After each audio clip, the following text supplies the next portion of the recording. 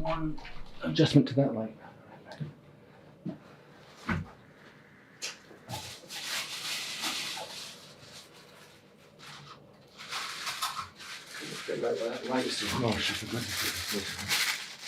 Okay, thank you very much for doing this. Okay, and so if you could boil games programming down to one idea, one primary concept, what would it be? Well, I mean, how can you answer that? One concept for the whole bloody thing.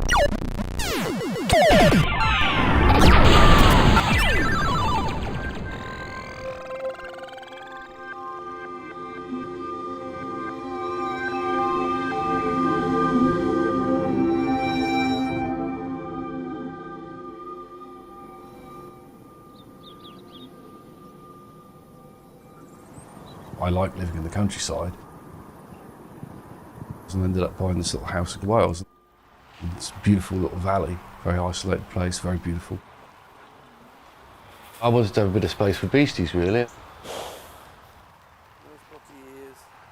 I like to keep pet sheep.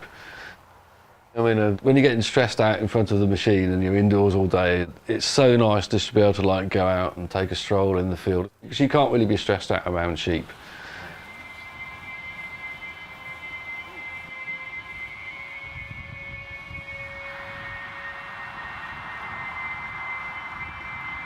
Jeff's always just made peace, I think, with living in the sideline. He's never given up on game design as a discipline, as a vocation. And it's all very much work, but it is like, you know, this kind of peaceful kind of compromise. This is going to be the work, but I'm only going to agree to do this amount of work for something that I really love. I mean, to me, that's the ideal expression of what video games are. It's like turning mathematics into something you can feel.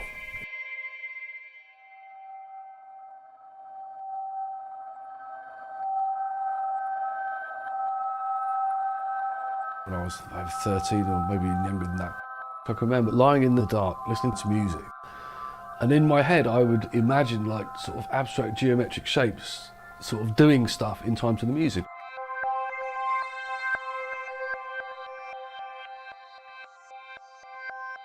I was like 14 years old, sitting there daydreaming in my English class. You know, people daydream about being a rock star and playing the guitar on the stage. I was daydreaming about doing something I didn't quite know what, but with big screens with stuff happening on them and lights going off. There as part of my imagination. It's a kind of voluntary synesthesia, maybe you'd call it. And I always wanted one day to make a machine that would let me somehow perform these things that I have in my head and put them out on a screen for other people to see. After I'd been doing video games for a while, I just thought, why don't I try making this light instrument? And that became this 4-player interactive light synth. And that could have been the start of something extraordinary. The main problem was that I could never sell it because nobody knows they want it, and they won't know they want it until they've actually tried it. So in the end, the only way I've been able to develop the techniques is by bringing it into video games.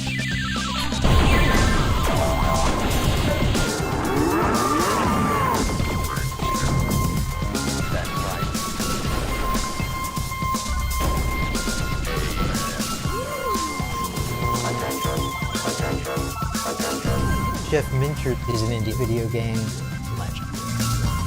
It's not easy to have a lifetime in the world of video games. The fact that Jeff is still doing it is kind of mind-blowing. Jeff has been right at the top of his game for over 40 years now. I've been playing, appreciating, making video games for over 40 years. And I can't name anyone else but Jeff, still doing his own stuff. Everything Jeff creates is Jeff in a game. What he's making is stuff he makes out of love. I mean, Jeff has a purity to his work, and it's always about the creation. It's never about the other stuff that comes along with making something in a video game sense. Video games are his whole life, but things have changed around him. The video game industry is worth close to $300 billion today. That's bigger than it's ever been. Most of that money is being controlled by this small number of conglomerates. They're not really interested in the kinds of smaller, self-contained games that Jeff makes. And yet, he's survived. How did he do that?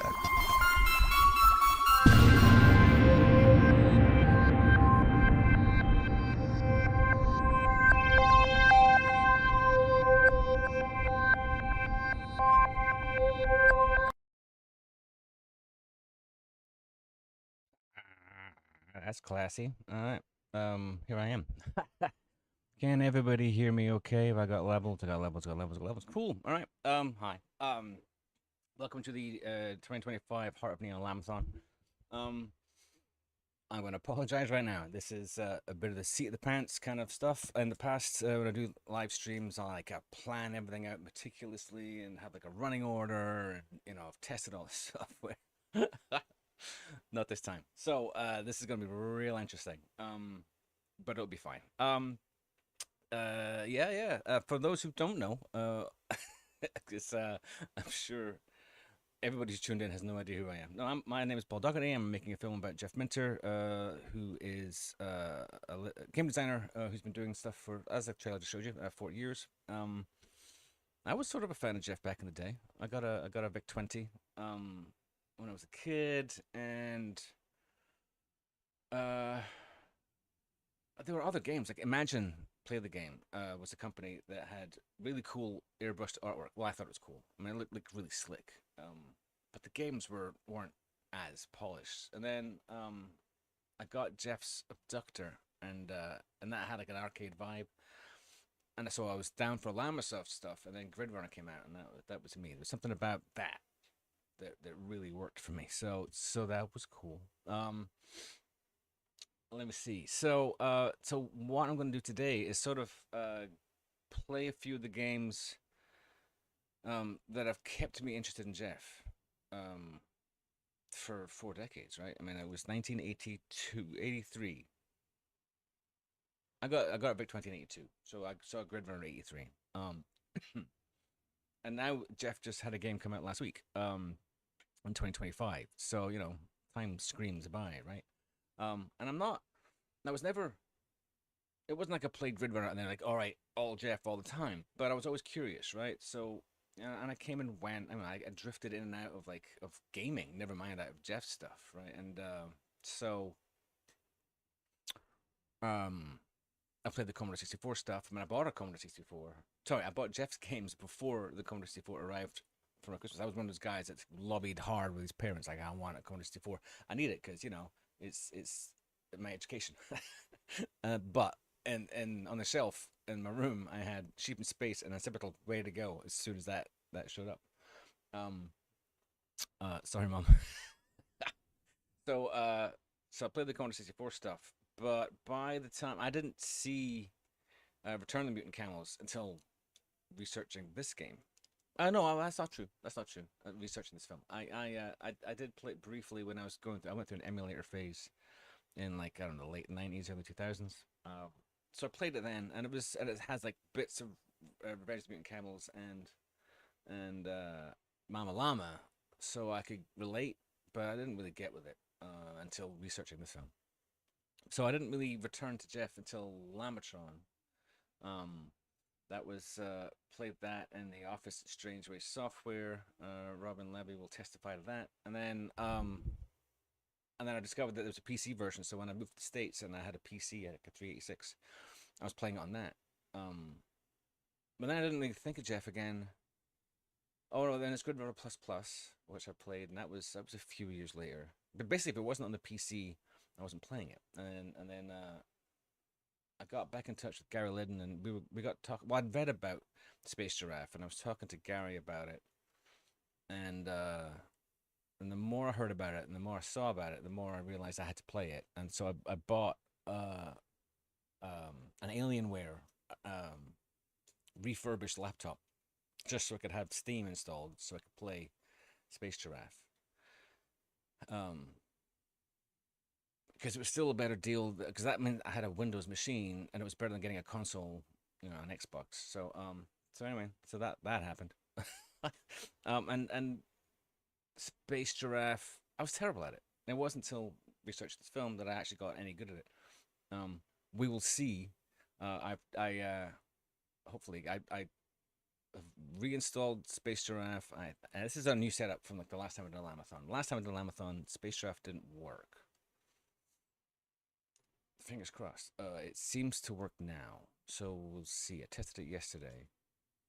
I don't know. I mean, I have installed software since I tested it, so maybe not. But that's the thing. So I'm gonna go in sort of chronological order, and it's gonna be it's pretty ad hoc. Actually, I think if I can get them to work, I'm gonna focus more on the more recent games this time. I'm gonna play, the first hour or so. I'm gonna play the early stuff. The Llamasoft, the Jeff Minter story is a very convenient way of doing it. We're going to see if they've if that last update fixed their Vitis Alpha, because that was really buggy last time. Not a great ad for their software. Heart of Neon, of course, did the featurettes for the Digital Eclipse. Heart of Neon, sorry, the Digital Eclipse, Llamasoft, the Jeff Minter story. Jeez, I can't talk. 12 featurettes plus the 13th featurette, which is about Heart of Neon. And a question that's come up, I'm going to get to the games in a second, trust me. The question that's come up is, well, surely you've done it already. If I have Llamasoft, the Jeff Minter story, then I don't need to see Heart of Neon. Well, Heart of Neon is not that, right? So, as I was making Heart of Neon, I'm making Heart of Neon for people who don't play games. That might be folly, but that's the idea. I want people to understand that video game designers are artists, right? And Jeff is a good way to try to, I thought, a good way to tackle that, so people who like movies about writers and painters and musicians, right? Like the story of an artist. This Heart of Neon is a story of an artist, whereas Llamasoft, the Jeff Minter story, is a series of things that happened. Here is what Jeff did in 1984. Play it, and here's a feature that talks about it, and here's an occipital, and let's talk about it, and that's fine. That is actually the bulk of video game history. The way it's recorded is like it's sort of like technology first and person second, to a larger extent, right? I mean, I'm not saying that that's the only. Hey, Michael, how's it going? I was attempting something different with Heart of Neon, right? So what you get in Llamasoft, the Jeff Minter story, and this is not an insult, is typically what you get in retro video game related historical documentary, right? It's just like, here are the events, here are the machines, here are the games, and this is a bit about the guy who made them, right? What I did with Heart of Neon is Jeff first, and video game history sort of happens around him as he's doing his thing. These things affect his life, so it sort of flips the script a bit. Chris Wilkins saw an earlier draft of the film, and he's like, "Yeah, it's different from other video game movies, but I can't put my finger on why. It's because it's the other way around. It's person first, which is not typical. I'm not saying I'm unique. I'm not saying I'm the first. I'm just saying it's rare, and and Jeff's a great person to do that about, because Jeff's just the nicest guy in the world. He's just a nice guy." If you ever get a chance to talk to Jeff, take it, right? Because he's just the nicest guy. So to answer the question, is Heart of Neon just a retread of the Digital Eclipse stuff? No, it's not. And I'm going to show a clip later that hopefully is an example of that. This is really going to be about the games today, though. Speaking of which, so let's get VLM out of here. Like I said, this is a little a little loose today. It's been a so what happened earlier this year, if you'll indulge me for a second, is that I got really ill in January. Just nonsense stuff, not seriously ill, just can't work ill. And then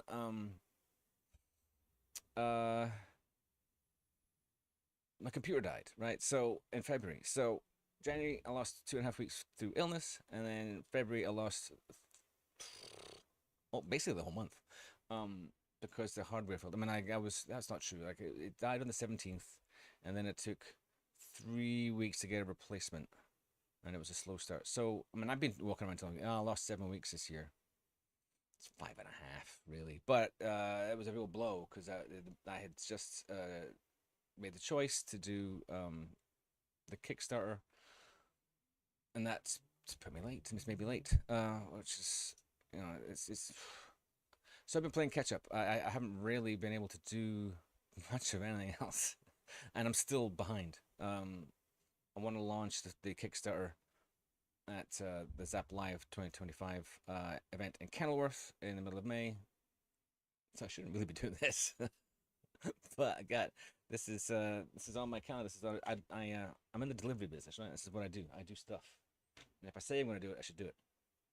So that's the idea. Anyway, so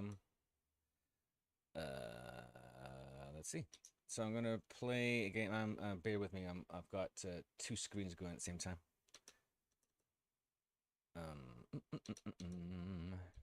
I don't play the Spectrum stuff. I don't play the early stuff. I mean, I'm just gonna start with Gridrunner, frankly. I started with Abductor last time. I'm not really that interested, frankly. All right, how do I get into the game here? It's the gameography. I want to play the games. Here we go. All right. There's Gridrunner. And play. All right. So, like I said, this is a bit sloppy. Let's see if this works. Oh, right. So let me adjust the screen. All these screens. Bear with me. Apologies. Sorry. I was never really fond of. I mean, I think the last time I was so nitpicky, I didn't. I don't like these. What do they call it? I don't like the TV. I don't like the fake TV thing. I just don't. You can still hear me, right? So here, I don't have. I haven't been able to test the audio levels. Like I said, this is all new.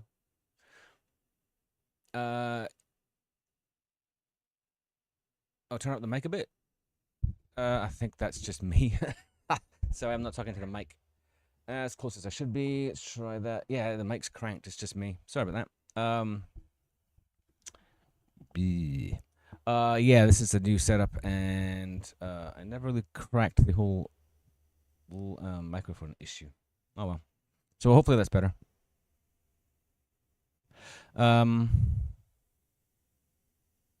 So what was I doing? All right. So I haven't got the volume for the game set. So we'll just, if this is too quiet or too loud, let me know. I don't need my glasses on for this. Oh, oops. Oh, this is a stiff joystick. You can tell I don't play in this very often because the joysticks. Oh yeah. So this is a game that blew my mind.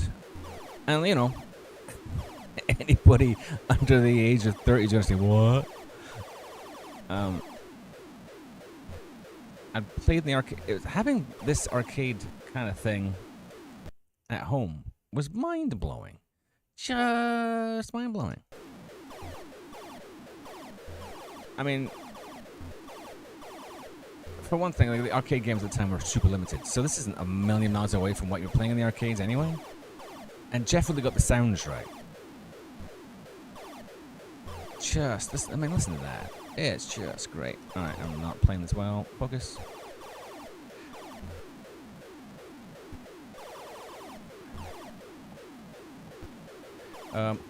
That's sort of, I wasn't a fan of Centipede, but I had played it. I'm really bad at it. Ah, rats. I'm not great at this game either.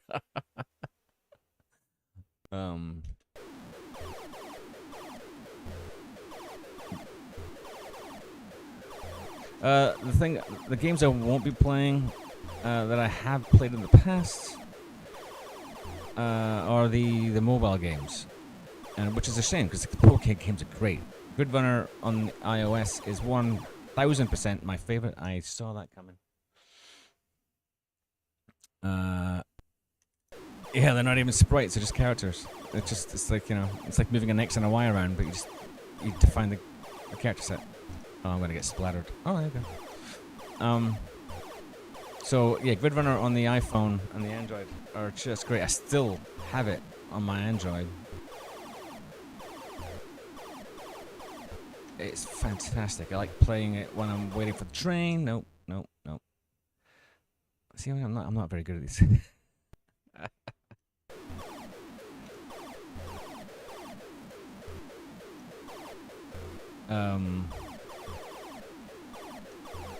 Right, and 5 a Day is also great, and but there isn't a really good way of playing touchscreen games that I've found that works streaming yet. I'm not saying there isn't one. Oh, well, I wasn't paying attention. I just don't know what it is. So if anybody else can figure one out, let me know. I mean, my understanding is Digital Eclipse is working on that, but it's not their priority because they got other stuff going on. So we'll see. Because that's where this kind of multi-game anthology would really come into its own. Oh, wow, I just walked.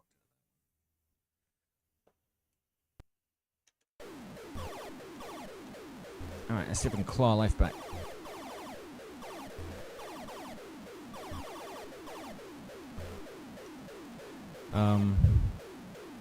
I would love to be able to play, especially the iOS stuff that there wasn't an Android version for.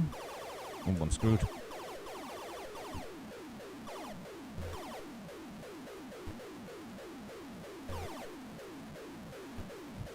Uh-oh. Oh. Yeah. We'll go again. One more go. I could do better.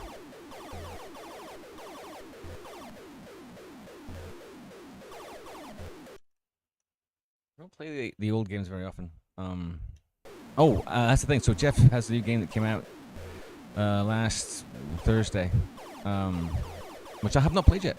So I'll be playing it. I'll be firing it up for the first time today. Oh shit. Oh. So what that iRobot, the David Toyer classic redone. When I say classic, I mean I've only seen it twice. I think Jeff's the only person I know who's played it.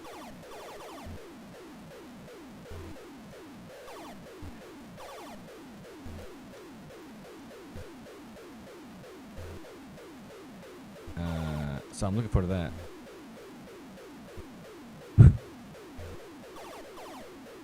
Come on. There we go. Looking forward to it. I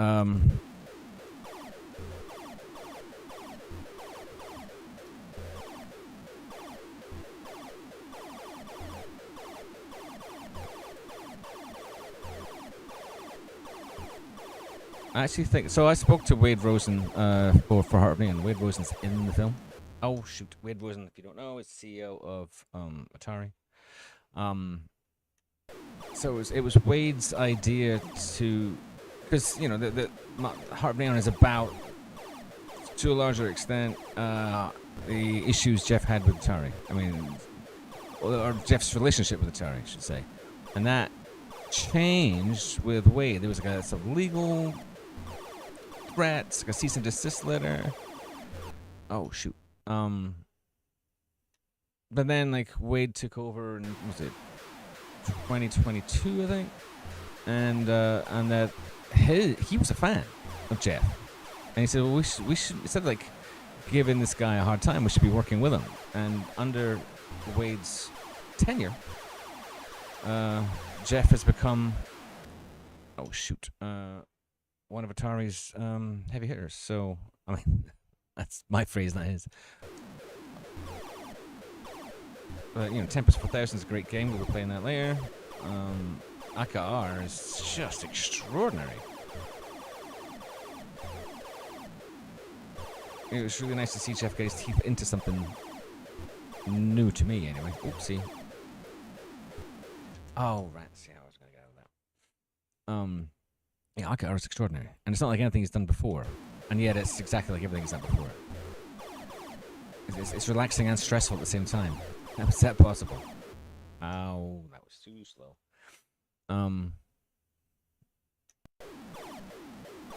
Anywho, if you've read anything that I've written on the Substack blog, then none of this is news to you.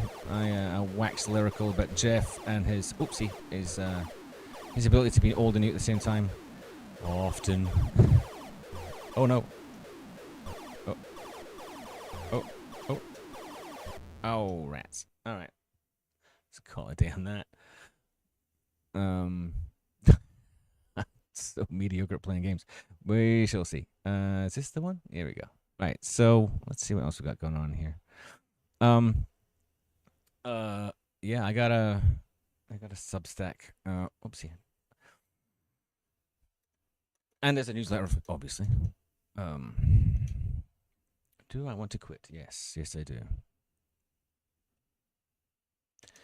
And he's techno good. People really like Attack of the Mutant Camels. I personally don't. It sort of sounds like heresy, but then I spoke to Gareth Noyce, aka Corruptor, one of Jeff's, basically extended family, and he doesn't care for Grid Runner. And I went, oh, okay, so it's okay to not like a classic, because I don't. Oh, Laser Zone's really hard. Never really cared for Matrix. I can't play Hover Bobber to save my life. This is the other one. This is the one that I got. I got this later.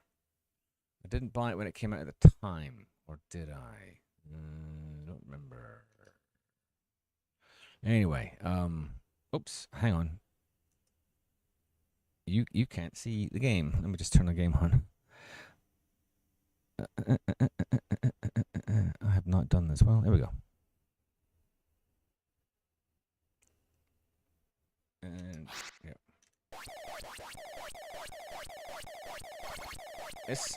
I just think this game's genius. Absolute genius. I mean, the sound effects aren't great. But the control method. It rewards precision. Oh, shoot.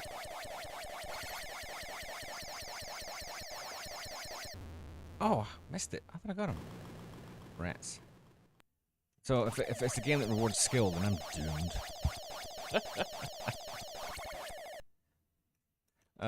Yeah, if you think these sound effects are annoying, you just wait till sheep in space.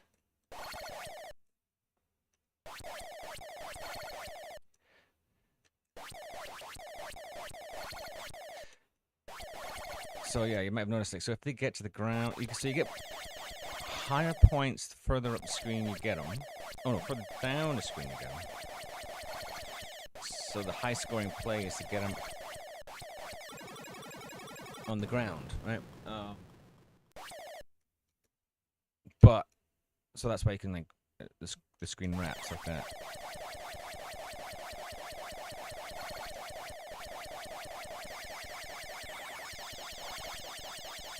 Uh-oh.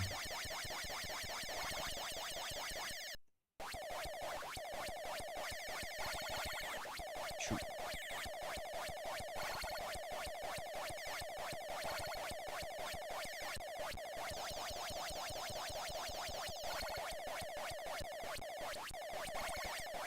Shoot.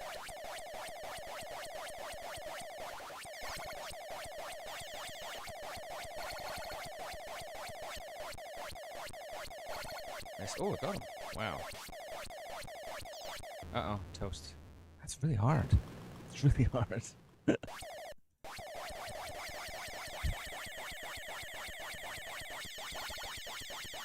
But like, I mean, the mechanic is so simple. Look at that. And the graphics are nothing. It fits in an unexpended VIC-20. So the VIC-20 had less memory installed than my shoes do. I mean, it's 3.5K of RAM. I can't think of anything that's that small now. And this is a game with, like, I don't know, infinite number of levels. I don't know, it just gets faster and faster. So that's why the graphics are so basic.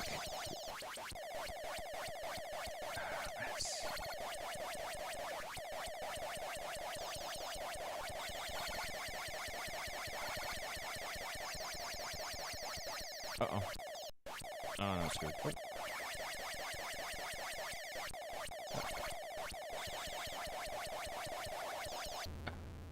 Tricky. I never really got good at this game, as you can tell. It's 83, right? 42 years, huh? 42 years ago. Oh, right. So I was talking earlier about working on the film is a bit all-consuming because I'm 7 weeks behind, 5 weeks behind. I just got the film to my attorney this week, and that's all moving forward. She's got a, there's this thing called errors and omissions insurance. If I want this to be on, Tubi or BBC Television or Channel 4, I need to be able to prove that there's not going to be any frivolous lawsuits. And first part of that is for my attorney to watch it and sign off that I've done my due diligence. There's a name for it, some kind of letter. Anyway, so she has to sign that, and that is the letter that goes to the brokerage who sell me the errors and omissions insurance. And there's a document that goes with the fair use thing. Fair use is... that's hard to explain.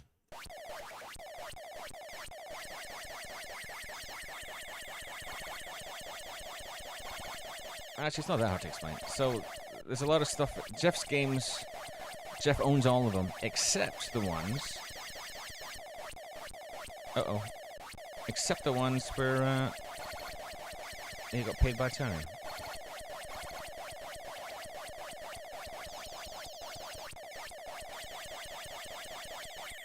Oh, I'm done. I'm done.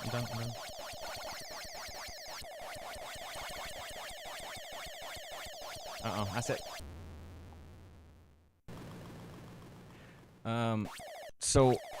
But because Jeff's career includes these games are a matter of public record. I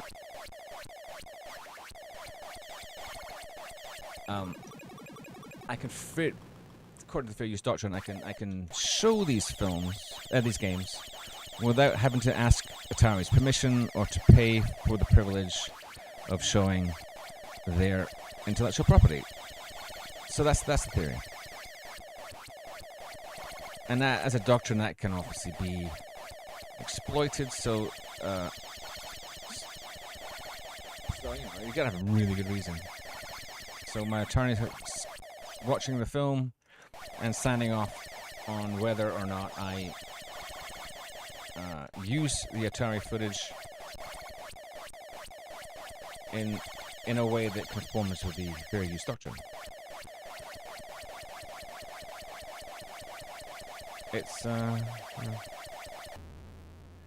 dealing with legal stuff. I can't say I care for it. I can't say that I do. But it's a necessary evil. Because the goal is, I could just make this film, put it on YouTube and, whatever. But then I make no money on it. I'd like to get the money back that I spent on making this. This is a capitalist society after all. Oh, shoot. So that's the idea. And I would like to get it on Tubi, and there are some rules to that. Getting stuff on there.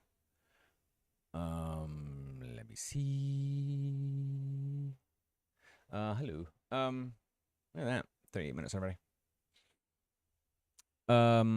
So that went to the attorney, so that's done. I've started on the Kickstarter page. That's heading along. There's some art. Speaking of merch, I got this in the mail yesterday. If you can all see that, Into the Heart of Neon. Tony Longworth is a collaborator on the Heart of Neon project, and he did the soundtrack, right? I was working with another musician, and they dropped out. and Tony said, well, I offer music to filmmakers, royalty free, so maybe you can work with some of that. And he was very generous enough to let me use they're called stems, right? So you make a piece of music and it's got guitars and drums and a tambourine, right? So the stems of the recording are the individual recordings, right? Before they're mixed. So then I can remix the stuff. So Tony let me very generously remix his music, and that's what this is. So this is the music that is in Llamasoft, the Jeff Winter story, as recorded by him and remixed by me. And this is the CD. It's already available on his Bandcamp, but this is, look at this. This is great. So it's a little gatefold cover of the CD, and the CD has got a septal on it, and it's look at that. It's cool. That's not in focus. So there you go. So I recommend that. I don't have copies of that, so you need to get in touch with Tony. TonyLongworth.com is a good place to start. It's also on his Bandcamp page, so definitely check that out. It's really cool. I also, and I'm going to mention this a few times. So I had some merch made for the Portland Retro Gaming Expo that didn't arrive in time. So this is your last chance, because this will not be available anywhere else at any point. This is the T-shirt that I had made. Actually,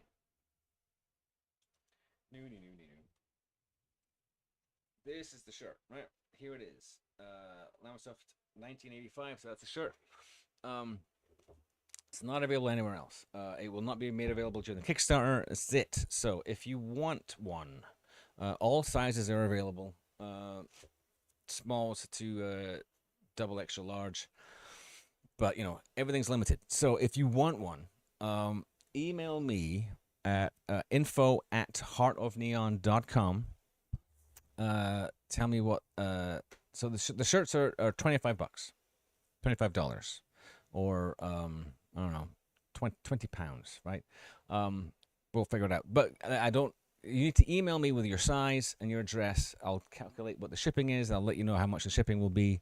And then we'll figure that out if you still want it. Because shipping charges change basically daily. So I can't guarantee a shipping price. So if you want a shirt, drop me an email at info@heartofneon.com with your address and your size. We'll figure out what the shipping is. And if you still want it after that, great. Supplies are limited. Like I said, it's the end of a run. But you're not going to see them again. It's a nice shirt. I like that shirt.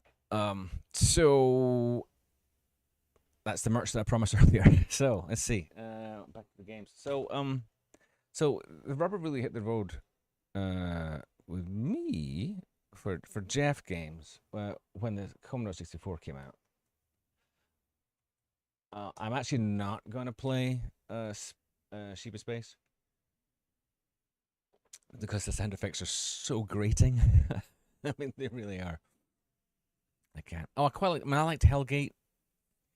I just couldn't get out, but it's one of those games where I liked the vibe, but I couldn't get with, I wasn't no good at the game. Didn't care for Attack of the Mutant Camels on, yep. Yeah, let's play on Occipital. Because I'm not good at it. I've never gotten more than 33%, and there's a bit. Oh god, how do I turn this off again?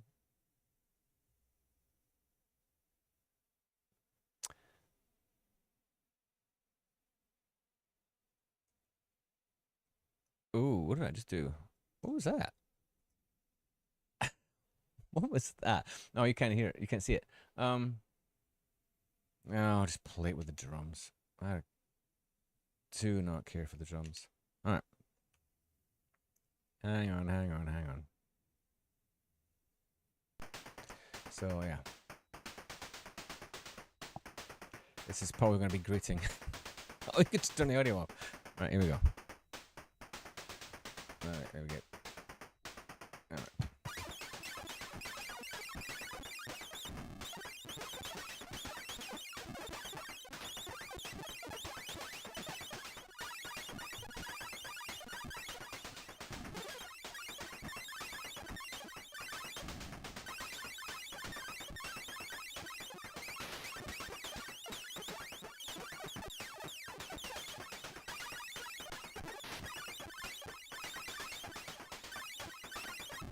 There we go.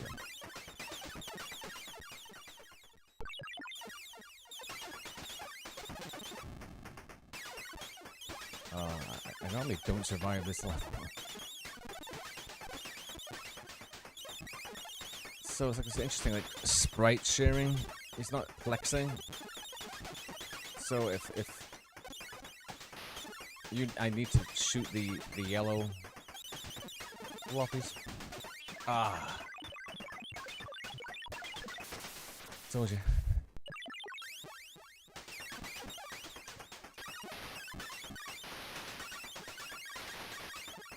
So, oh shoot. Phew.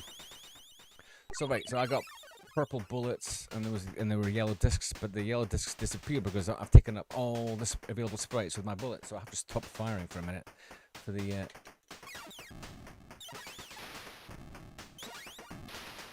oh.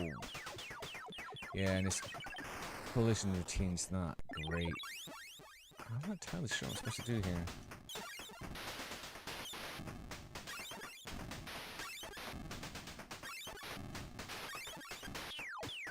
Oh, what happened there? I'm not gonna make it past this screen, am I?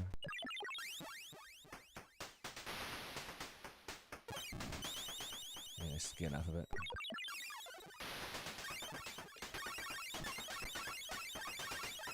Alright.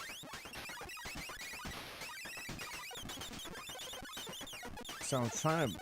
Each room has a number of doors, between 1 and 4. They are indicated by the arrows.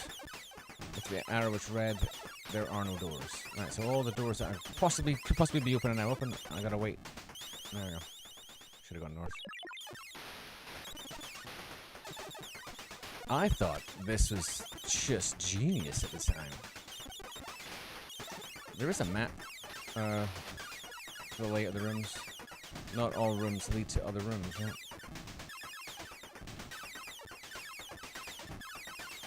The basic structure is you shoot a thing, this thing falls down and opens the door. And that's generally how it works. Not all levels are equal. And we haven't met Rory, the evil guinea pig, yet.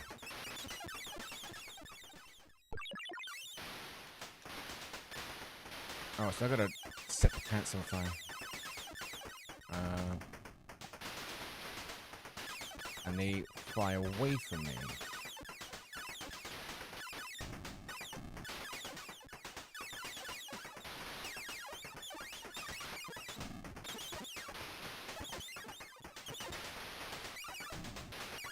Oh, I'm getting my ass handed to me. Get out of here.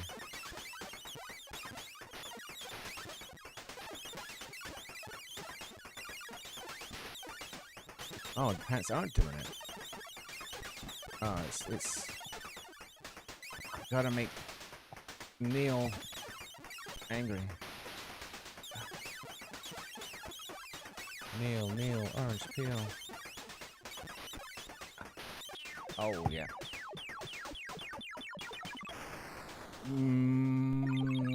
Boo. Oh, I got that one open.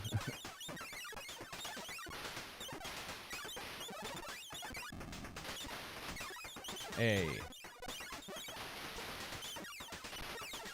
Oh, let's just get out of here.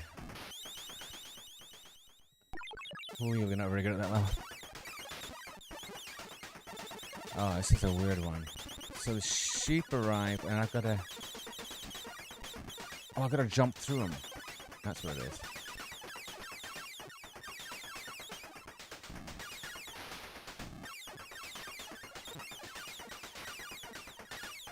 So you shoot the UFO... Oh, shoot.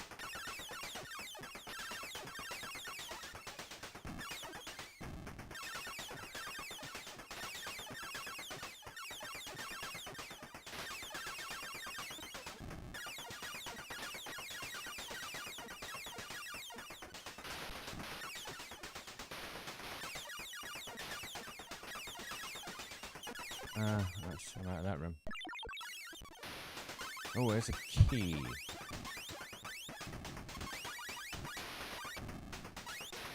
Alright. All these doors are already open, so I'm just stuck here. until the door's open. I keep wanting to shoot at an angle. It doesn't let you shoot at an angle. I mean, that was sort of the point of these early games. It was you're working within the limitations. The biggest limitation is my lack of talent. Oh, I can shoot an angle. Alright, let's get out of here. Oh, already finished that one.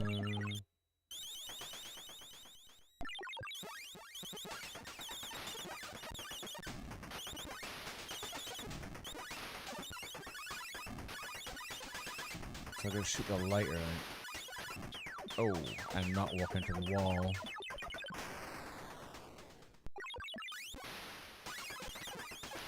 So I thought this was genius because at the time in the British magazines, like the procedural adventures, right? So you're going from room to room, like dungeon crawls, right? Were big, and people liked seeing maps that would show you the scope of the game. It looked good for the developer. It looked good for the players.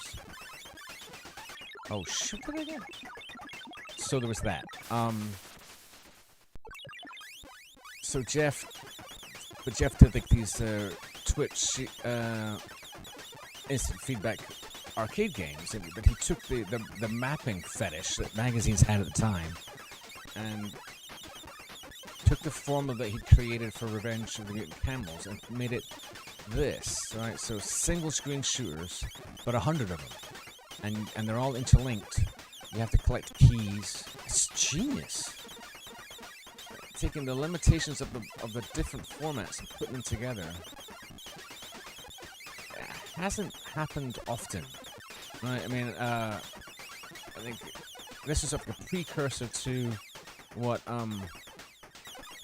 Ultimate did with their games. They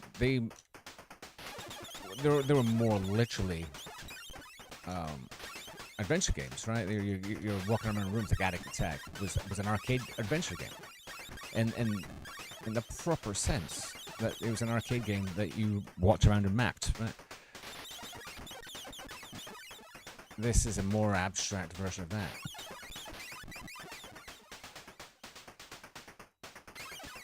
Boom. There you go.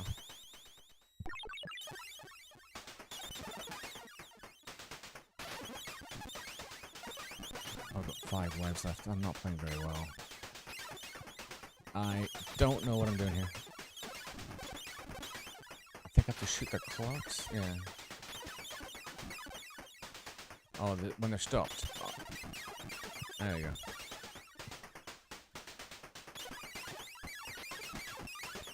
Here we go. Out of here.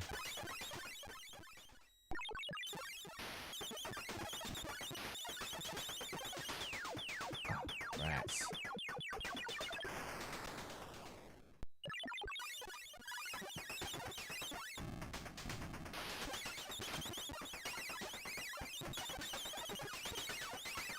This is what the case if I just stay out of winters, right?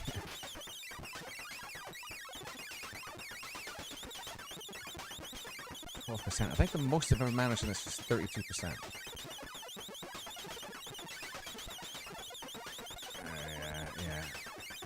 Yeah. I'm just stalling. There we go.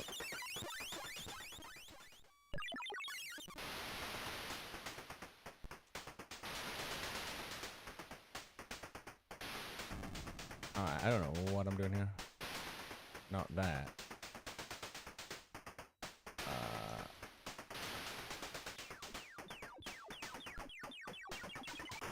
I have no idea what happened there. Something killed me.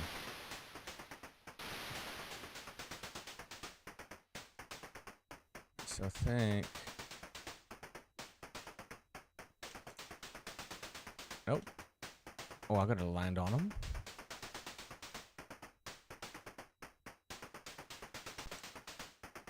Yeah, okay.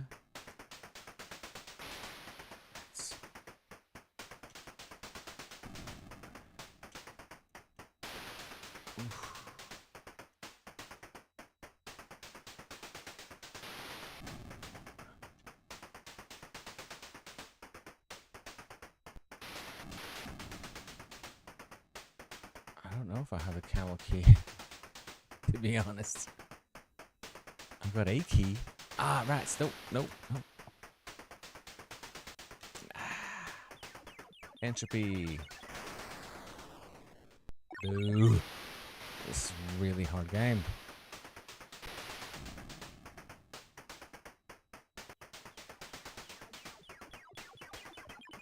Yeah, I'm not gonna make it. Oh, get out of town.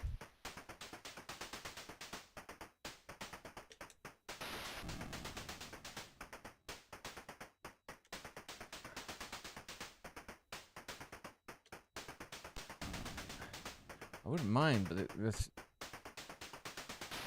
the bull key doesn't make any effort to avoid the other bison bull.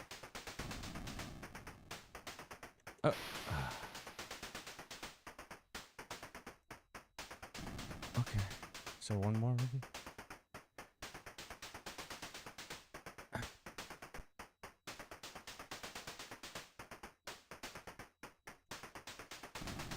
Nope.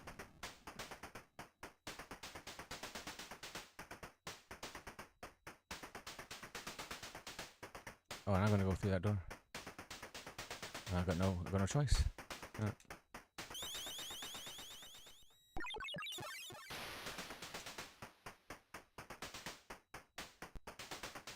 Oh. Okay.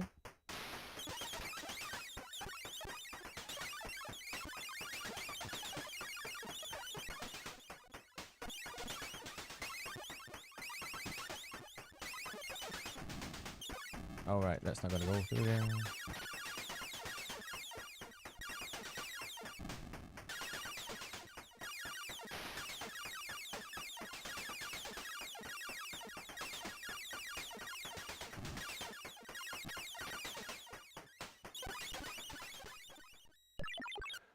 Oh, right.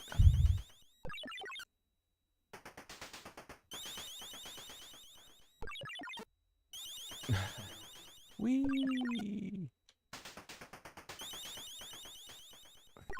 15%.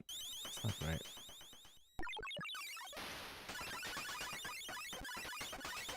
You sort of get a sense of how this works now, right? Oh, shoot.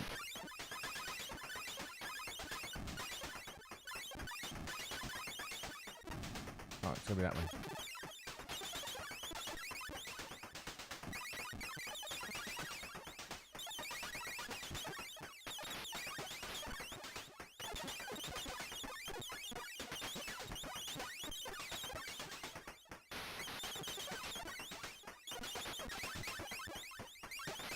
I think I have to. There we go.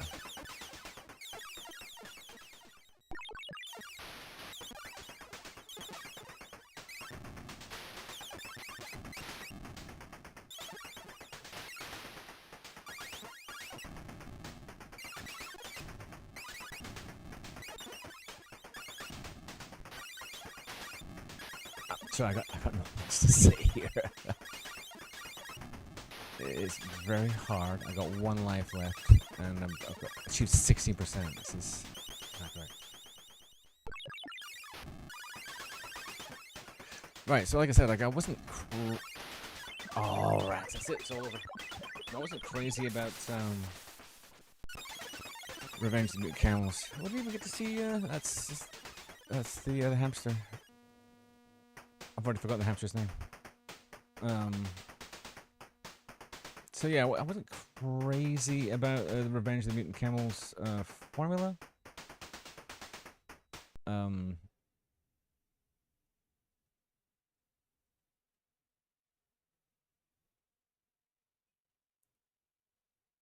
Oh, hi Nigel. I am not going to play Hopper Bobber because I'm absolutely terrible at it. There is no fun in watching me play Hopper Bobber. Like I said, it's the these are the games that I liked.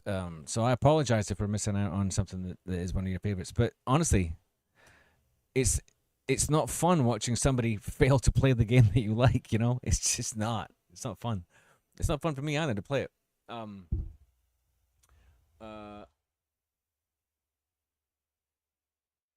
Oh no, that's fair enough. I just never got. I can do like the first screen. It's also like I never really had the right joystick for it. All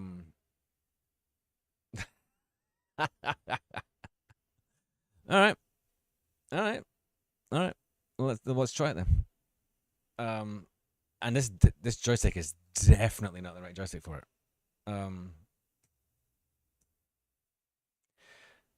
The people have spoken. I really like music. So I will show you exactly how much it isn't fun to watch somebody who's terrible at a game.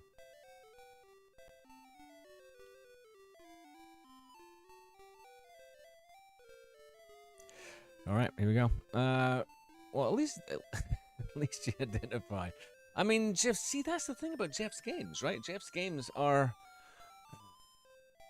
I mean, I think brutal is fair, but they're not unkind. It's just hard. And I think with the right joystick, this game could be playable. Oh, how do I get into this? Hello? There you go.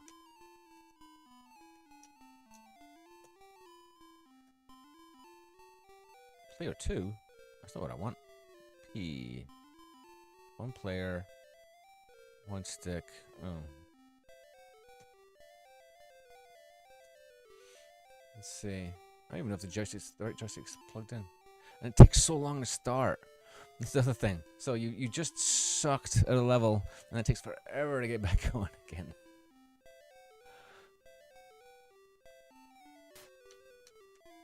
Oh, here we go. So the dog is infuriated by the noise of the mower. You're not... Oh, God. So the guy's trying to get his mower back. And you lose points. You lose points for mowing down the flowers. So here we go. So I just tried. And then it takes forever to go. So basically the idea is like you're just borrowing your neighbor's mowers, and your mowers are annoyed by it. He wrote it with his dad. Jeff wrote this with his dad. Where am I? Oh, jeez. So you can't pass through the hedges. You can pass through the flowers, but you don't want to do that.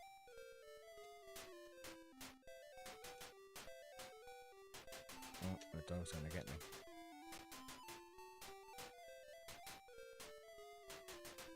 See, this is why. Look at this. I think with a different joystick, maybe it'd be easier. Uh-oh. Oh, so it stuns you. Right. It's been a while. Right. Oh. There we go.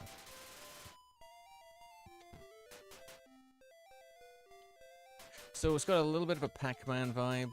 Oh, there goes the flower. Yeah. Fuck it. Yeah.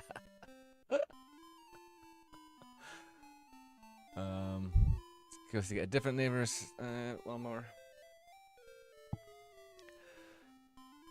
Oh, Alf.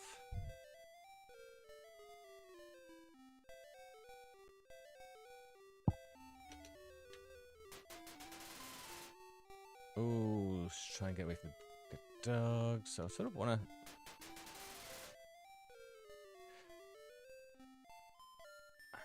to. Dog is relentless. There we go. Come this way, little doggy. Oh, man. Don't come out this way. No, trapped.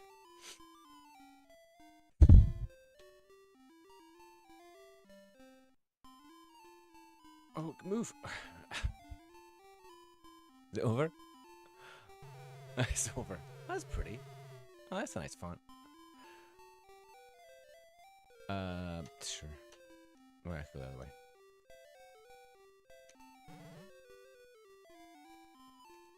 way. The name Doc.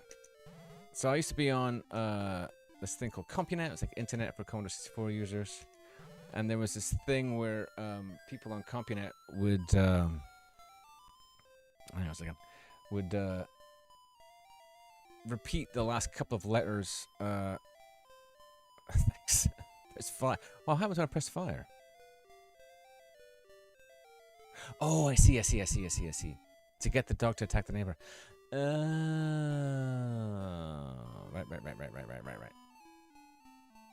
Well, maybe we'll try it again then. That certainly makes sense.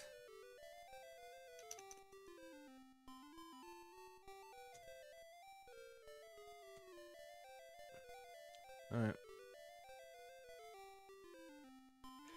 And there's like a bar, right? In terms of like how much dog patience you have? I think I don't know.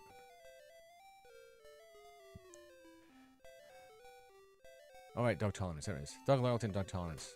Alright.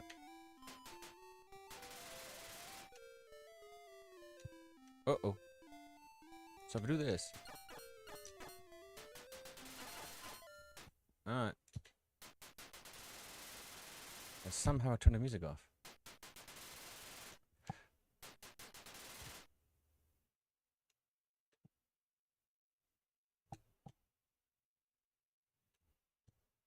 I don't know what I hit that turned the music. Oh no!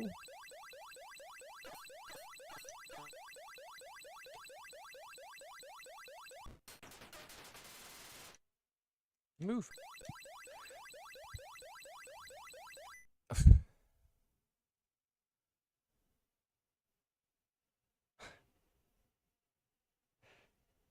Yeah.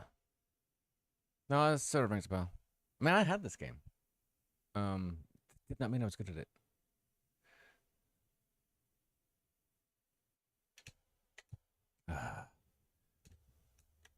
I always found get him.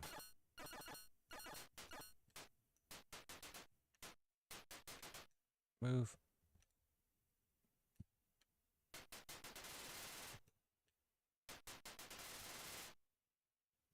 Uh-oh.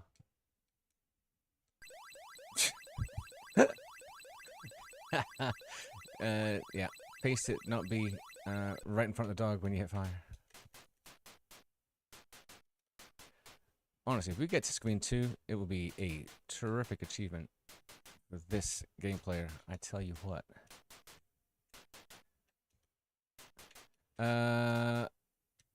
Jeff, of course, did a mobile version of this called no, Pocket PC version of this called Grand Theft Flymo. I have no reason to stop him from attacking. Oh, I see. Yeah. Some people are really good at this game. I don't see how. I just don't.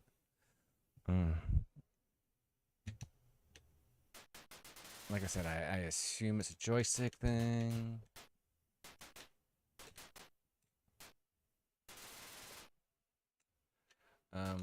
And this is my favorite joystick. So, oh shit.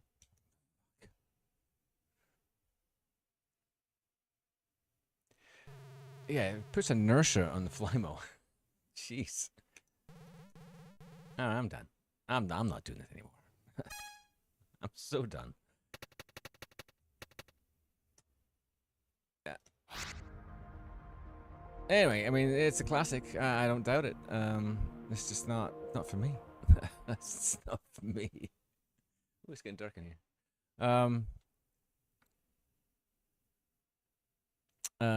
Yeah. All right. Well, I hope you're satisfied.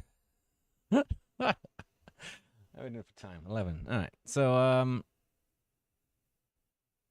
no, Vice, right? Yeah, no, he wrote it with his dad. I mean, I don't know. I mean, I think it's not entirely. There is that PDF of Jeff's autobiography that talks about this because, like, it's partly that autobiography. It's partly based on his dad's diary or journal of of Llamasoft. So I think it came out of a conversation and they designed it together, meaning like, they talked about it. It came out of a conversation.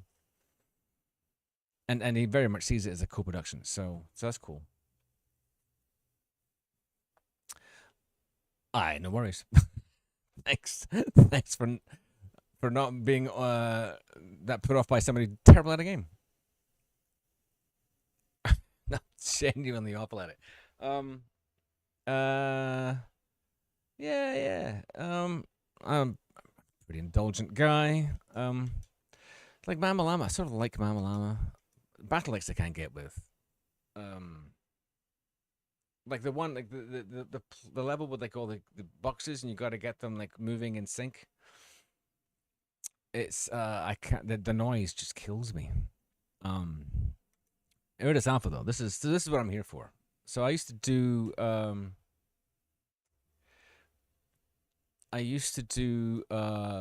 live streaming.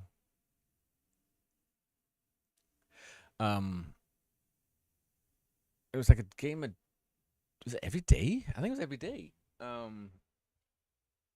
did I manage that?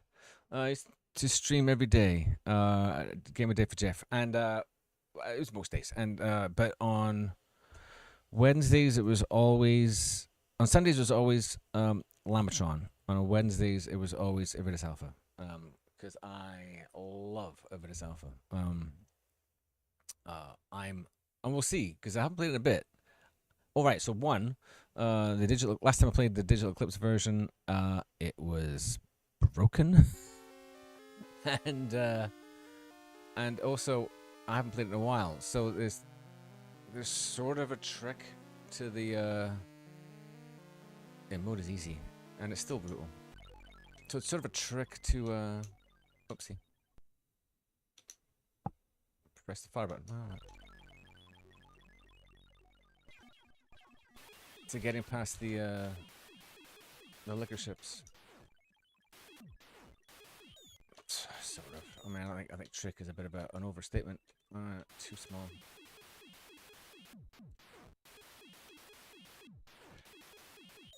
But it's certainly very tricky.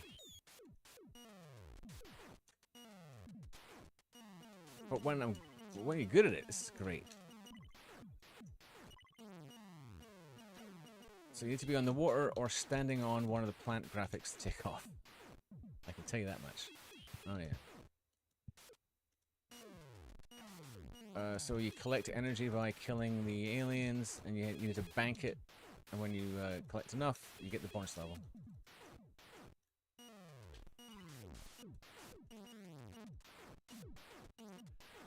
You don't really want to get stuck on the ground.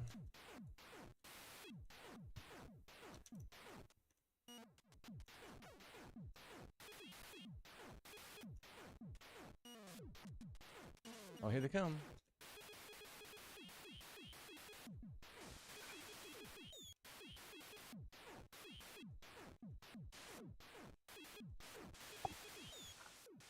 Nope, nope, you got me. Nope, that's that.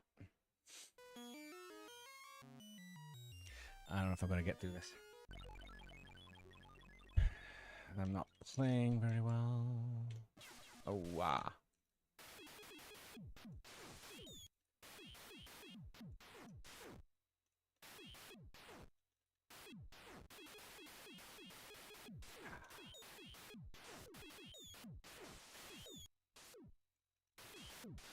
Nope.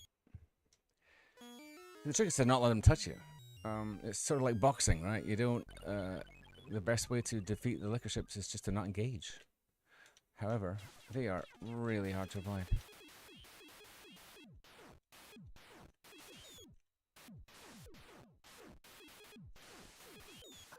Rats! Nope! No! No! No! No! All right. I'll try again. This joystick is incredibly uncomfortable. Let's go.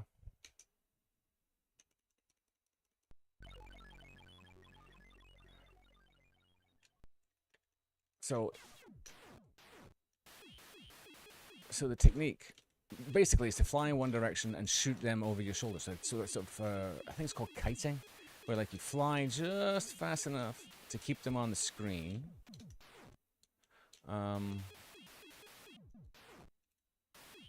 So you don't let them catch you. I gotta find some green that I can land on. Oh, for heaven's sake, there it is.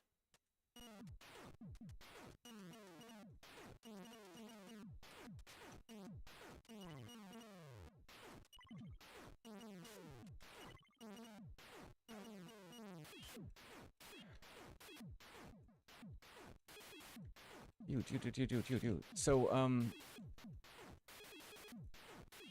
Jeff was like sort of polishing his skills at this point. He this is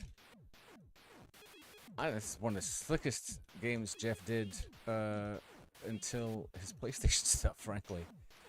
Oh shit! I waited. Ah, it was the wrong timing. Right. Ah, nope. Nope. Oh, nope. Nope, that was that. I don't think I'll be able to do it today. I don't know why. This joystick is super uncomfortable today.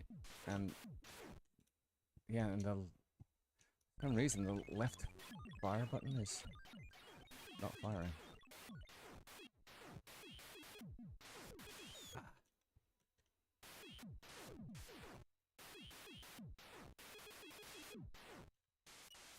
Oh, I'm toast. Yeah. Once, if the liquor ships are on the screen and you get into walking mode, you're screwed.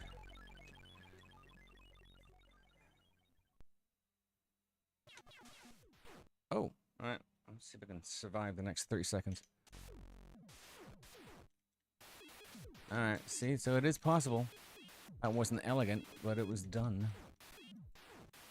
And then I gotta do the whole thing again on the lower level.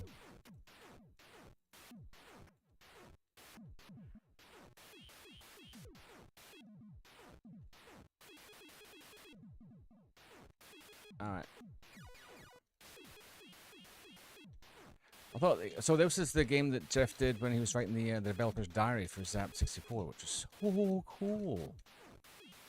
I think that, as much as anything else, made me want to be a game developer. And that's true of so many people. You know, Andrew Braybook did one for Iridium. Oh wait, here we go. Oh shoot. Means I gotta change screens and I am not in the air. Yeah. Entropy. Ah. Alright, let's try it again. Did I get anything? Yeah, yeah.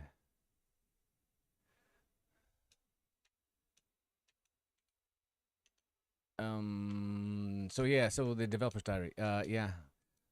So the thing, so this,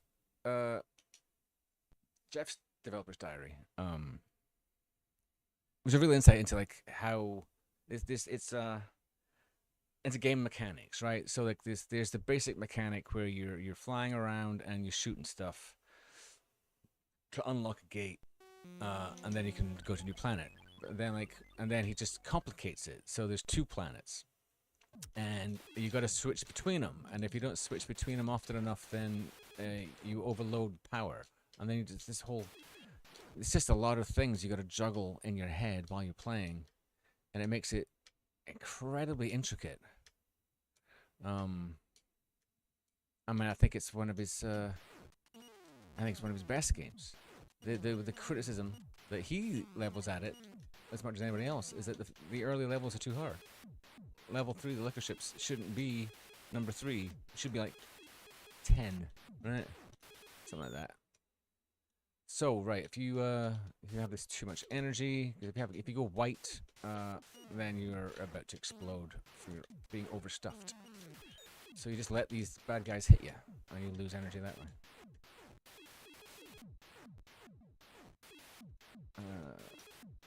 Actually, so it's sort of a good idea to have a lot of energy just before the liquor ships show up. But you know, I think that was it. There we go. Oh no.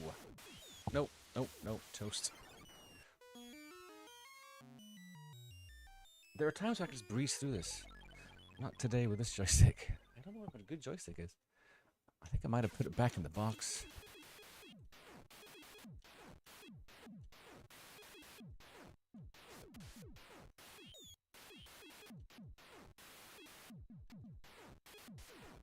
There you go, sort of like that. So when you shoot them, they get big and evil, but then they disappear. Whoopsie. You gotta shoot like what, 20 of them? Something like that. See? Isn't that so much easier? And then a couple of them linger. Get them. There we go. Alright, now I gotta... Alright. So the thing that sort of there's not enough screen real estate to do both with a reasonable amount of gameplay space. So here we go. So Jeff blanks makes the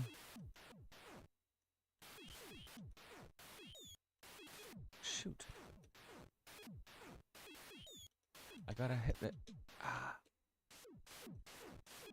Ah, phew. It makes this, the scores gray, so you can fly over them. Actually cool. There we go. I have never been to the final map graphics. Oh yeah. See, now I'm white.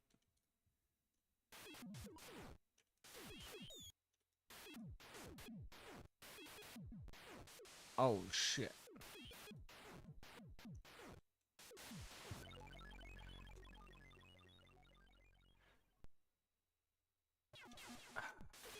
So they're flying one direction. Oh right, no, I'm back down to the oh shoot. This joystick sort of sucks. As does the person using it.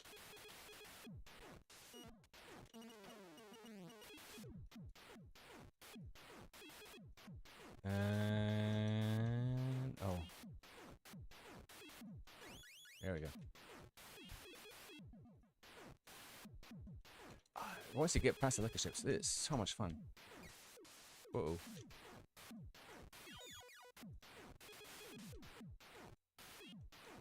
Uh-oh. I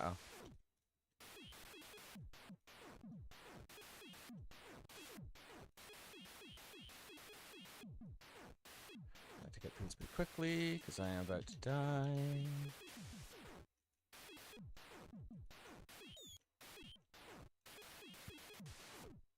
There we go.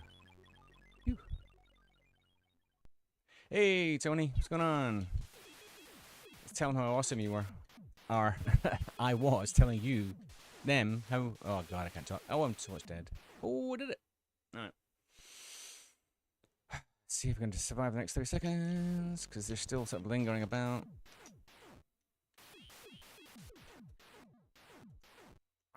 Gotta let go of the fire button to go through the gate. And I keep forgetting. There we go.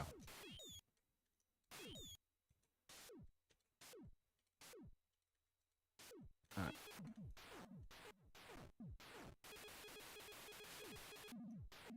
Ah, rats. So that thing, there's 5 graphics in the bottom right hand corner, and whatever the arrow at the top is pointing at, that's the landscape you go to next.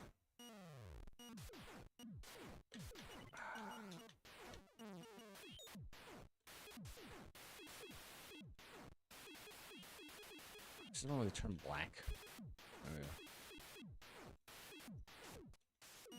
Nope, I'm toast. No. Ah, the core was almost full. Damn it. It'd be cool if I could show you the bonus game.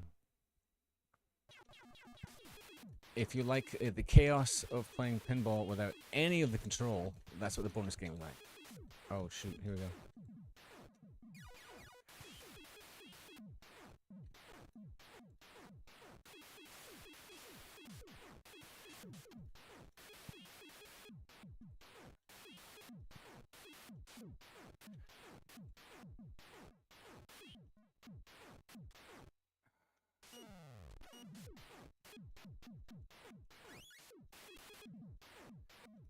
So yeah, each attack wave has a different character. Each planet surface has a different set of attack waves, different characteristics, but they're all basically the same. Oh shoot! Come on! That's not what I had in mind. Oh. There we go. Oh, back to the same planet again. Rats.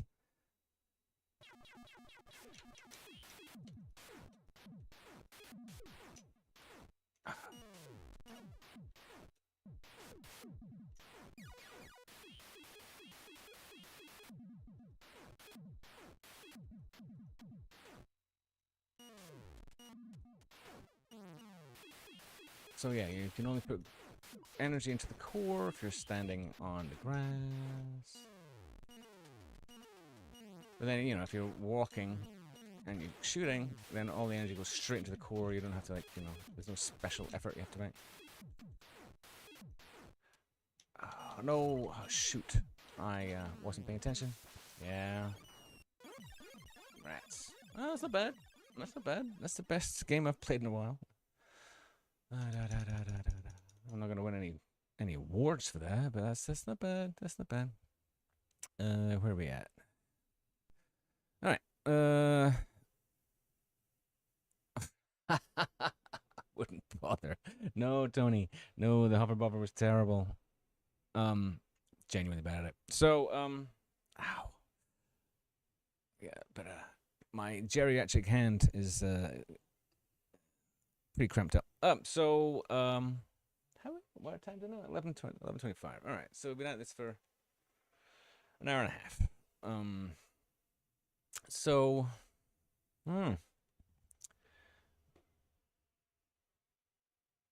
Let me see what else we've got here. So, like, I like this apple, but it is brutal on the hands. Absolutely brutal. So I probably won't be playing more of that. Let's get out of there. What else we got? I sort of liked Void Runner, to be honest.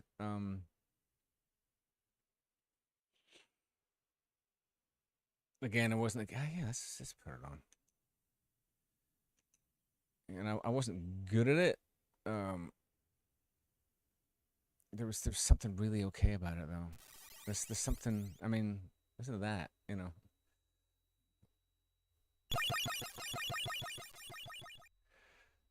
So the sound effects are really chill. That's what I liked about it. Or not that part.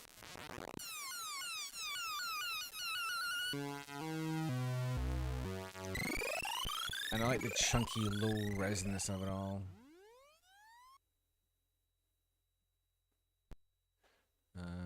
Okay.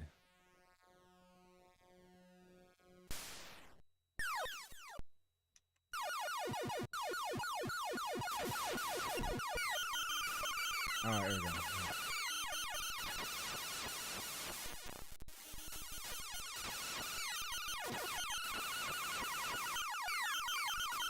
At some point, this line coming down is fatal. I don't remember why or when. It makes a farting noise. Yeah.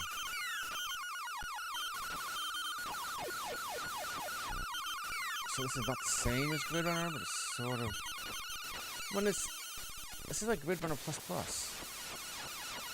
A little bit. It's Grid Runner without the grid.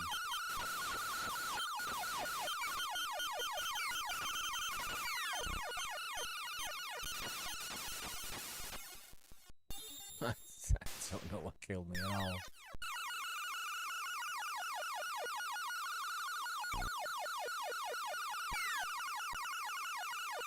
Something about this is so fine. Alright, so sitting there was not a good idea.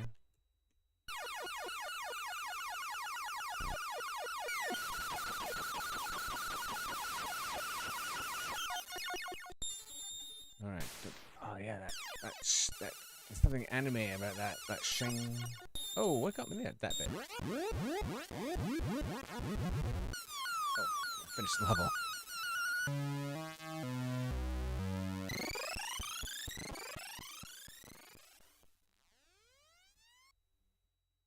I like that effect.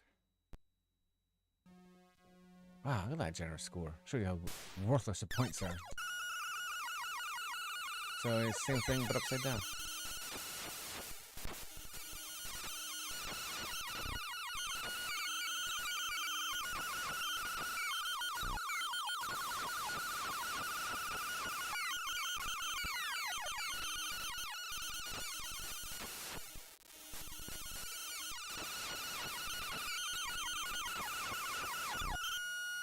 Oopsie. Yep. I saw that happening. Rats. Well, that was bad luck, man. Come on.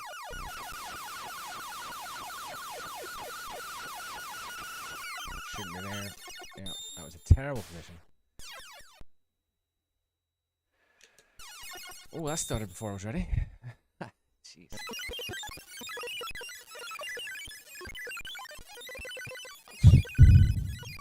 Yeah, I didn't enjoy that. But there's something about it. I really enjoyed it at the time. I mean, it's like it reminded me of CompuNet because like CompuNet was like super text based, and we're all making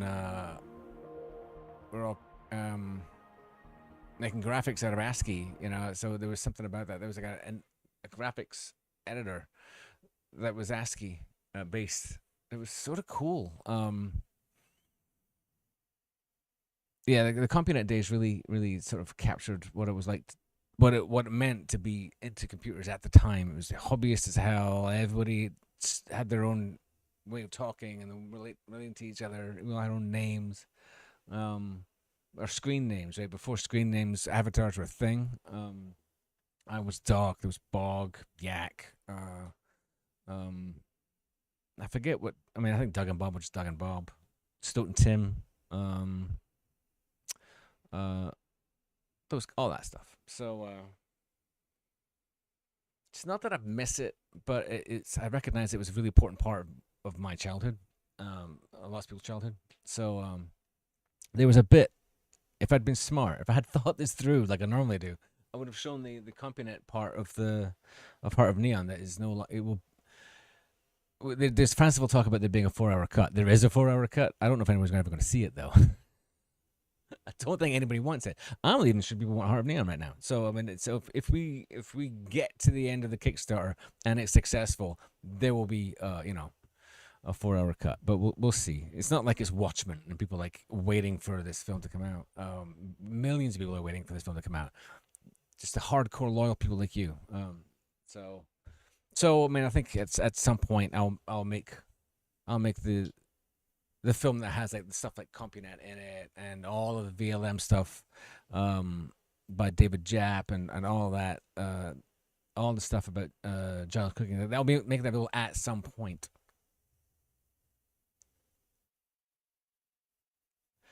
I mean that's yeah. Well, I sort of was like, I mean, I was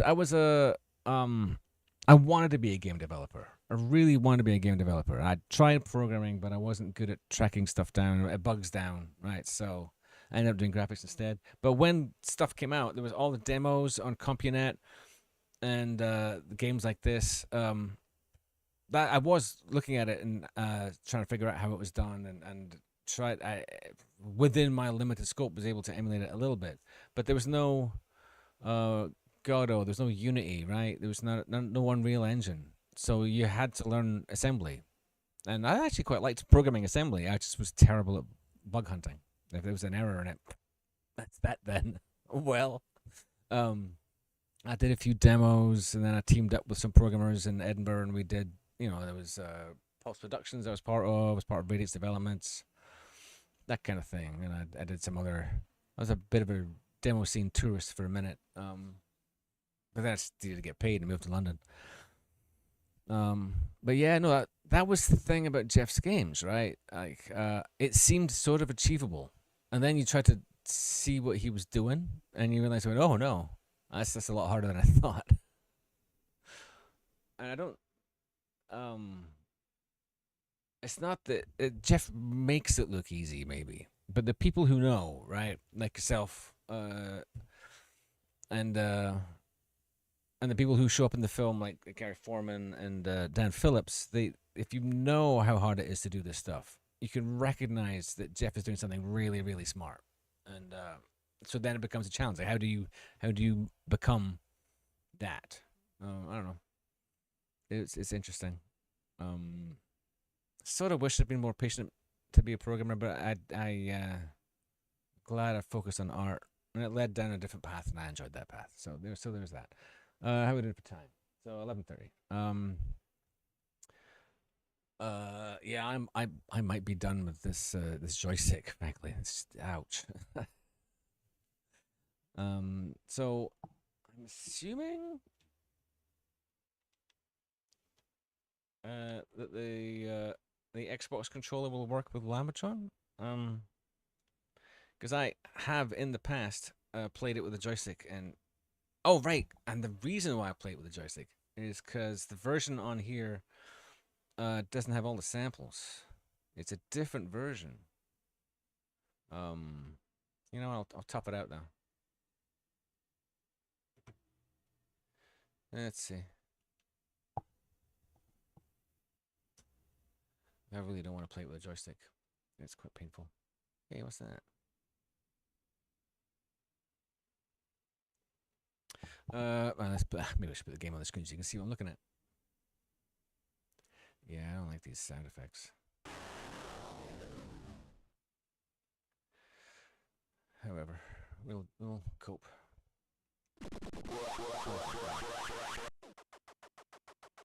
Huh? Nope. Alright.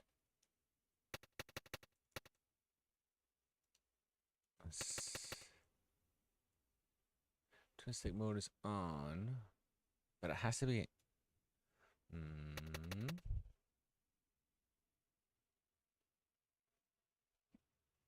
I want to use this controller.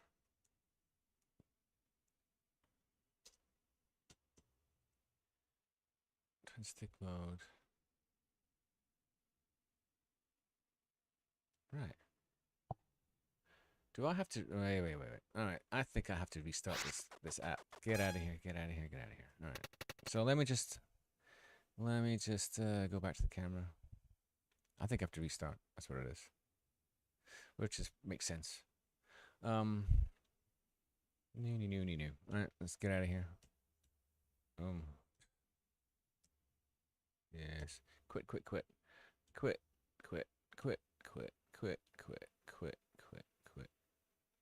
Yes. All right. Yeah.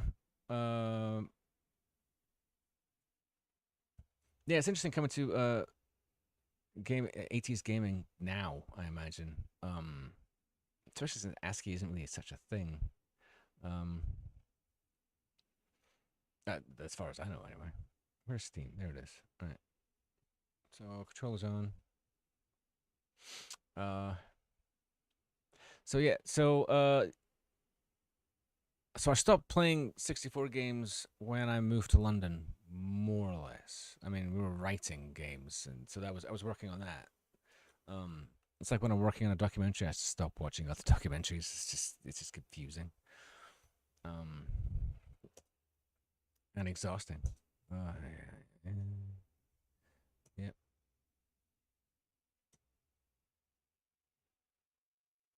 The hairy is like Jeff never stopped being hairy. Play games tab. Yada yada yada.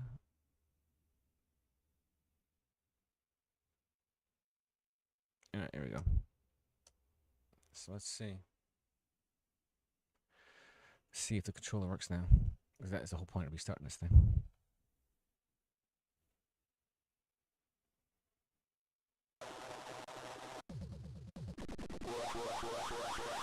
There we go.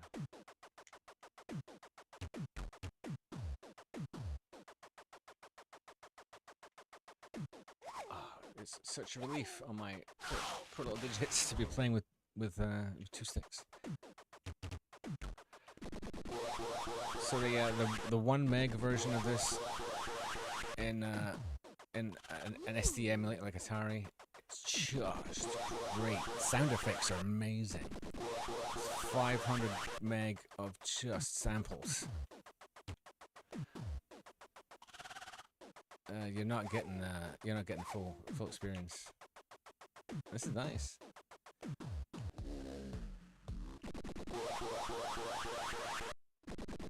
These are even lower resolution samples, so they're even crunchier. Oopsie. It's still the same game though. It just feels punier. I want the camel. Rats.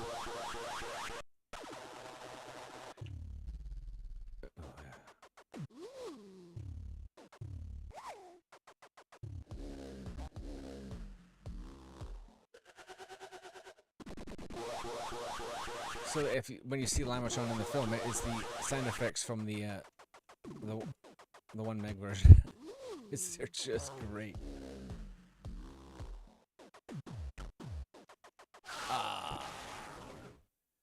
Wasn't paying attention.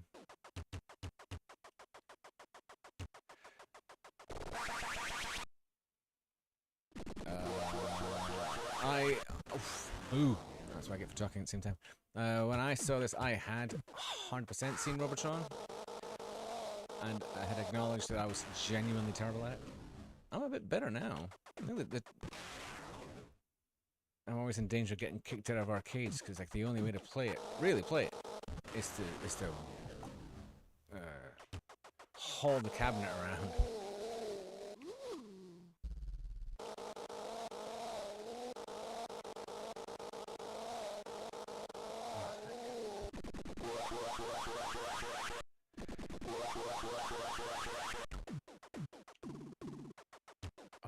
How much easier with the twin stick controller.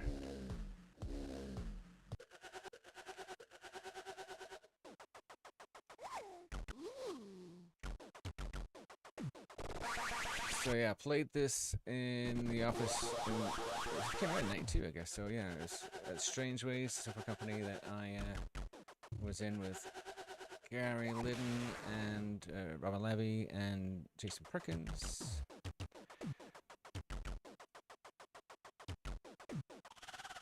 Oh, rats. So we played it in the office. Oh man, why am I playing it? That's because I'm talking about Strange Ways.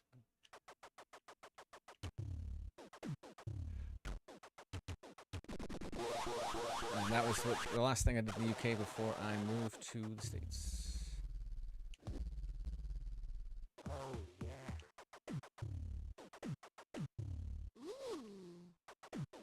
And I might not have moved to the States if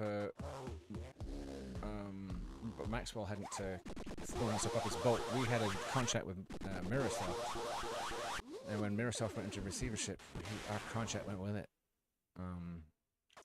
And while it did eventually get sorted, we as a group were just done.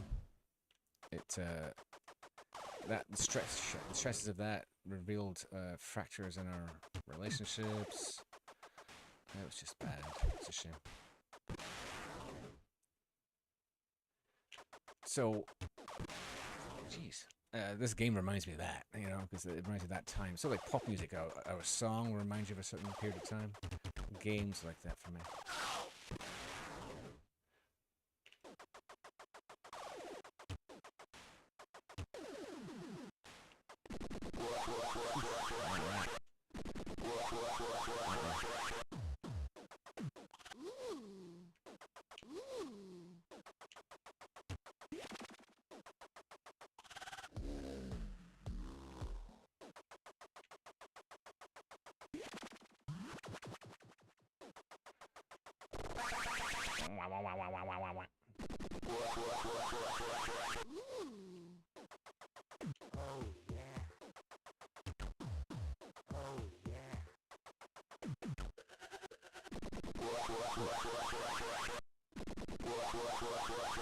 Uh-oh.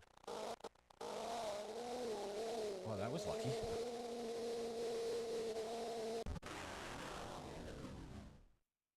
I think Jeff's playing with like the breaking up of the characters, like the stretching out to 3 dimensions. But, you know what I mean? It's getting very arcadey.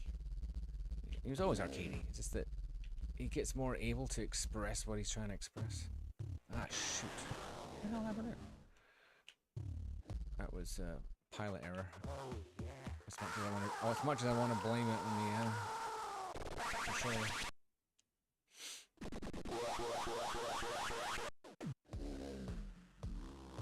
Oh, shooting a blob and then running into a corner with it chasing you is a really bad idea. Nope. Cigarettes will get you. So I think that's my last continue. I have one more.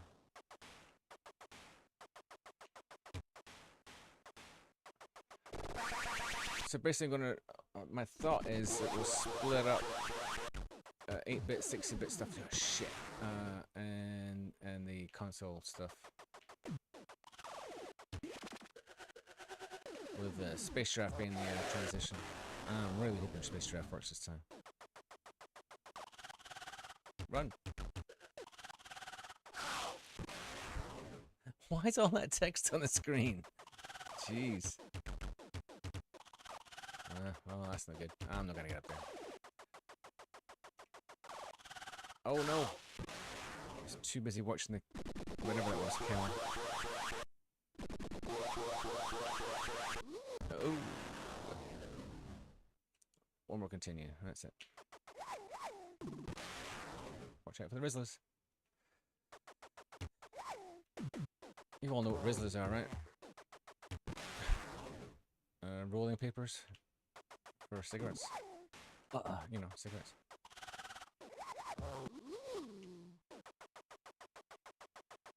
Oh, look at all those juicy pickups I didn't get. Oh, I've been looking at the wrong power-ups. Oh, whoops. Hey! Raincoat can't kill me if I just hit a... Oh, not with a rainbow. One more life, this is it.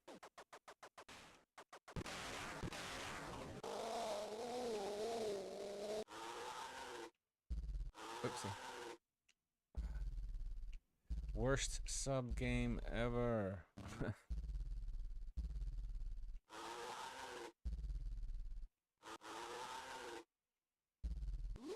Ooh. Yeah, cigarettes in inverted commas.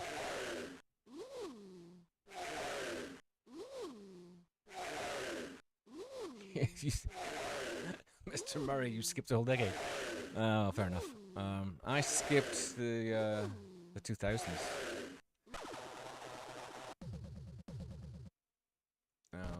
Pretty much. Another go. No, that was a warm-up.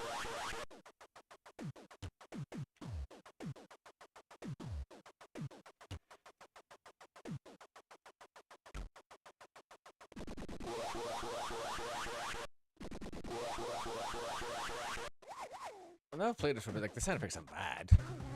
Boom. Oh, jeez, I didn't get the,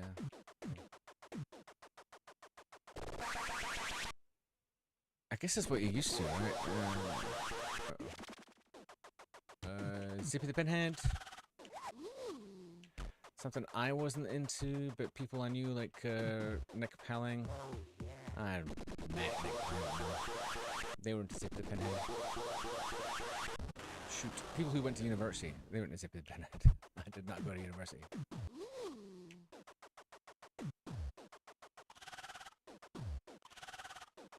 I would have gone to university. I mean, so engineers, right? I would have gone to. If I'd gone anywhere, I would have gone to art school. So you know, I'd be a stand-up comic now, probably.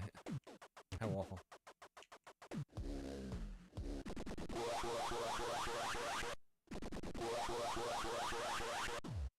Oopsie, right up my jacksy. Oh yeah, by the way, I will be swearing a lot. So if anybody's problem with swearing, you should probably quit now.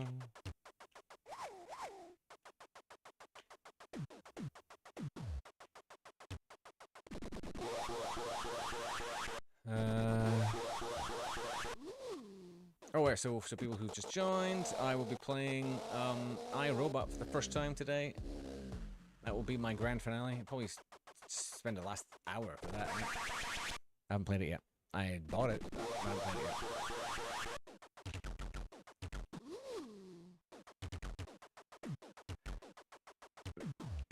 Yeah, so apparently in Hatari there is a way to use an Xbox controller. I have not figured it out. This is much more comfortable.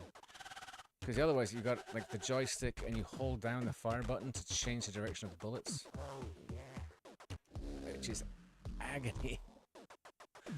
Because old arthritis has moved into my joint vicinity. Ugh.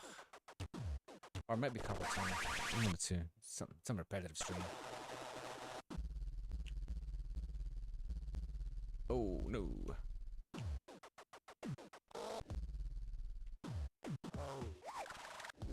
Warp. I don't see that very often.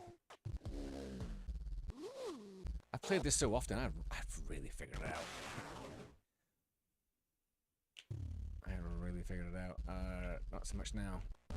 when you play a game once a week, every week for a while, I mean, you really get to know it. So that's the thing. When I used to play games as a kid, I was genuinely terrible. It's not until I was doing my research for Heart of Neon that I actually got any amount of skill in playing games. And I'm not saying that I'm good, but I'm way better than I used to be. Because I learned how to stick with stuff, right? I mean, the highest amount of praise I received was during the second round of interviews for Heart of Neon. I interviewed Jim McCauley, Jedborough, and he was talking about how he played Tempest 2000. It's like, yeah, but I mean, I was never good at it like you are. And I went, yes. One of Jeff's inner circle said I was good at a Jeff game, better than him at Jeff game. So that meant a lot. Oh, shnikes. Ah. Oh, this text is so annoying.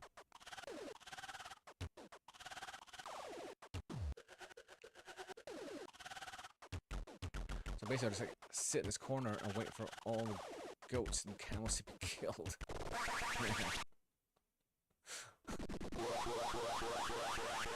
Oh my lord.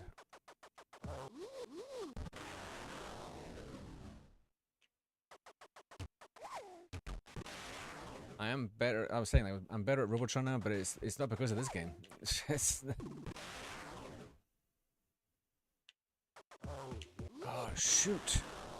I was looking at the wrong thing. Yes, that. Oh, all right. I've still got my continues. Jeez.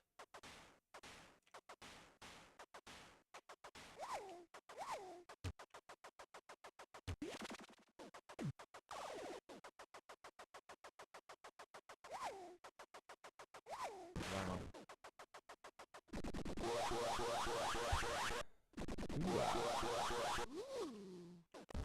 Yes, there's a Swery version of LLAMATHON. The Arse on Fire version.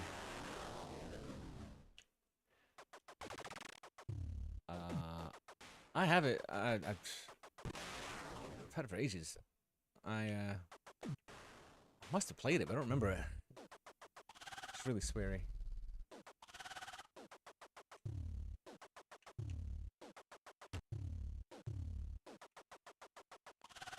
Oh God, where am I? Ah. Ah.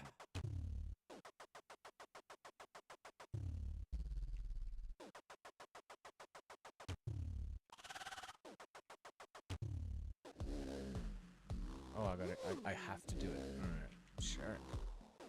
Come on, here we go. And then all the things I forgot. Rats. Oopsie. Whoop, whoop, whoop, whoop, whoop, whoop, whoop, whoop, whoop, whoop. Ah.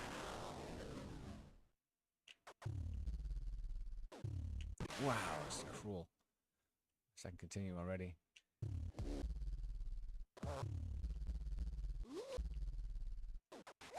Like, I wouldn't do my first continue until I got like a certain score. Oopsie. Yes, this is not good gameplay. Sorry, guys.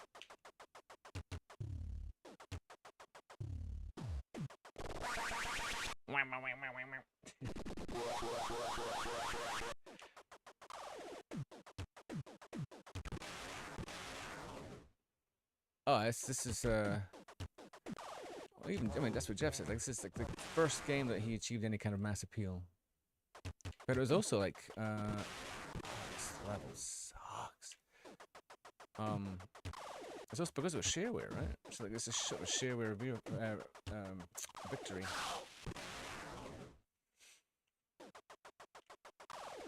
Oh, get out of town.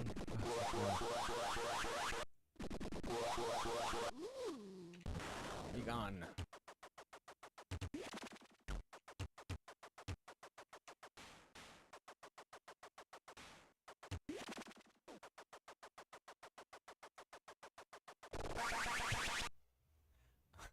What is it? Different speeds. What's this?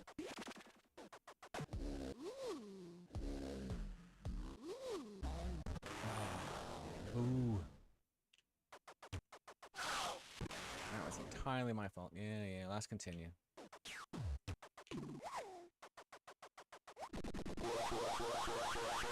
Alright. Whoa.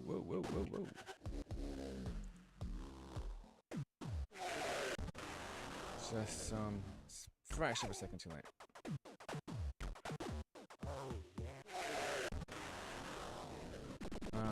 My witty looks to camera aren't working because you can't see my face.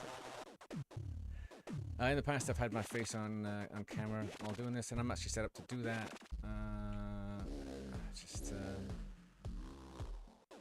It's not about me today, guys. It's about Jeff.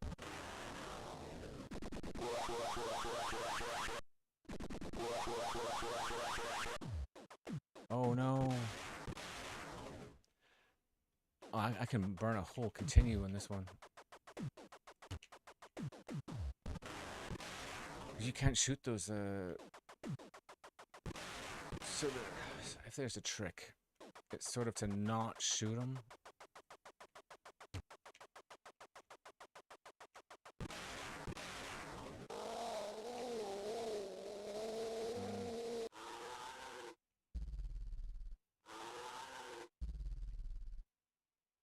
And 12. Oh, I started at 10, right?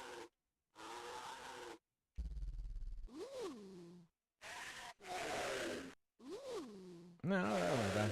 That wasn't bad.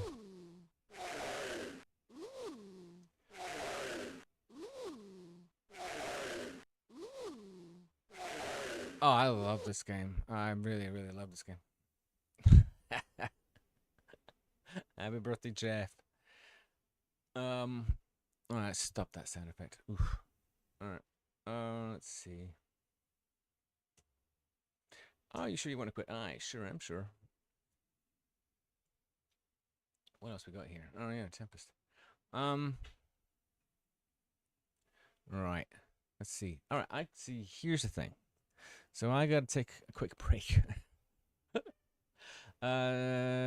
Maybe we'll put a thing on. Let me see.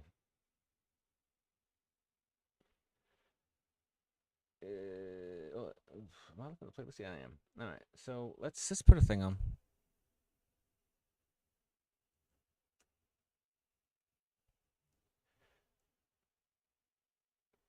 So so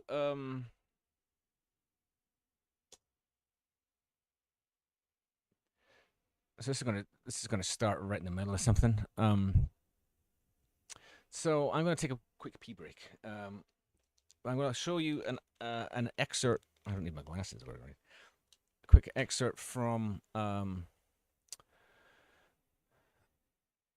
Harneo, right? So part of my mission in this run up to the release of the Blu-ray is to impress upon people that the movie, the documentary, is not just a rehash of all the stuff that you've already seen in the digital clips release, because that would be futile, because it's already out there. I'm not an idiot. Oh, I might be an idiot, but I'm not a fool. So so for one thing, it's a different story. It's Jeff's career, but like the stuff that's in the digital clips film, the digital clips documentary, interactive documentary, is outtakes, right? Like I couldn't include, for time, I couldn't include the Occipital story with Gary Penn, right? For time, I couldn't include a lot of this talk about like the style of Jeff's games, like the way that they look. I couldn't really talk about, I mean, the LLAMATHON story in the film went from being like 20 minutes to now it's sort of like it's mentioned in passing, right? It's because the story has to be about the bigger picture, and all these details are getting cut out for time, right? If I want my mum to understand Jeff's story, I have to cut out all this detail stuff, the texture, like, you know, I really wanted to make a film about game design, and it's still sort of that. But without the technical examples, right? We do the big picture talking about game design and where Jeff's theories of game design come from. But it's also half of the film is about the virtual light machine, and that's only appropriate. I think that's a better film for me, for my money. we can't all be Anthony Caulfield, right? I mean, Tony Gracious Films does this already and does it fine. I'm doing something else, and that's also is important. It's just different. So so all these details was getting thrown out as I was making the beginning of the film shorter and shorter. So there's some of this stuff about Jeff having an illness that sort of steers him towards working in video games. That's shared between the two projects. LLAMATHON obviously shows up. Tempest 2000 obviously shows up. But it's just different. So anyway, after all this blah blah blah, talking about how things are the way they are, I can just show you. So here is a clip from the current version of. You can still hear me, right? Yeah. Here's a clip from the current version of Heart of Neon. Please enjoy.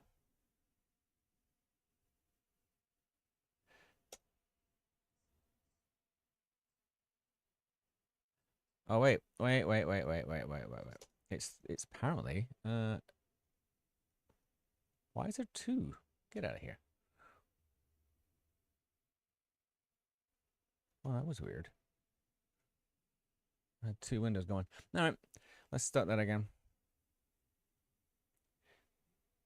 Boop. And let's stop that. All right, this is like 4.5 minutes long. Enjoy. And you're prepared to say, look, screw everybody else. I'm not going to do what everybody else wants to do. I'm not going to toe the line. I'm not just going to be Mr. Corporate in a cube, in a suit somewhere. Obviously, I did work with bigger companies. I did stuff like Tempest on Jagger and stuff like that. But did it on my own terms. I did it because I wanted to do that stuff. And it was after I'd done LLAMATHON, I fell in with Atari in the UK. I thought me working on Tempest would be quite good.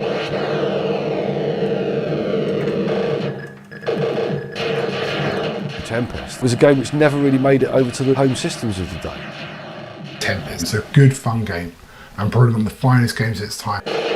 Like Space Invaders, you're left, right and fire, but you're locked around the tube and you're firing at enemies that are coming down towards you. Its design goals is to build money out of your pocket and keep just shoving the quarters in, really. And that's not what, you know, home computer games are, and that's not what he made with Tempest 2000.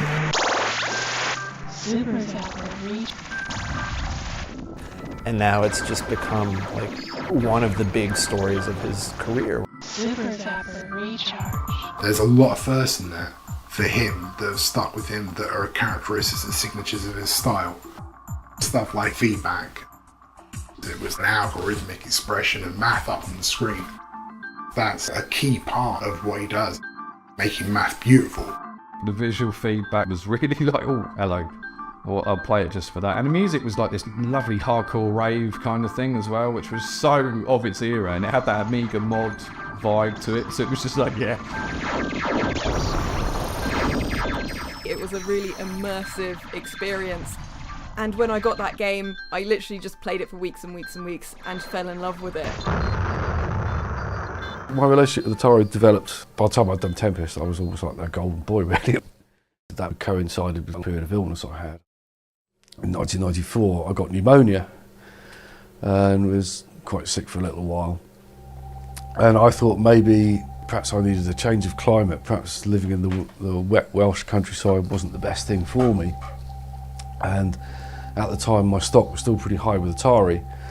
And I thought maybe I could go out and work for Atari for a little while and do some more games while actually being an employee of Atari. And they agreed to that, and so I ended up going out and living in California. I wrote Defender 2000 while I was there. Oh, the chairs, of course. These chairs are actually from 1196 Borregas Avenue, which was the HQ of Atari. So they're proper gamer chairs. They're actually from Atari. They did give them to me, so it's not like I've stolen them or anything. Well, I was only there about a year and a half. I was becoming sort of discontented with living in America. My dad had not long since died, and I missed being close to my family. I just felt, you know, this it isn't really for me living in the US. I think when I first moved to California, I thought it was going to be fantastic. Sunshine all the time. I ended up really missing the rain. Just for what it does to the countryside. In California, everything's dry the whole time, and yes, it's sunny all the time. There's no variety to the weather, it's always sunny. I want to go home to where the countryside is always green and lush and lovely.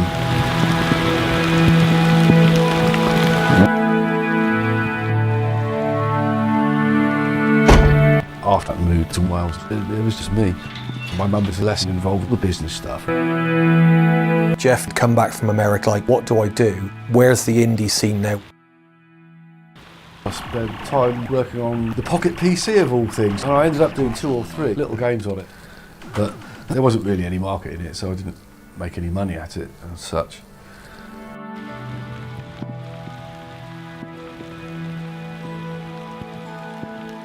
Yeah, I went through quite a bleak period, I suppose.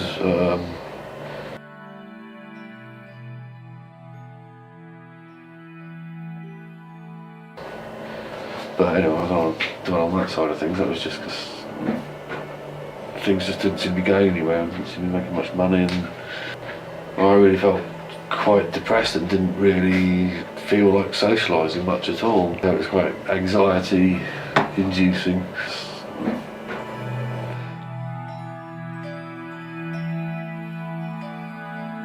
I've become kind of semi-hermetic, it must be said.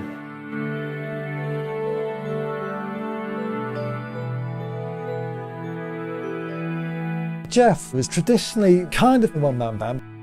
He can often be sort of quite an insular guy who's quite happy living off in the middle of nowhere. I think there comes the time when I think he needs some kind of backup there to work along with. Back in the 90s, Jeff had his own little homebrew site, and you know, we still call it the MagicNet site because that was his host at the time. So the old MagicNet site was his homepage for years.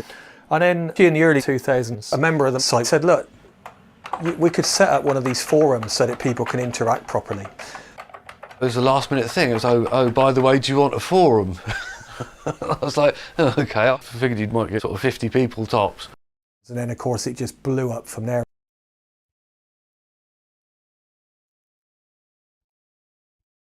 All right. There was a dropout on that. Oops. I need to look into that. I'm just writing that, making a note of that actually. Dropout in Jeff. Sad sack story. Anyway, so there you go. That's. I mean, that's a later draft. That's a version of that screened at Kenilworth last September, but it's been fixed up. Some of the effects look better. It's got extra shots in there. Hermetic. All right. So yeah. So that's close to finished. I just need to fix the audio. I mean, that's the thing. I'm fixing picture because that is the legal thing, and audio is next, and I will be taking up a lot of Tony's time. So anyway, that's a relief. How are we doing for time? So it's 12 o'clock. Right. So the beginning of Jeff's console journey is 2000.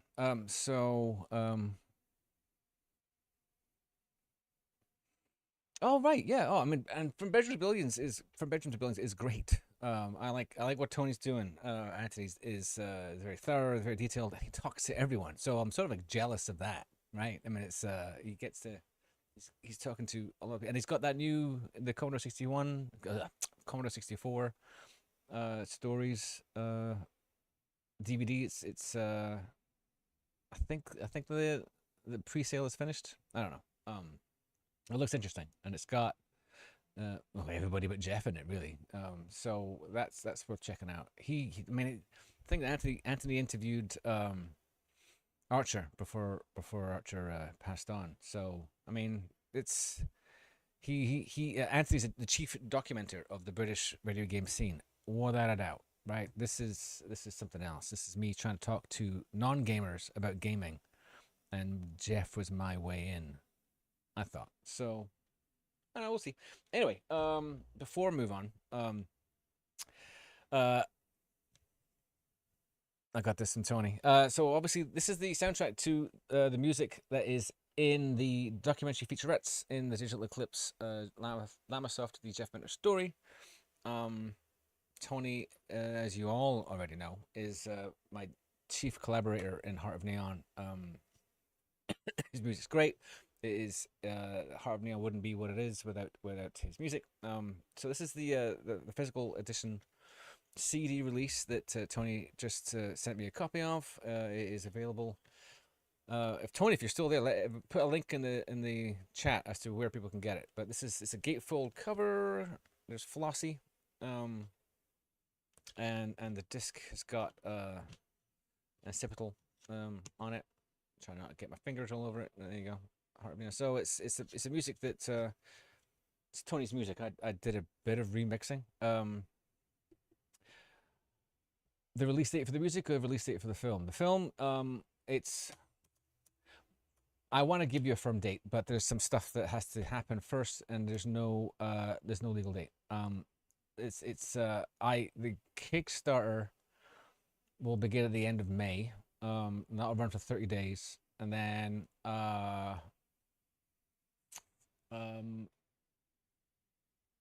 so as far as that, so May, the end of May, 30-day campaign, and then best wall in the world. People will be able to watch the digital version of the film the day it ends, right? That's the plan. So, end of June. That's the plan.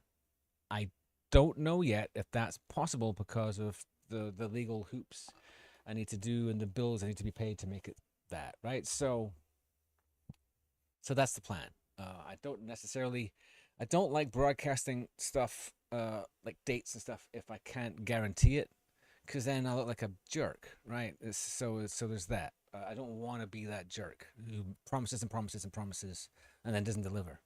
Because, full disclosure, we're all friends here. I used to be that guy. Not super fond of who I was as a young man. So that's the plan. And then the physical release will happen based on so I've got somebody lined up to do the Blu-ray authoring.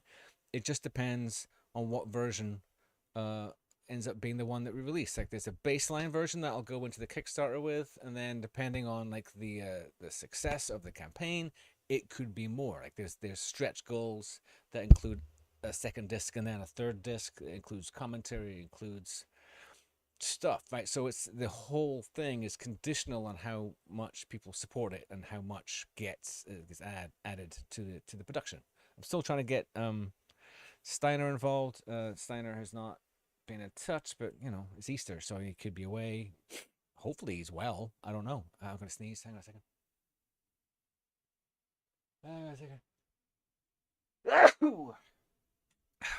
I got asshole neighbors who use incense and they vape in the house, and it triggers my allergies. Anyway, so the DVD, sorry, the Blu-ray. There was going to be a DVD version. It's just Blu-ray now. It's very pared down, very focused campaign, because the goal is to meet to get something out no matter what, and depending on, so have it be like, so if only a few people are interested, and that would be terrible, then at least something comes out and people get something. But if there's a lot of people interested, then it can be the best version that it could possibly be, and that's the goal, right? So thank you. So that's what's happening. The music, if that's what you're asking for, is out right now. Go to Tony's website. Yeah, Tony, throw a link in the comments so people can find out where they can get the soundtrack from. It's on Bandcamp, right?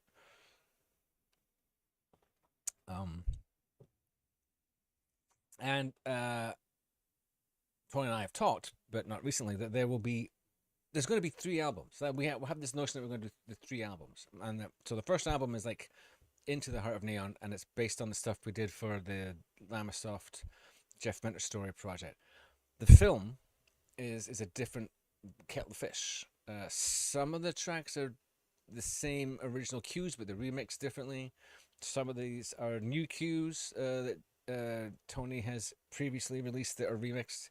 Some of it's written specifically for the film, so it's a real. It's another. It's a different proposition, right? It's a different album of Tony's work, so that's going to be available. We haven't talked about making that available through the Kickstarter. Maybe that's the conversation we can have. And then there'll be a third album. This is the notion, right? And it sort of came up in the Discord.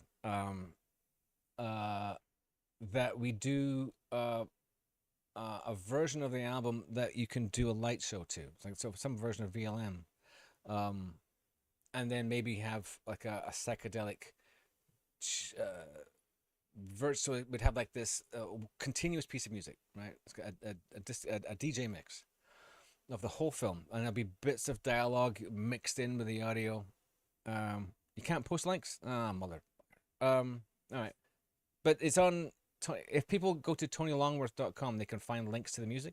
Would that work? I can see why you can't post links. It's to stop spamming. But if people go to TonyLongworth.com, is that a good place? I'm pausing for the response from Tony. As far as I know. Yes. All right. So you heard it here first. Go to TonyLongworth.com and follow the links, and you can get the Into the Heart of Neon soundtrack. So yeah, we were talking about doing like a remix, so just continuous mix that would go with using VLM, right? And it is like a haunting psychedelics oral trip, right? And then maybe with that could go something visual, right? So in a similar vein that Chris Morris did a psychedelic remixed version of Blue Jam, the TV show, which is just exactly the same video but with like effects thrown at it. We do a slightly more sophisticated, possibly mixed, visually mixed live to go with this oral trip, right? So and this is the kind of thing you talk about, and it's fun, right? We were just talking, speculating, wow, wouldn't it be cool if we did that? And then we haven't actually sat down to figure out how hard that would be. So I don't know. But the experiments that Tony's done are great, and I think it's worth doing. And it's in the spirit of the project. I mean, I've been remixing Heart of Neon footage since 2019, so I don't know. Anywho, so I think that answered several questions that weren't asked. I hope that's fine. Oh yeah, so speak of that, so TonyLongworth.com, TonyLongworth.com, so you can see my math. Go now, buy that. Also, yay. Also, to reiterate to people who weren't here, this shirt, I made a bunch of these shirts. Drop an email to me at info@heartofneon.com. Tell me your shirt size. They're available in all sizes, but amounts are limited. Small through to double extra large. Tell me your size. Tell me your address so I can figure out shipping. Sorry, because shipping costs change daily. And the cost of the shirt is like $25. So like somewhere in the vicinity of like £20. I can send it to you. I'll just drop it in a mailer and just get it out. But stocks are limited. I'm only offering them here. They're not going to be part of the Kickstarter. They're not going to be available online anywhere. There was some stock that was available via Cytronic. They are all sold out now, as far as I'm aware, even though it's still on the page. I don't know why. You'd be doing me a favor. They're taking up space. And I'm not a merchant, so I'm not going to be opening a storefront. I'm just not. So this is your chance. Get them now while you can. I hardly recommend it. That's it, really. Right, so moving on.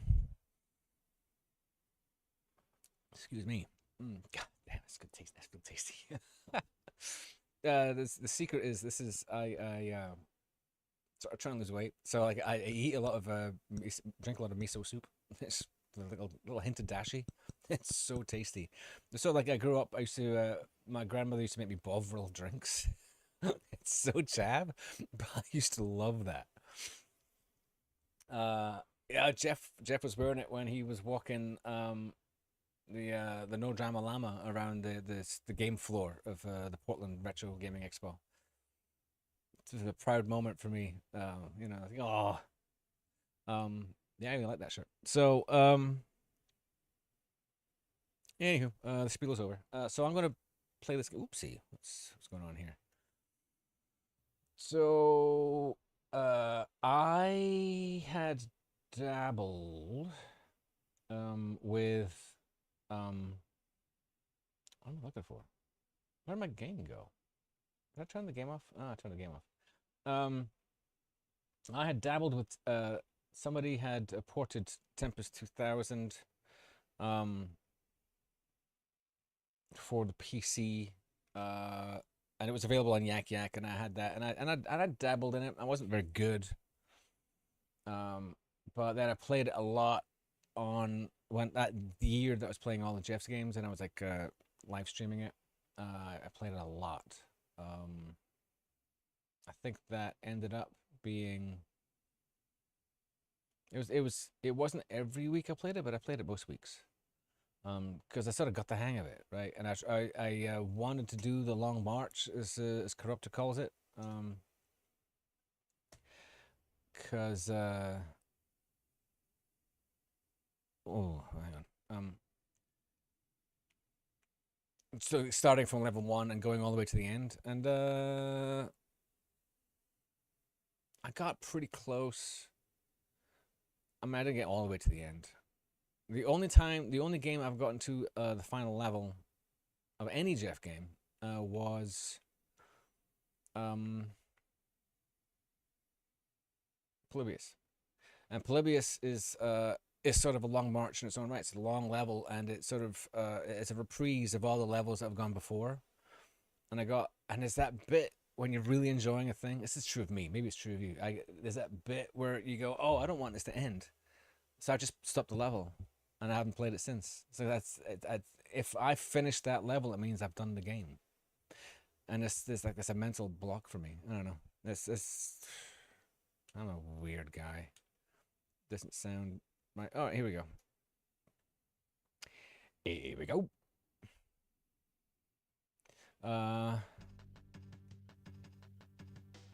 Nice. Well done, Nigel.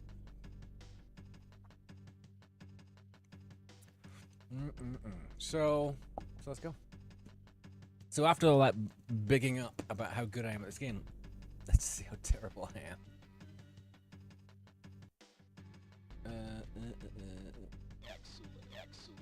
Tempest. I don't know what Tempest Duel is. I haven't mentioned Giles at all today. Props to Giles. Giles, there wouldn't be a film if it wasn't for Giles. Giles was my advocate with Jeff, and every time I was reaching out trying to make a date for me to go over and visit, Giles was the guy.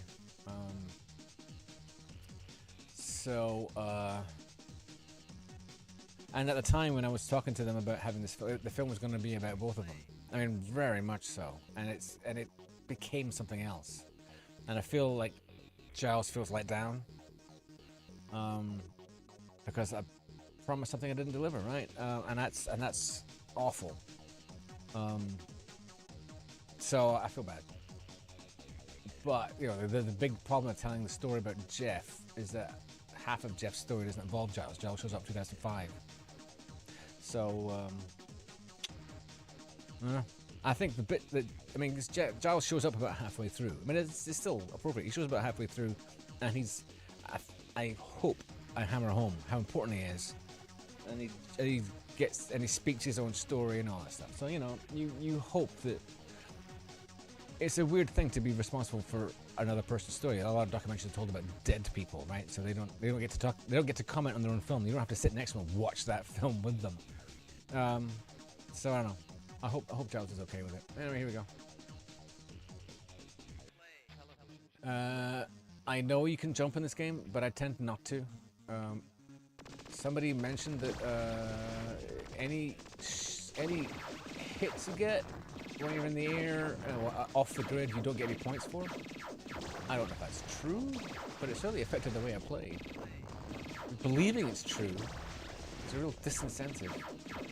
Ah, rats. Yeah, I'd quite like to play this in the spinner.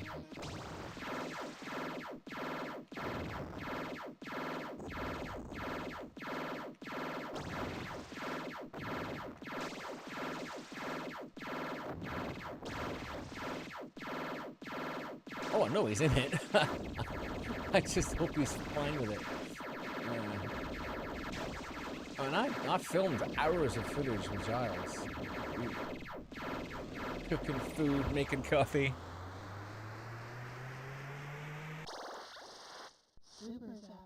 He's definitely frustrated it's taken me so long. I guarantee you that. We have exchanged many messages where Giles is written to the effect, "What the hell are you doing?" And I can understand that.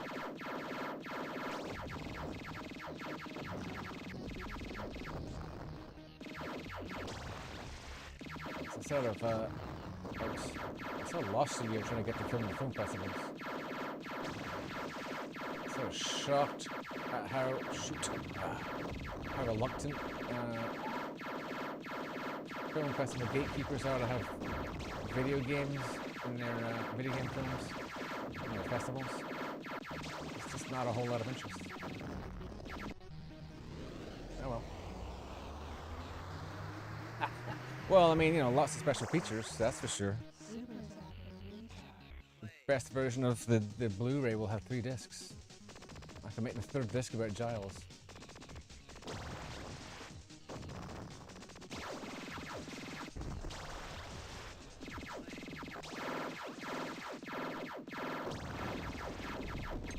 Oopsie. Ah, right.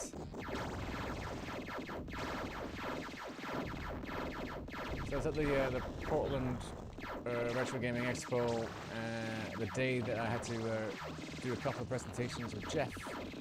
I got there early because, you know, that's who I am.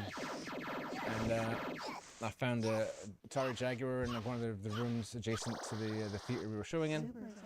And so I played that. I had like an hour to kill, so I was playing that, and I was you know, doing okay. I think I'd maxed out on lives, and I noticed like somebody walked up behind me to watch, and you know, I'm not super cool with like playing in front of an audience. I tend to choke. Oops. So yeah, I lost a life and like turned around to apologize to the person who was watching me, and the person watching me was Jeff. And I'm like, whoa! I can't be there in person. No. I understand why Chris moved the Zap event from August to earlier in the year because he was doing the Zap event and the Crash event sort of back to back, and it was just kicking his ass. It was so much work, and he was exhausted, and he wanted to break it up. Fortunately, the one he moved was Zap. If he'd moved Crash to earlier, I would have been fine with that, but I can't make it. But Heart of Neon will have a presence at the Cytronic table, which is normally, well, has been recently at the very back of the main hall. Ah, rats! Heart of Neon is partnered with Cytronic, and Kent is a cool dude, and he's gonna sell some merch and like pledges for the Kickstarter. All things being equal, will be being accepted at Cytronic. Well, I mean, you'll be getting details there on how to do it, because you have to do it on Kickstarter, right? It's like you can't do it at the table. Well, you know, if they'd moved Crash, it would have suited me better. But you know, it's I just can't be there in person. Ah.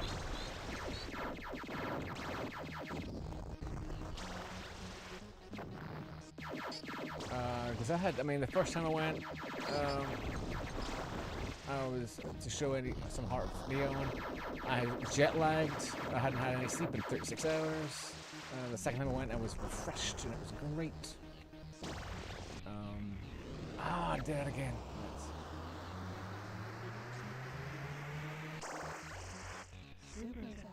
Yeah.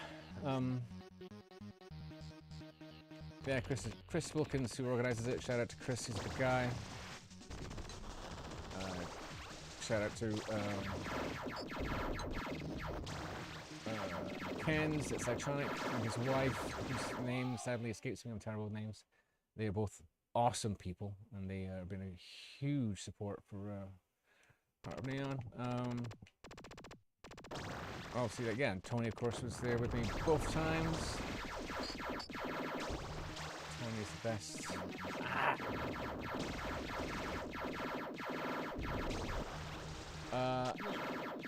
Yeah. For an event that's attracting so many people, there is nowhere to park.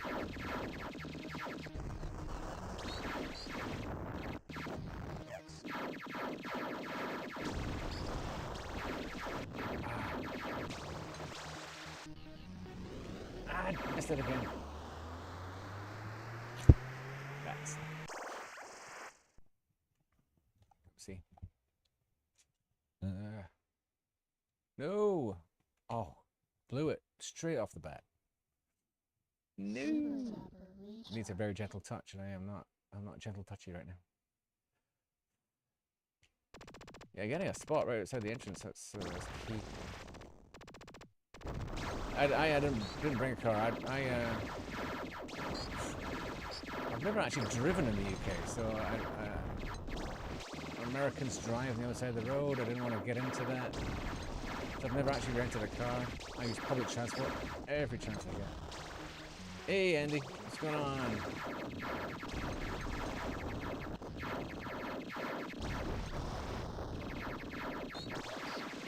What?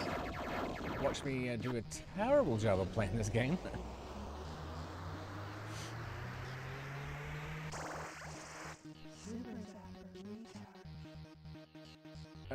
You missed me playing Hoverbobber, I can tell you that much. I'm really bad at that game. Oopsie, there we go. Oh man. My old man reflexes, I'm just too slow. Oh, see?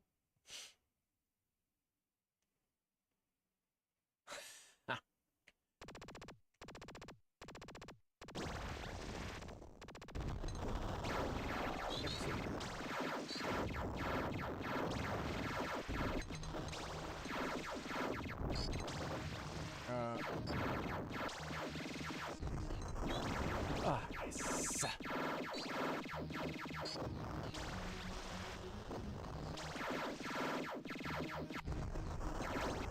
Yeah, I should have a gun. Ah, missed it. Was it excellent though?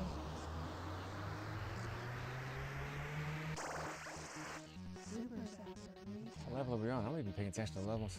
Is it 13? Oh, it doesn't tell you. Oh, I don't like this level.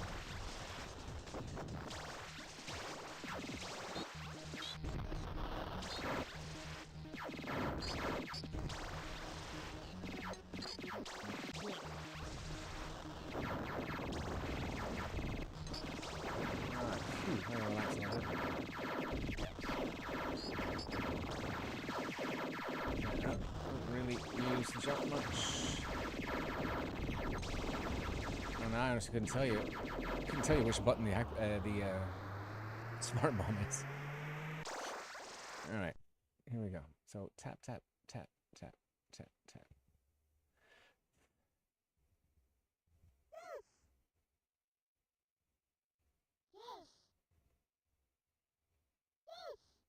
This is almost too relaxing, this level.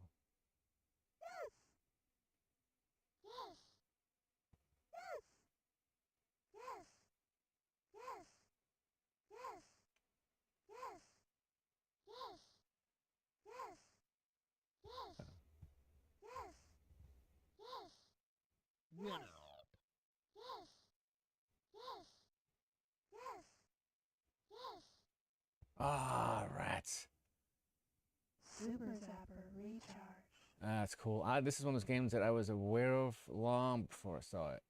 I think I first played it in an emulated form.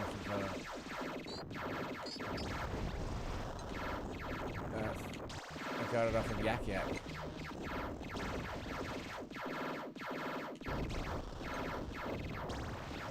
Alright. I'm really bad with that big head thing.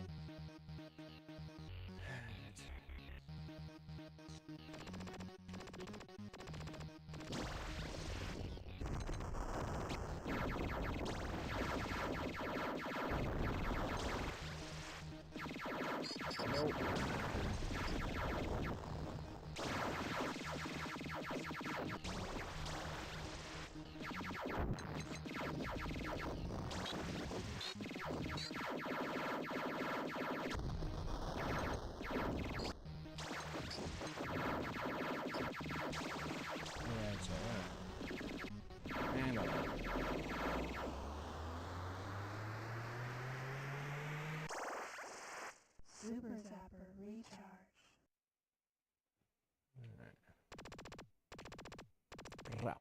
Doubt. The soundtrack to this is great. I was sort of into rave stuff. Too far away.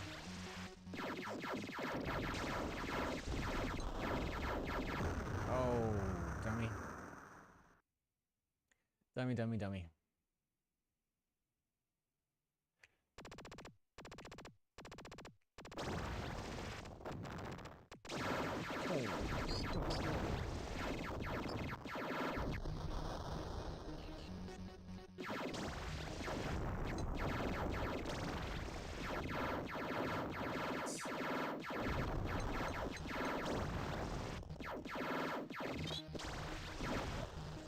How did that happen? Well, I know how it happened.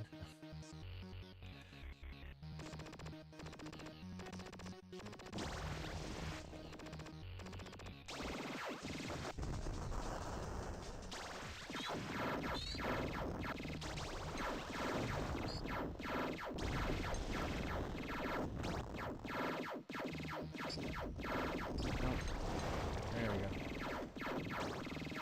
I do remember where the smart bomb is.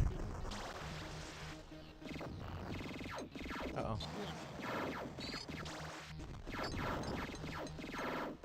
Oh no. Wow. I got really lucky. Cheers, boys. Thank you for stopping by. I really appreciate it.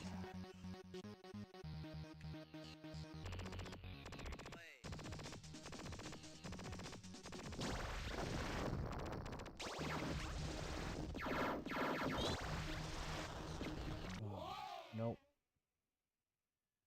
I need some gratuitous use of the smart bomb.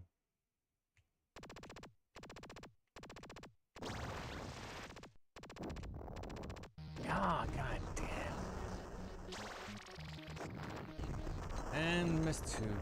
Oh, I may as well just like stop playing the game at this point. Come on. 3!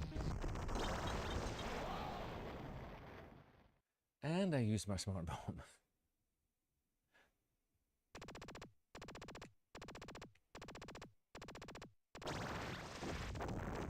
Get it. Gets in.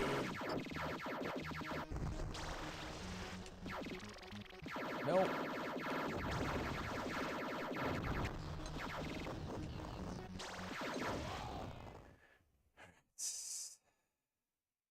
This is a poor show. Boo.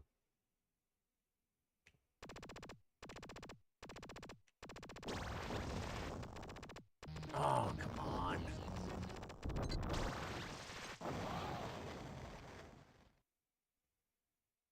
There's a more elegant way of doing this. I tend to brute force my way through games. Oh, man.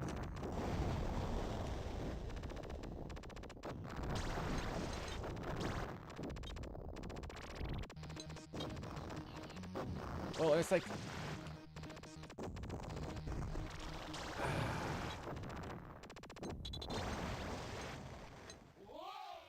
Oopsie, I've forgotten how to jump.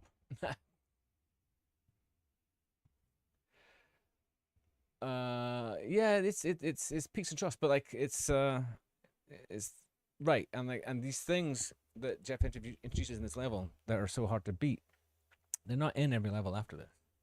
So it's yeah. Actually, I'm gonna play this again because I want to figure out how to show one of these buttons. All right, worst sub game in the world. Yeah, I've got video of Jeff playing. What was it? Was it Tempest on the Vectrex?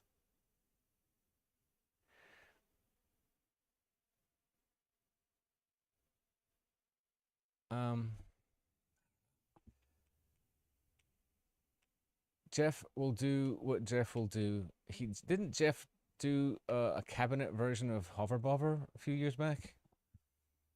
So it's not like Jeff wouldn't necessarily have interest in something like that. It just depends on time, right? And Jeff right now is he's doing Space Giraffe 2, as far as I know. Which is like sort of like hand in hand with the development of the current version of VLM, which is VLM 4, I think it is. All right, let's do this again. And I'm going to start from the beginning because I want to figure out how to do the jump. I think it's the shoulder buttons, or is it trigger? I don't remember. I guess we'll find out. Hey, what happened to my audio?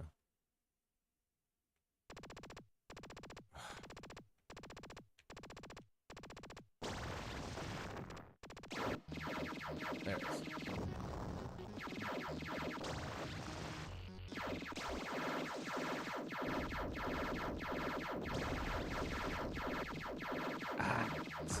Oh, I see.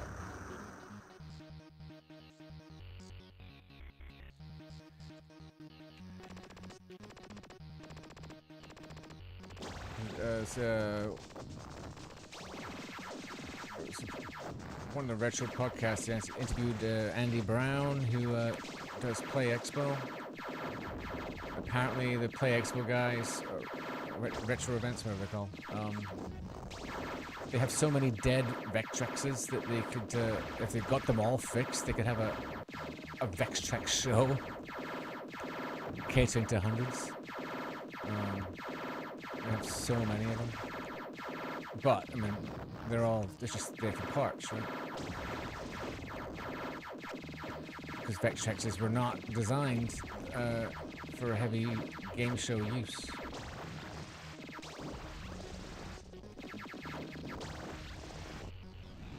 Ah.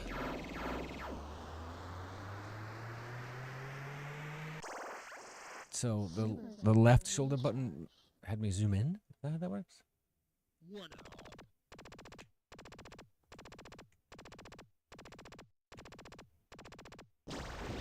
no, it was the right button. Missed it.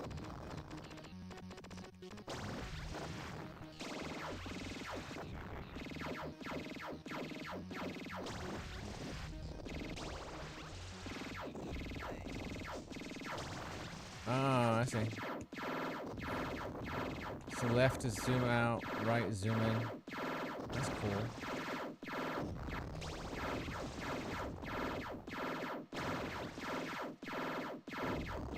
Oh, it's one of the 4 buttons?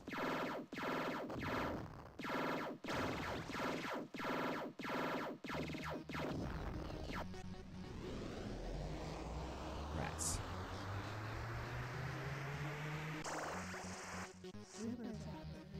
Super Zapper. Oh yeah, I met her. The woman who did this voice, she was part of the Portland Retro Gaming Expo panel on the Tempest 2000. Apparently the producer's brief was make it sleazier.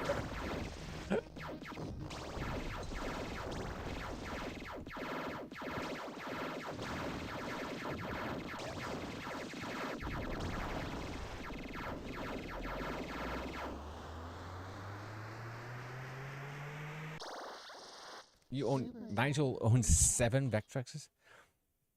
Damn.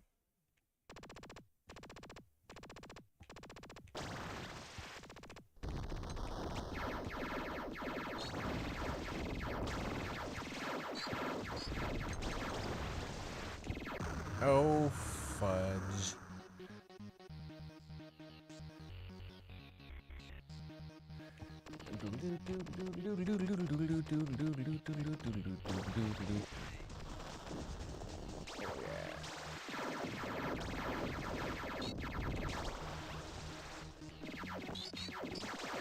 Alright, jump is enabled. Alright, that's it. Okay. So it's the X button.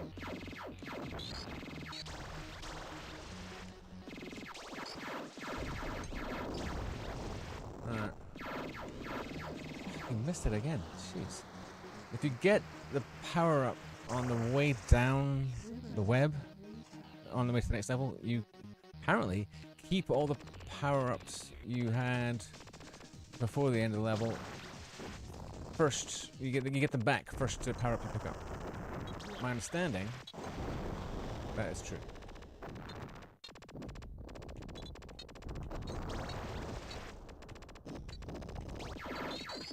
Uh-oh. How did I survive that?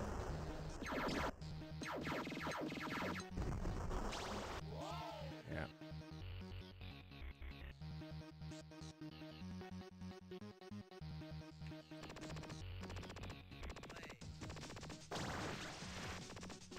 Uh-oh. Ah, fuck. Alright. Swearing it started. Well, at least I found it. Alright, because I had a weird way of holding this when I was playing it.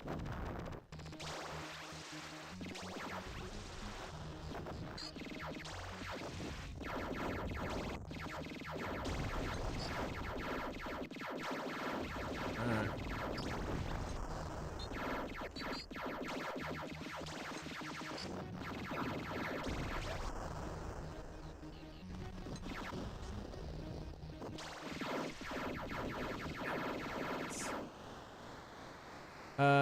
Yeah, Nigel, that's something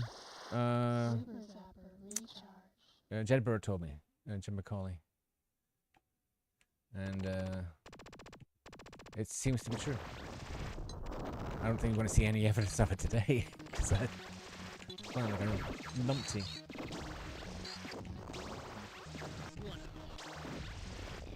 I think I managed to avoid every single power-up going down the pipe. Well done.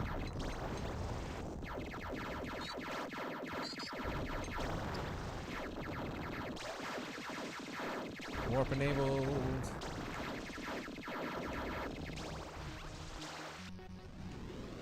Hey, see, missed another one. Thanks for stopping by, Nigel. Really appreciate the support. Thank you so much. Be safe. Can't wait to share the movie with you. Yes. It's the almost breathing noise. So it is a bit coital.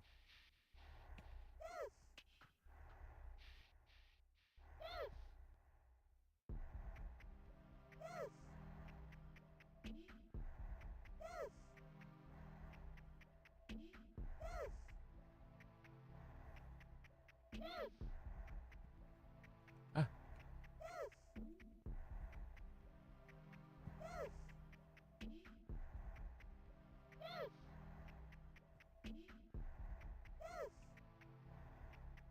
Do do do do do do do do do do. Ah! Oh, it made it. Jesus. So the real tricky one is flipping to this surface. Oh, no. No. Wow. You really like Vectrix.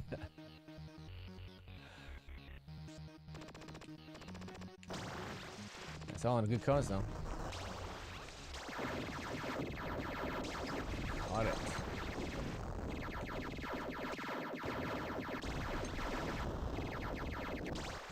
The thing about Jeff games, and I'm assuming it's on purpose, there's a cadence to it, right? And if you get into the rhythm of it, missed it again. It's easier to deal with. Right.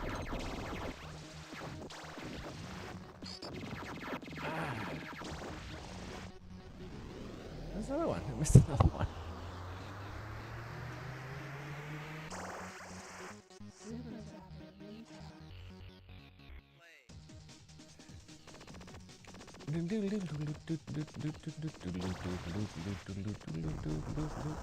Oh, you fudge.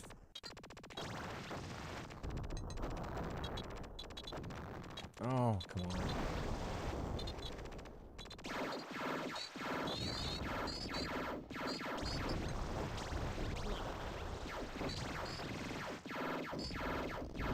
Ah, man.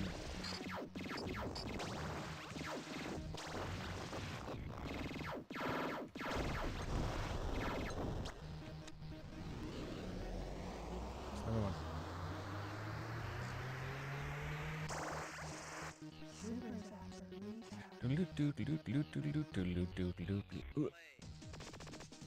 Oh, I do not care for this level. There's something psychologically just damaging about it. It's like my hands are controlling the controller above the table, but my face is beneath the table. And it's like, why am I looking at it wrong? Ah. Being unable to move my eyes where I want to put them is frustrating as hell.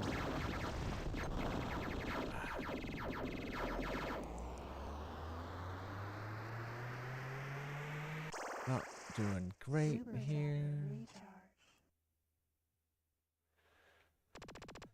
Well, it's a sort of a warm-up for Space Giraffe.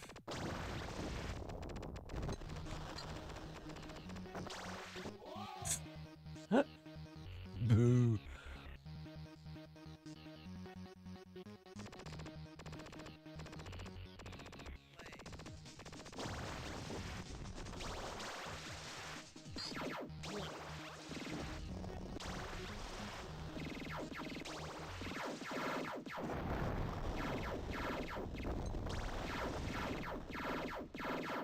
Oh, come on.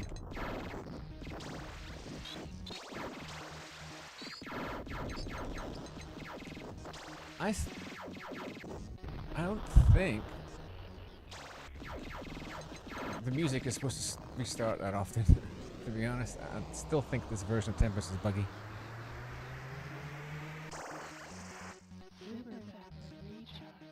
I mean, I could be wrong.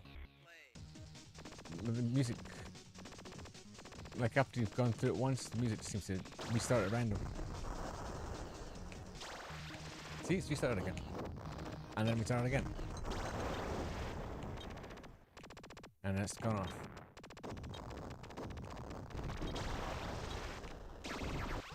And it started again. And it stopped again. And it started again.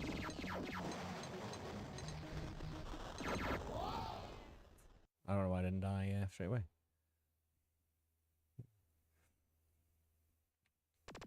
Yeah, I'm pretty sure the music's not supposed to see the music stops. Now it starts. And next time I put the power up, it'll stop again. Yeah, it's linked to the power ups.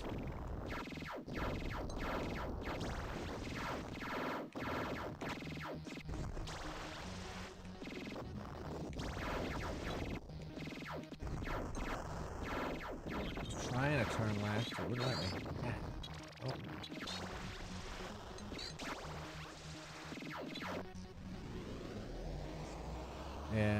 Yeah, it's still buggy. That's a shame. If you have a PC somewhere on Yak Yak, there is links to a PC emulator.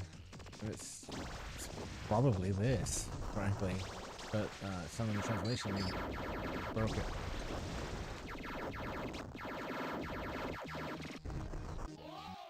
Boo. I think I lost some people here. Alright. That's okay.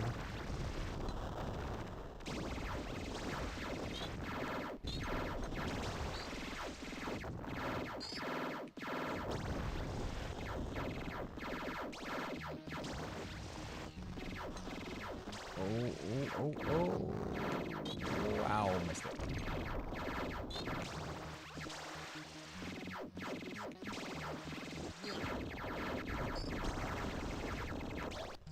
There you go. Well, that's a bit better.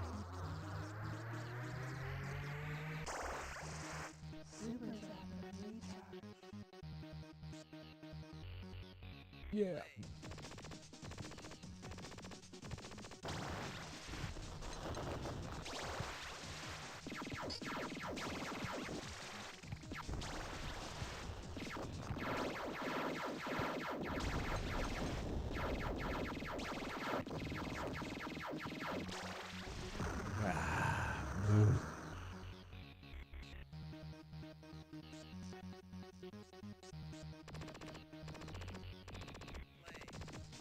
Yeah, so, yeah, I didn't catch up until so much later. Never saw... I can't get with Jeff's versions of Defender. Or, you know, Andy's Attack, Defender 2000,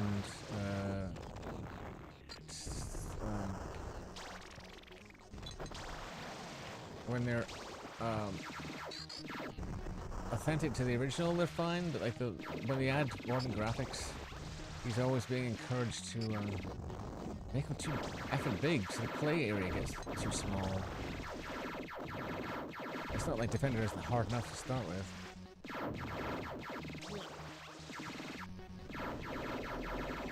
So I never really got with that. So we'll be playing that next. Then Jeff comes to the UK and he starts doing the Pocket PC stuff, of which the best is Gridrunner++.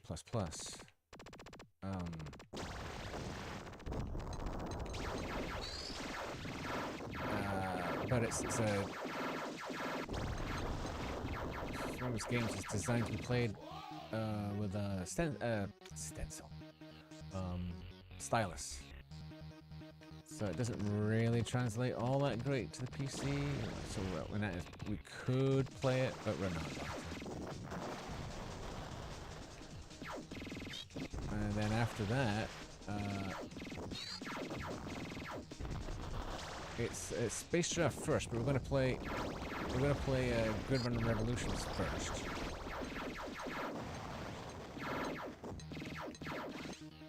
Yeah, because playing Space Giraffe immediately after this would be visually exhausting. I think, for me anyway. I'm not ready for another Gridrunner.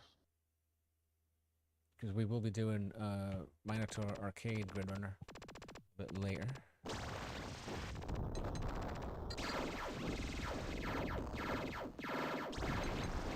Oh, you suck.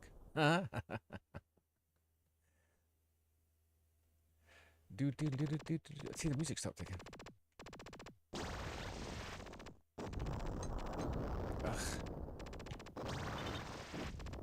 The other game that I really like that we're not playing today is TXK. I have it on the PSTV, but the PSTV isn't set up here. Oh, come on.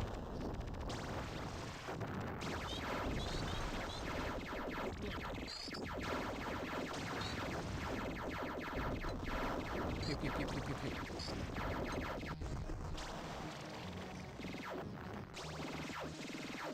Alright, jump tables.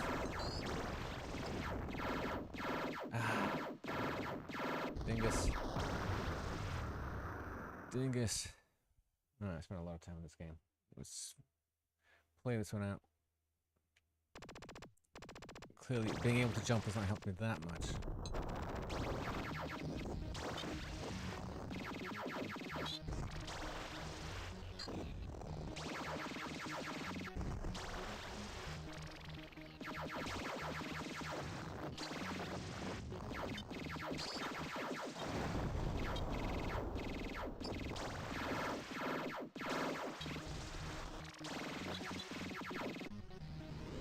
Missed it again.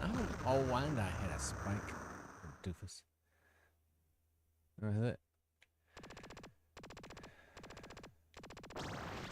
So you'll notice we're playing Space Giraffe, the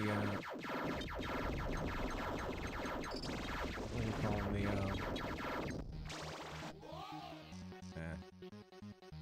The webs are more or less the same shape, or he uses these same shapes as a basis for what happens later. Not all of them. There's some classic Jeff shapes in there. This being one of them.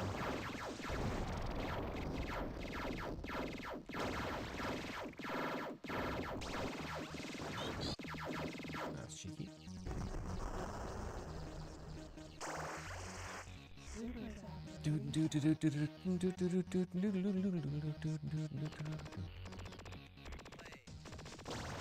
This is half as hard as I remember it being. This will be quick. I haven't picked up a single power up. There's one. No, that's that then. Alright. Alright. Oh, that was fun. Quit. Alright. Yes, quit. Let's get that camera back on. Where am I? Alright. No. Alright. And we're back. Oh, it's getting dark in here. Well, because like this is the windows I'm looking at. The sun rises over there, so it's past noon, so it's all shadows from here on out. I guess I could turn the light on. It's not gonna get that dark before 4 o'clock. Okay.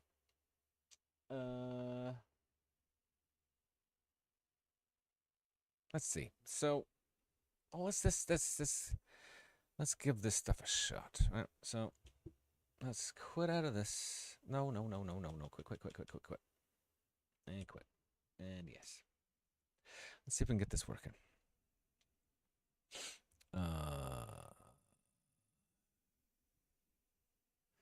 So, start with Grid Runner Revolution. In theory, this should work fine. Does it work fine? Worked fine yesterday.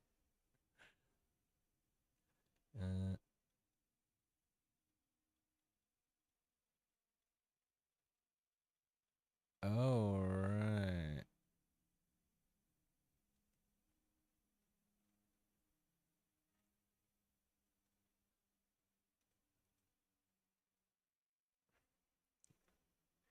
Turn the music off. For one thing, I kept getting flagged on it on Twitch. So just to avoid any of that, let's see. Are we getting the thing? Oh, there we go. You can't see it. All right. Let's wait for it to show up on my monitor. There it is. All right.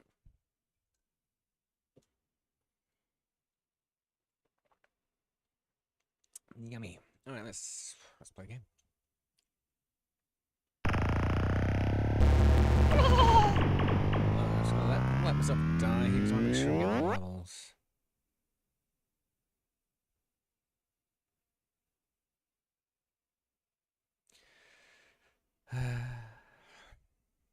Well, I can't really tell, can I?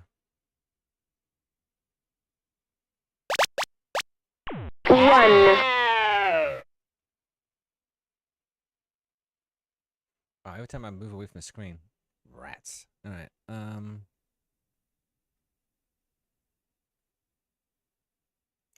right. This should. All right. Let's see if this works.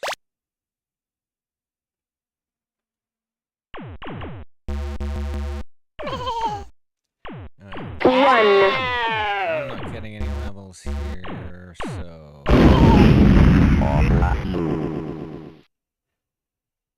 Oh, right, but that is working. Oh, you are getting audio. All right, I'll stop fretting about it. Cool. All right, let's do this.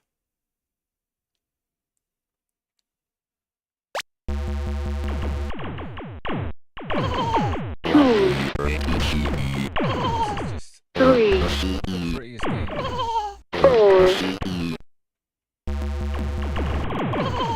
1, 2, 3.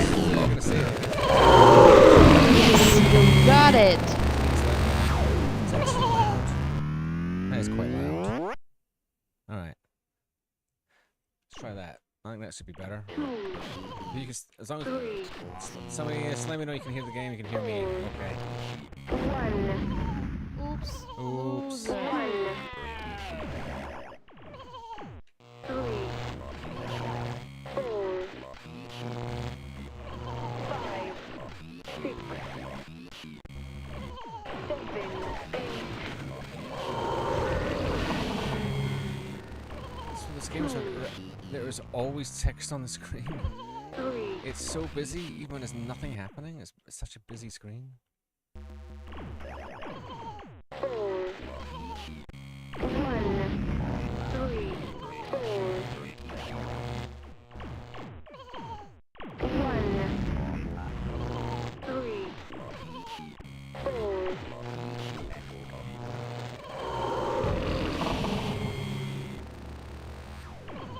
Oopsie. 2, 3, 4, 5, 6.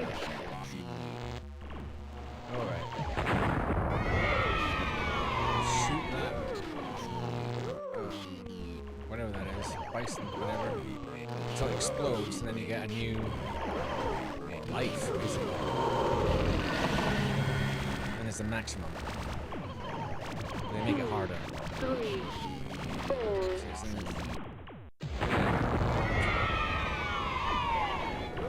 See, giant space dildo.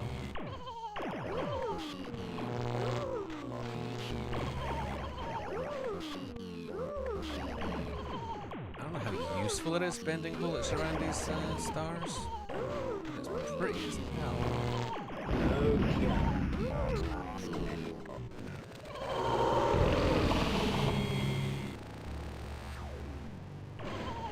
Oh, right. 1, 1. Oops. No. Loser. 1, Oh, shush. 1. Black sheep run from you, Loser. 1, 1. and they refuse to get caught. Oh well. 2, 3, 4, In Good Runner Plus Plus, there were an awful lot of 6. water-related icons, so it's like Jeff really leaned into water, like that splish splash. 2, 1. Oops. Oh. Loser. 3.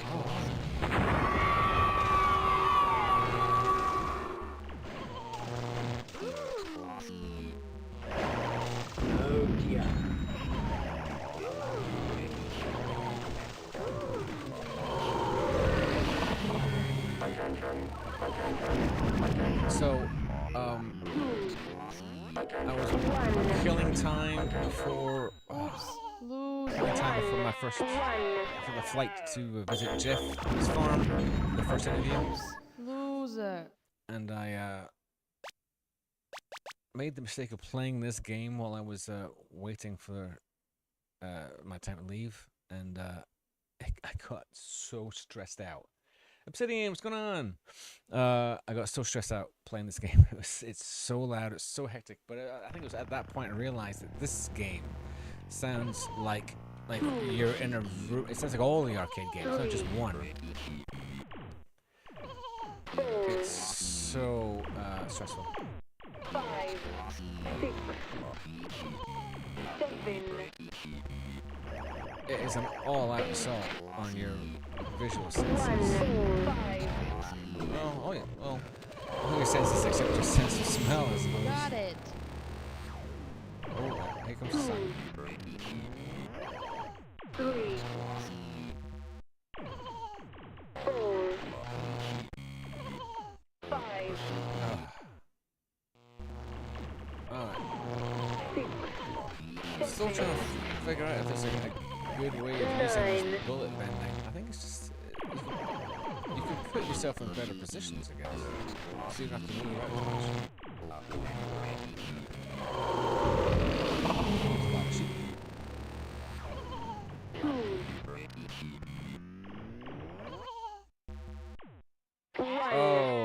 Okay. Thank you. Thank you. Yeah, I didn't adjust these earlier. Hang on. I can't see it. Doo-dee-doo-dee-doo. Bear with me. There you go. That's better. And we're back.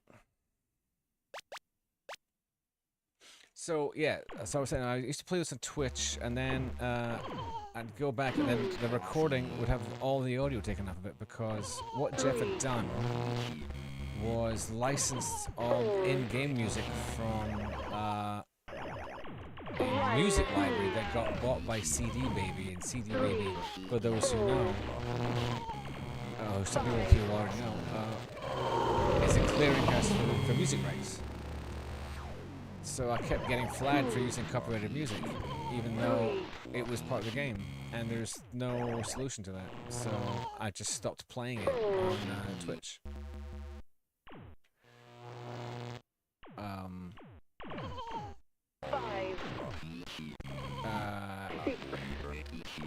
I guess I could have turned the music off, like I just did. If I remember right, it's usually good music.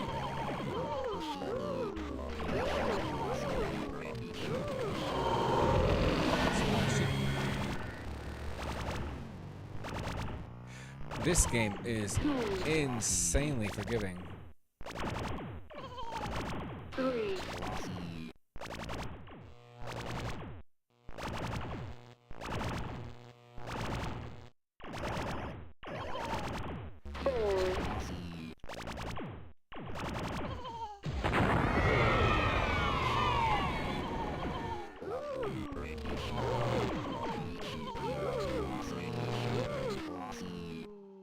So pretty to look at. Yeah, it was interesting because I could play. I think that's my better reaction to the way people couldn't play Space Giraffe, which frankly was on them. You know, it's not Jeff's fault. Oh, god damn that action. Yeah.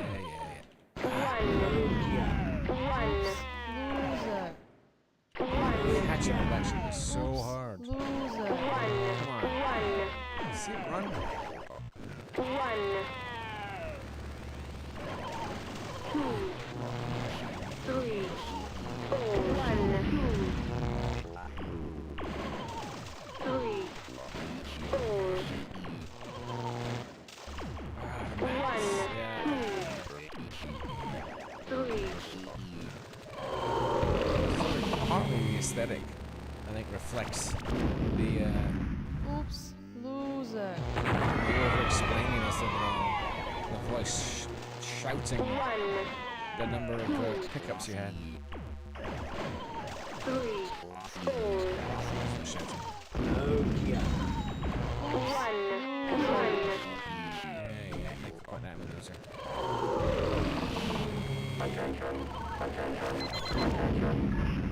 Wow, I didn't know that guy.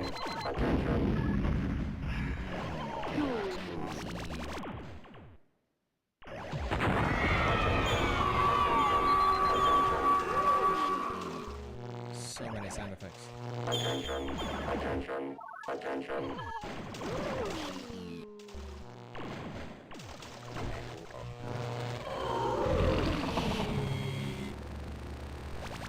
Oh, no. Oops, loser.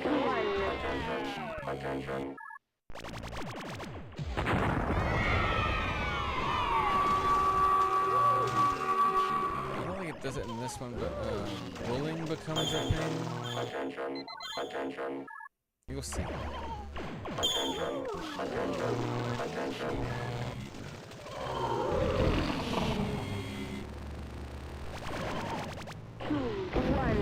Shoot. Oops, loser.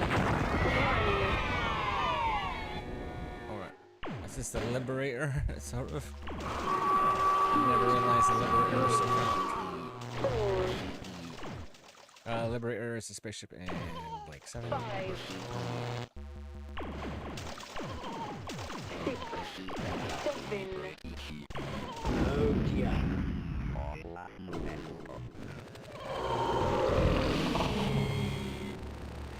science fiction Two,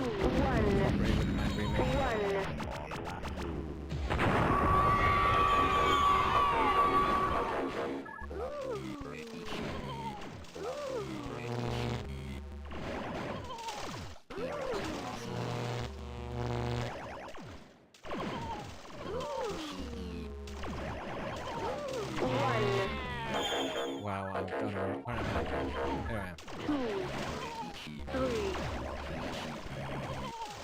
I don't know if you've played this game before, but it's sort of frictionless. You move the character so easily. There's no limits on this game. I lose track of it all the time. It's not like I need tactile feedback or anything. Just don't know what it is. Oh dear. Where did I go? Nope.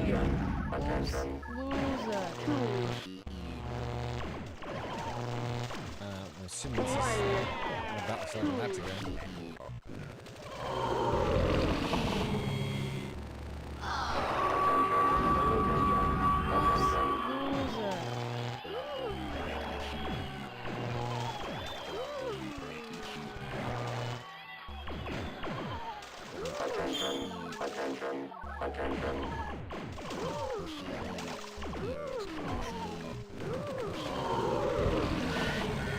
Well, these are all going to be new bests because I haven't played it on this machine. Uh-oh. Oops.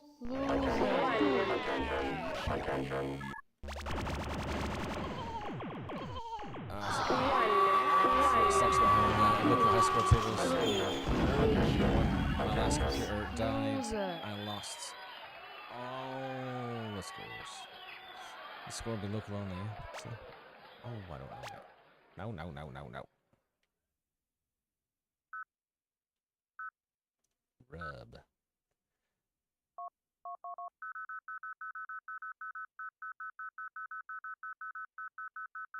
Where's the small letters? There we go. I got to level 15. That's not bad. How'd I get? Oh, whatever. Alright, cool. Alright. So we did that. Alright. So, let's go with the camera. We'll be back. So, that was a palette cleanser, because I just played Tempest 2000. So this next one is Space Draft. So yeah, I did mention it earlier. I got into Space Giraffe. Well, I'd read about it because I was I was video game adjacent for a while when I moved to the US. I was working on PC 3D stuff for a company called Utopia Technologies. So I was still reading about games and interested in games. And it was after that. It was after that. I was working for Dave Whiteman and doing stuff like that. And so I was aware of Space Draft when it came out. And I saw screenshots, and it seemed to really sort of divide opinion. People either loved it or hated it. In the American press, usually hated it. It was so specific. And then I was speaking to Gary Liddon on the phone. I sort of reconnected with Gary for a bit, and talked about that. It was interesting. It was interesting. It just seemed so. Time passes, and I just decided, well, you know what? I want to get back into playing games, and I hear this game is really good. Sorry, I'm looking for another video to show you later. So I used the justification that I was going to need a PC, Windows machine anyway. So how about I just grab that and make that my Steam box, right? Because I knew it'd be made available on Steam. So let's just get that because I didn't want to get a console. And so yeah, I did that. Yeah, I can't find another video right now, so I'll just go straight to Steam. So yeah, I got a really old. It was like a 13-inch laptop, Alienware, that was just good enough to play Space Giraffe. And I was genuinely terrible at it. All right, it's going to be on here. All right, so fingers crossed this works. Đài ơi, in pen in tree. Đài tree giải khởi in tree khởi ơi pen đài in giải pedra in ơi giải đen pen tree pedra nào giải khởi in pedra nào giải tree đài tree pedra pen giải in ơi pedra đen in nào pen nào giải pedra đen Turn it down a bit. All right. Well, I mean, so far so good. Let's give it a spin. Let's give it a go.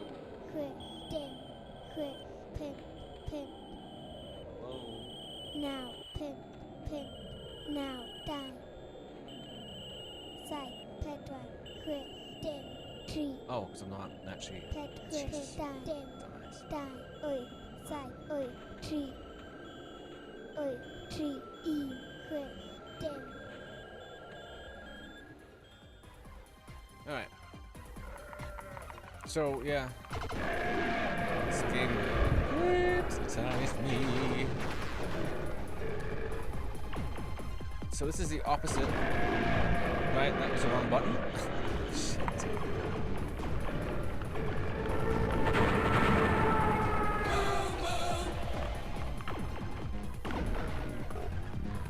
So you want to bull him off the top. That's called bullying. You take your character and you smash into the bad guys. I always play the second version because what's the problem with this?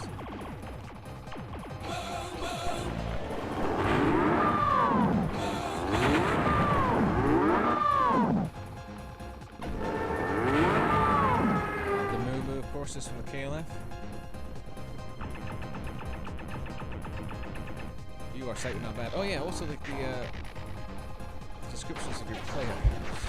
That's mean. So when I finally earned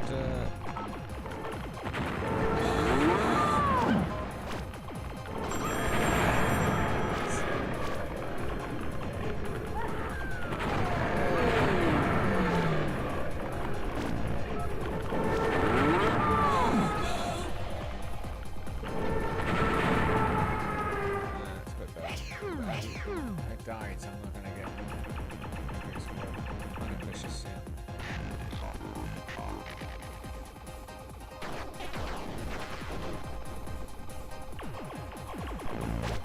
Yeah, so the idea is refrain, get them onto the wall there.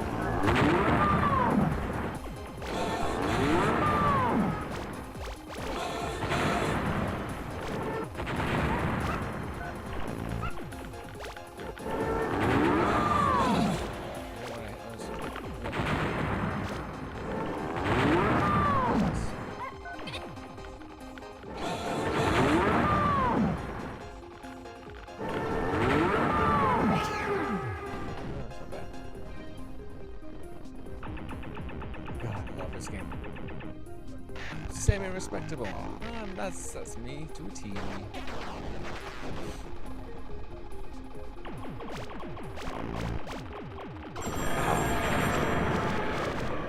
It's that was it? Oh right, so Can I just type this? Yeah. Alright, let's do it again.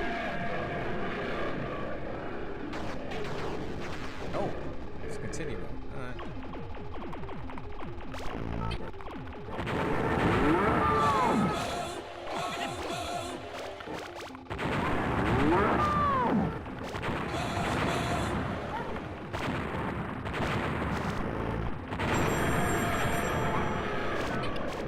This is so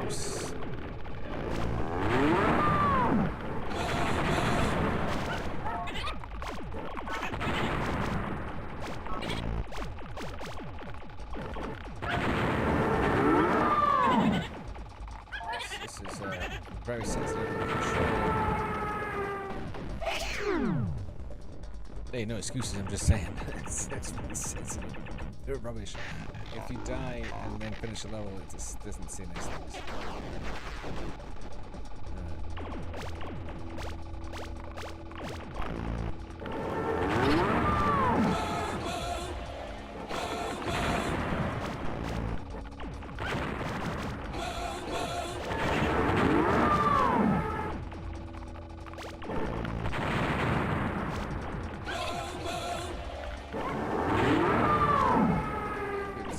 Satisfying pull.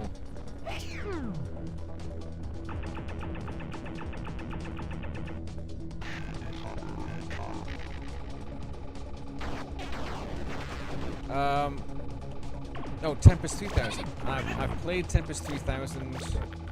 I don't have a new one. Tempest 3000. I mean, based on that one experience, might be my favorite version of Tempest. Second only to TXK.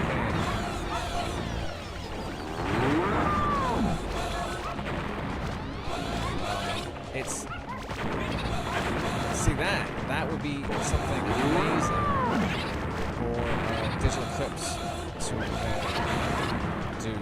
Yeah, if they do a scene with Jeff story, that'd be amazing. It's impossible to get. I mean, you can buy it. It's actually I say it's impossible to get. It was just someone just did a physical release. Did I just die? Yeah, that's what I get for talking. Someone just did a new physical release for Tempest 3000, but you have to have a new one to play it because there's no emulator for it yet. So if Digital Eclipse can get it together and make a new one emulator, that would be amazing.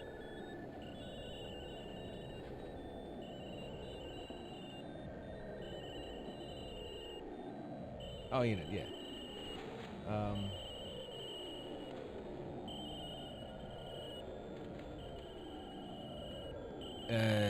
Yeah, played. I got to play at Play Expo, in Blackpool. Ooh, I can't believe it. It's totally worth it. Totally worth it.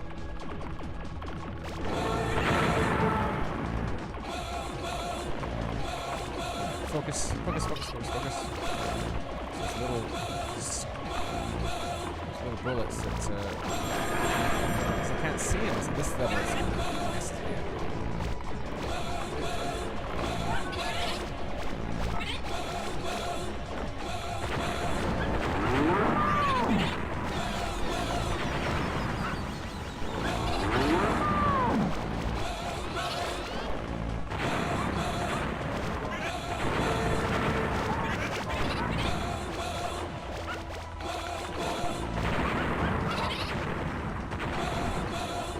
About this perspective that you can't see those little monsters coming to get you.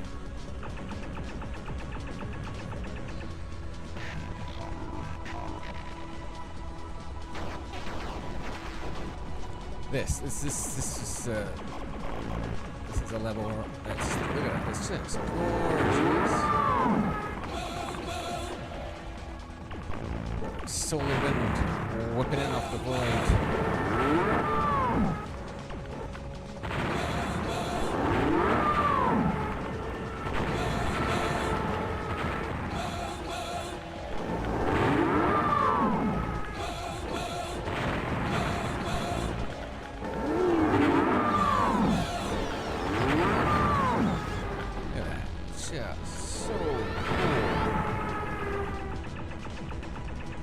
respectable. Take that.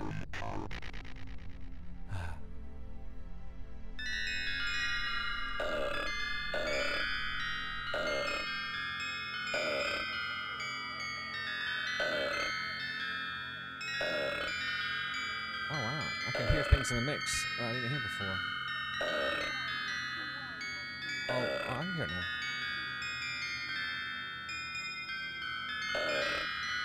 I don't think it looks anything like a tremolo.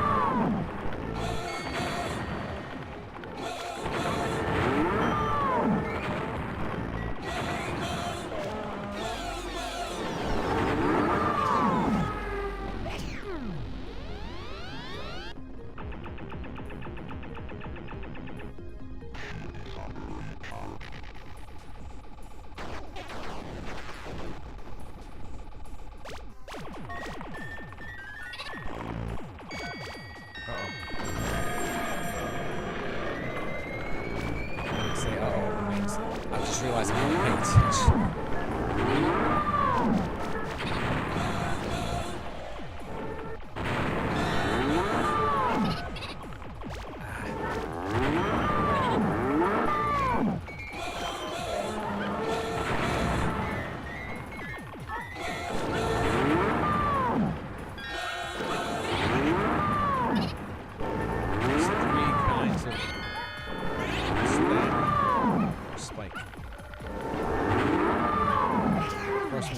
The second one is you make smaller, but you can't kill them. The third one is you can't affect at all.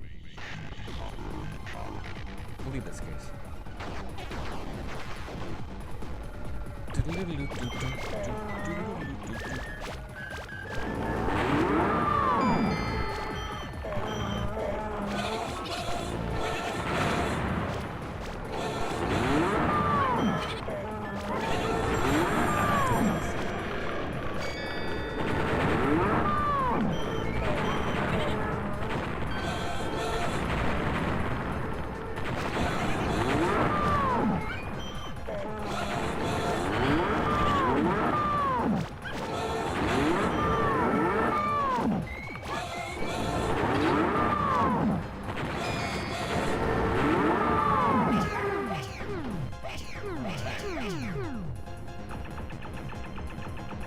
Getting good. Eat that.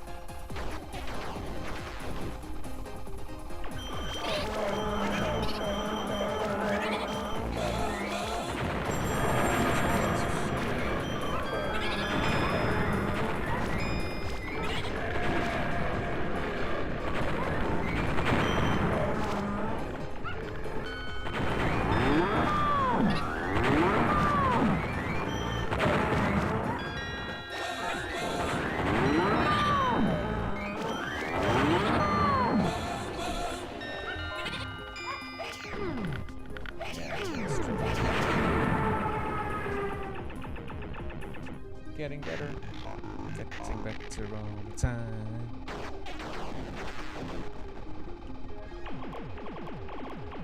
Oh, like this is a level. Dude, careful. 'Cause I don't know what to do. This is a level. Dude, careful.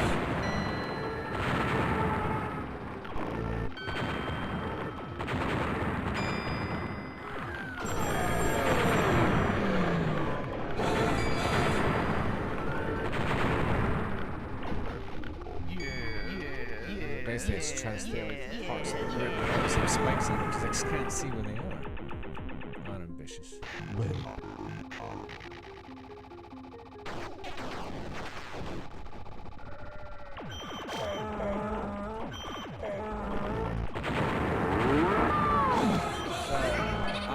Jeff doesn't confide in me. I just know that he wants to be space enough to.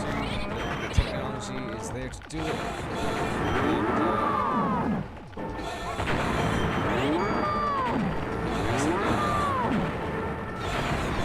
And basically now, my robot is out, and he's made the money he's going to make from that. He can focus on that if that's what he's doing next. I personally hope it is.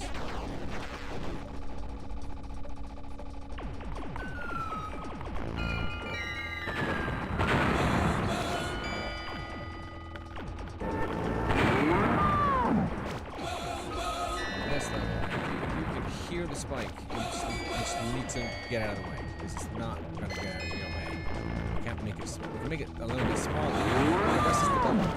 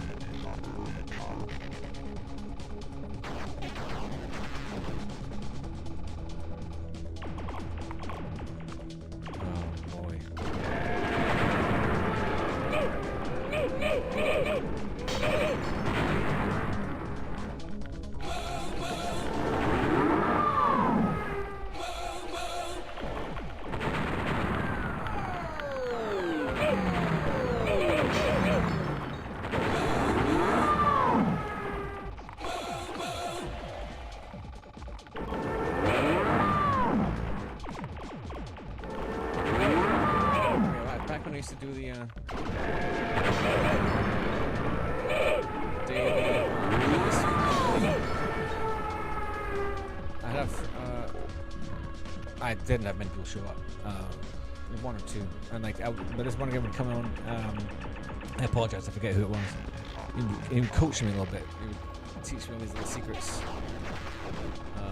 or just straight up tips. Changed my game. Oh.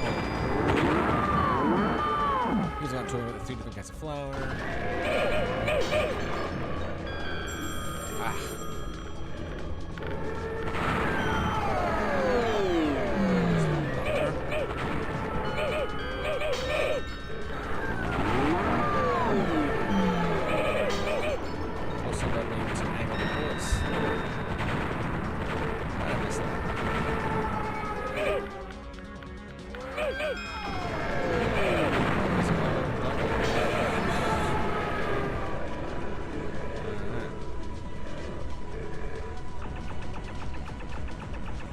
I'm not brilliant. Everyone's a critic.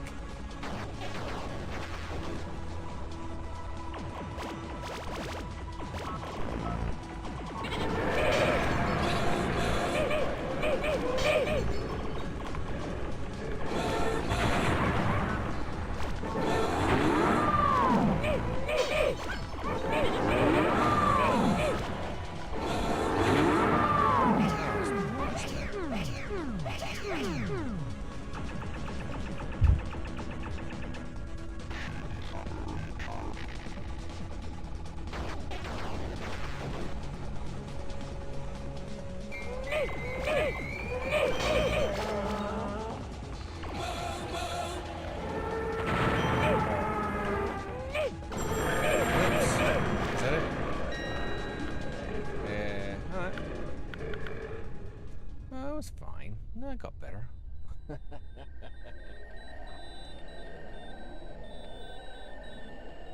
yum, yum, yum, yum. Alright.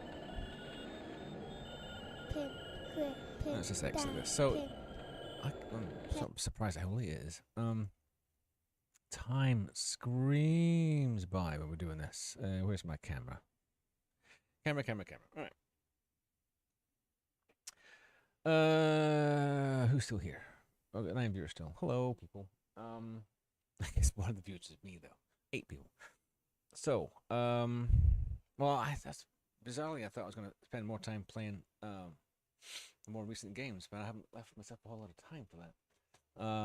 2 hours. Let's see what we got. So, let's see if this works. This is an antique piece of software. To get this antique piece of hardware to work with my new hardware. So we'll see. It might be a disaster. Anywho,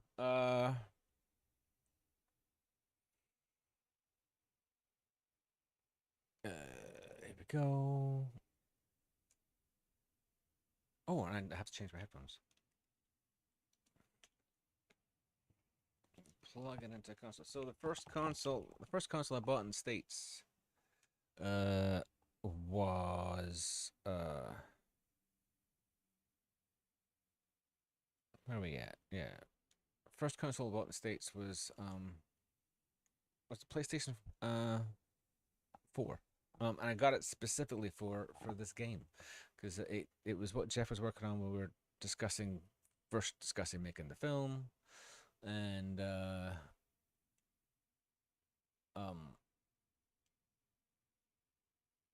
I imagined, and this is the film this is the game that he was making in the wake of like the TXK sort of debacle. So he was keen to make money, and he was keen to not have that messed up by some jerk. He never said this. I read a lot into the situation. So I didn't actually get a chance to speak to Jeff on camera until after this game came out. And I wanted to play it. Because the PC version, I think the way certainly this one worked was Sony gave him the development cash, and that with that came an exclusivity, right? So their PC version was perfectly acceptable to them, but they had to. It's like a year later or something like that. So or 6 months later, or maybe that was just Jeff. I don't know. It might have been a deal, but I didn't get the PC version. Didn't come out too much later, so I bought, and rather than wait, I bought the PlayStation 4, and I've been a game, and that came in really handy when lockdown happened because I had a game console. Where is what I'm looking for? Oh, there it is, PlayStation 4. So fingers crossed this works.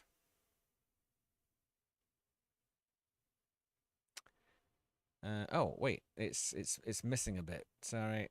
Let's go back to the camera and forgetting how things work.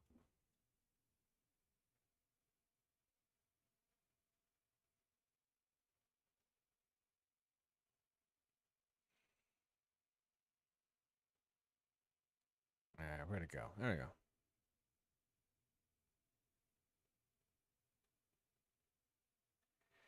And there it is. All right. All right. Please take a moment to locate the exits nearest you. Bear with me. This is my favorite track from the game. All right, so can we hear it? Yes. Oh, we're in such good shape. All right. All right. Here you go. This is what we're looking at. This is Llamasoft presents Polybius. It's one of my all-time favorite games. It's one of Jeff and Giles' favorite games. It's definitely one of Giles' favorite games. That's featured in the Nine Inch Nails video. I forget which song. Come on, Darky, do your due diligence. All right. Oh, I don't need my glasses for this.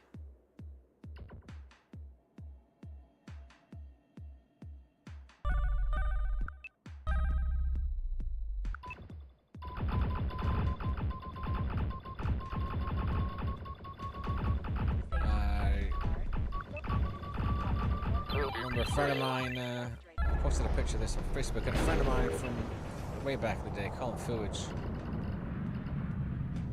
he said, "Oh, you like that one, do you?"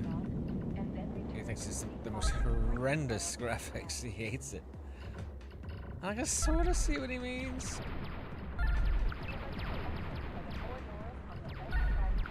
But, you know, he's wrong.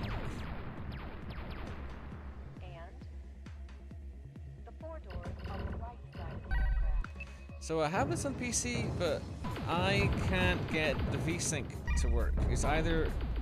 I don't think it's synced. So it's just way too fast. I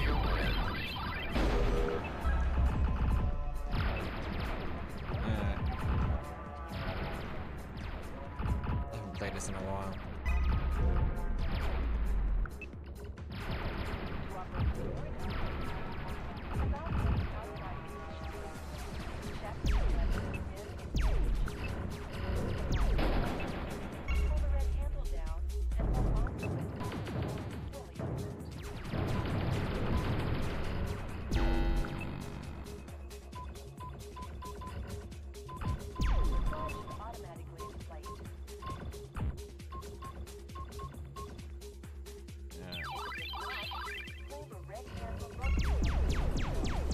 Things about that first level that make you think you're a hero, and it's just not.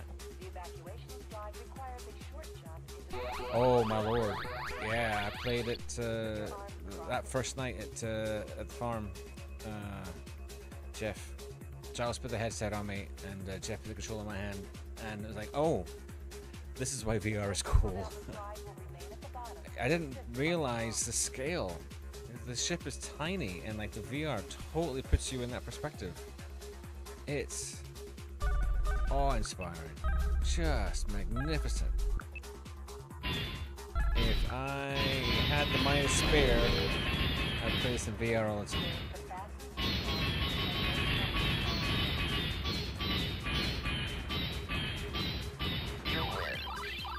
But I didn't pay full price for this controller, so this console, so I'm not going to pay for a VR headset.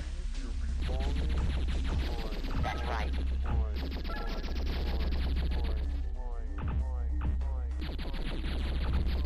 Amen.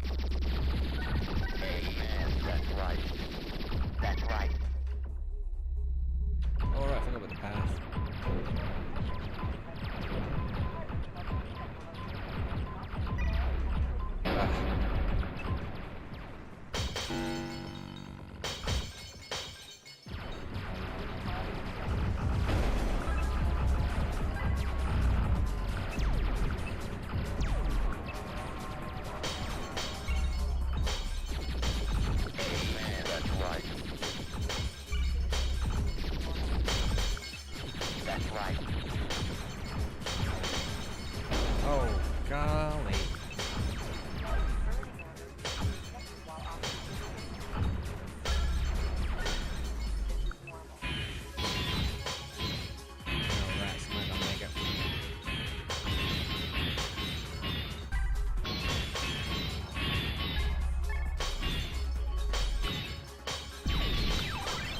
I did.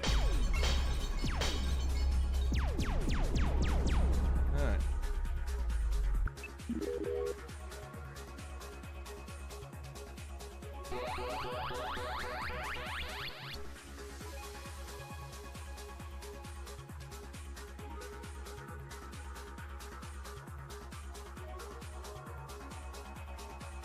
Oh, I was pressing X. I don't understand why that happens.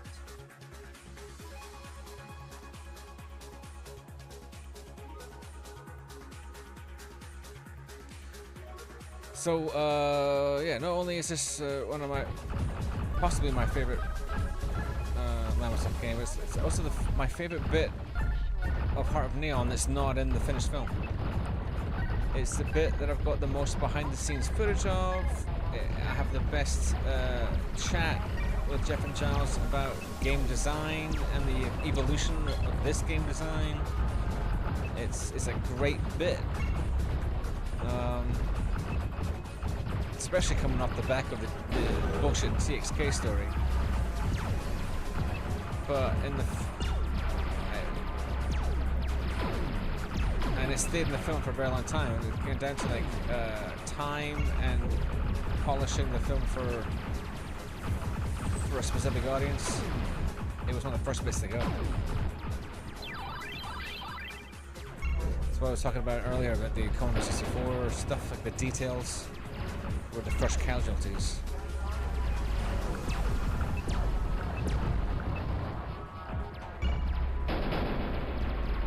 Honestly, first, I mean, it was in the film for a very long time.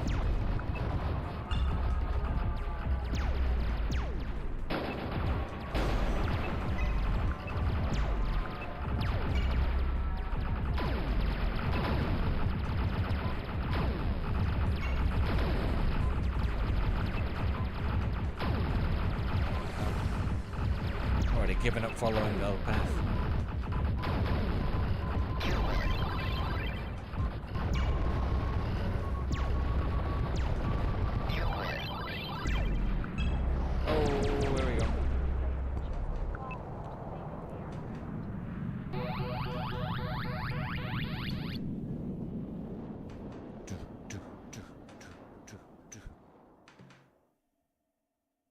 Oh, oops.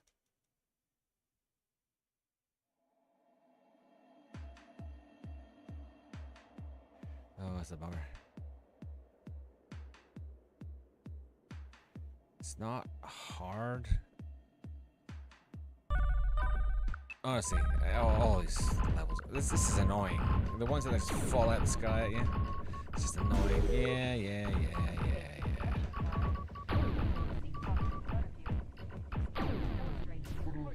You win. What the hell was that?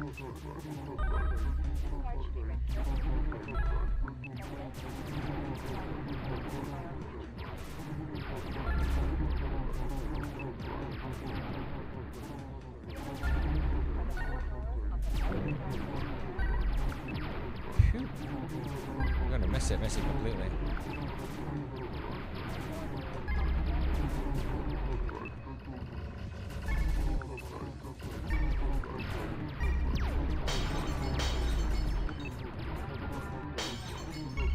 Go through the gates, it ups your speed, and when you reach maximum speed, it sends a shockwave ahead of you that kills all the killable adversaries.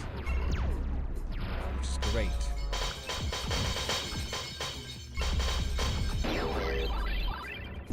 Like that. That's a shockwave that kills stuff.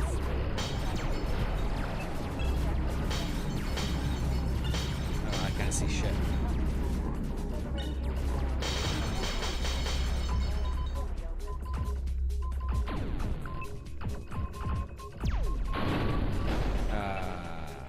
Miss it, you lose a bunch.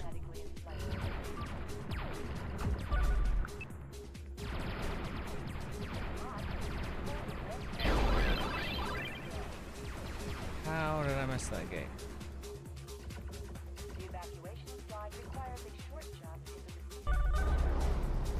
Oh, just get me out of here. Yeah, I don't care for that level.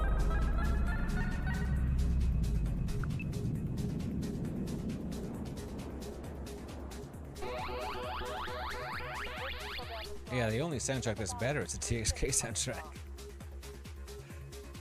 Which is just amazing.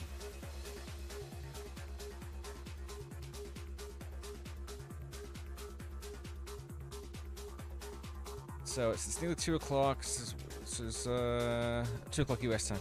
Get out of here. So we'll be on till another 2 hours. I want to spend the last hour playing iRobot. So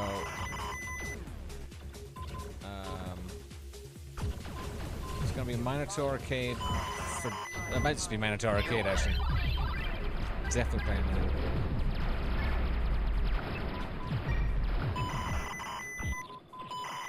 Oh, this sound effect is so annoying.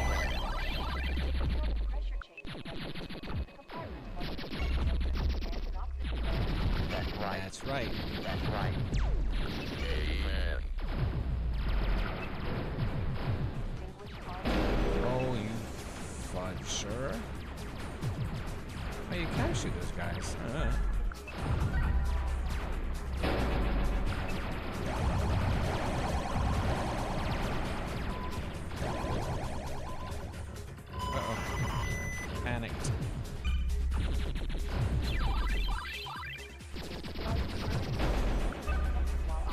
I knew I wasn't gonna make that. Why did I do that? Man. That's right.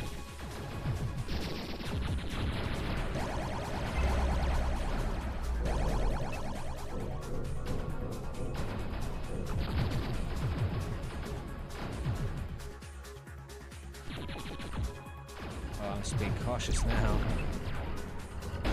Shield's gone. Whoops. That's all over, really, isn't it?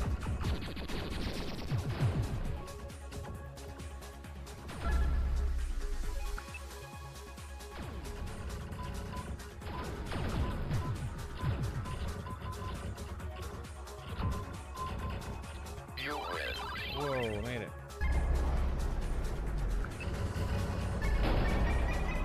That would have been a terrible place to die.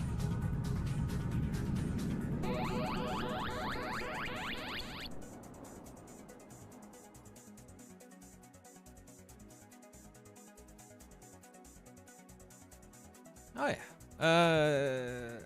yeah. To the question, Psychic Parrot's point, yes. Well, I'm already doing that. So, for example, at exhibitions where showing a 90-minute film is impractical, I show shorts that are constructed from bits that were cut out that amplify a certain point. Like when I was at the Portland Retro Gaming Expo, I premiered a short called Jeff Minter and the Eternal Arcade. So it talks about Jeff's connection with arcade games and how arcade games inform everything that he does. There's also one that I've edited for the We Are Indie Dev live streaming campaign. I don't really have a home for that. And I want to do one about Jeff's relationship with Atari. I was going to do one and premiere it before Jeff's game came out on the internet, but 2025 got in the way. So yes, I think that's something I want to do. I want to tour with that. I want to do lectures, present stuff with Jeff. If the world ever lets us travel again, that's something I would like to do.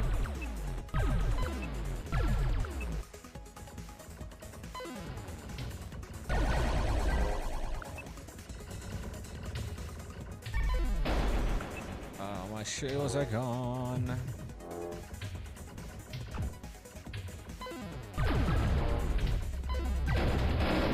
Also, the Heart of Neon Patreon page has like 100 hours of edits, outtakes, special features. I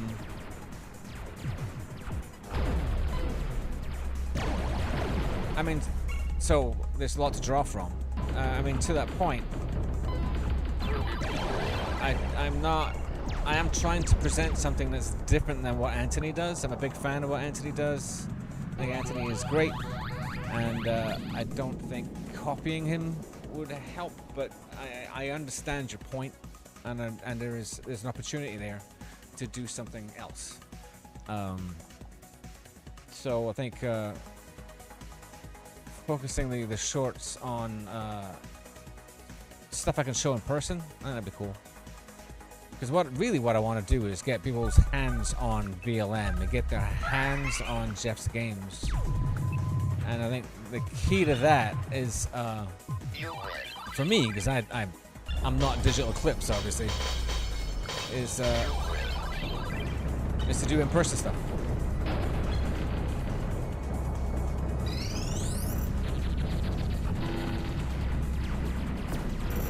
Holy shit. Whoa, what's the trip?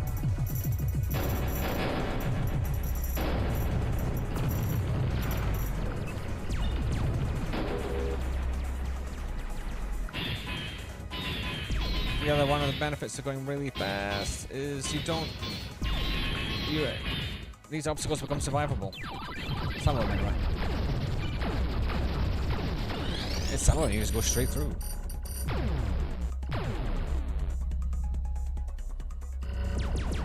Ooh, that was trippy. Yeah.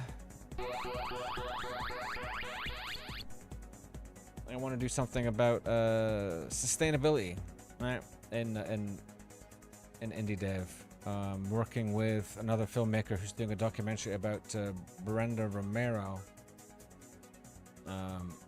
It's called Game On. I'm trying to talk her into changing the name.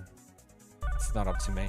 There's so many things are called Game On, and it's also it's a reference that has very little to do with video games.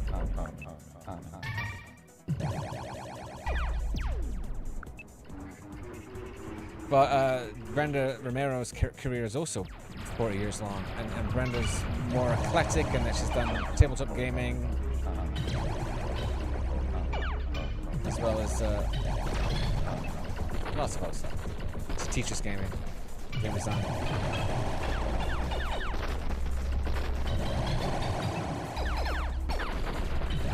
So this notion is that Teresa Lung is the director, and this notion that we can partner to do special screenings or presentations, maybe do it online summit.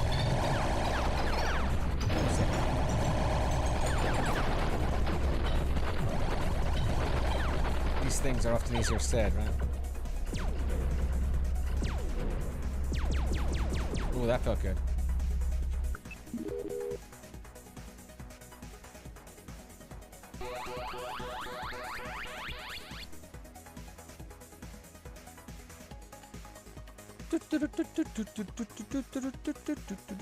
Oh yeah, you can't hear my microphone. Oh, here we go.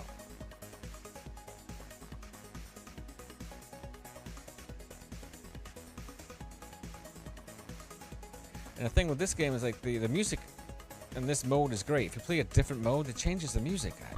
That's a shame because like this is the soundtrack I want to hear, not the other soundtrack.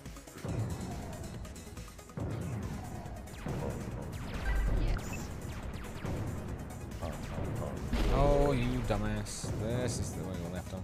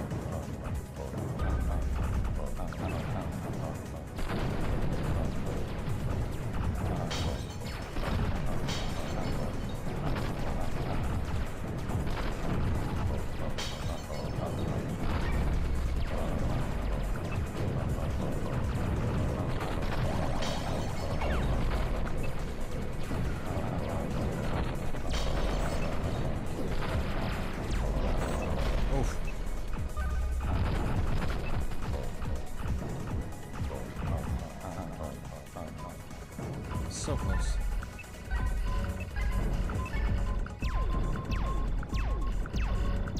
Oh, god damn it. Oh, right, I thought it was on the final. Trickety. Thought it was in the final stretch. Oops.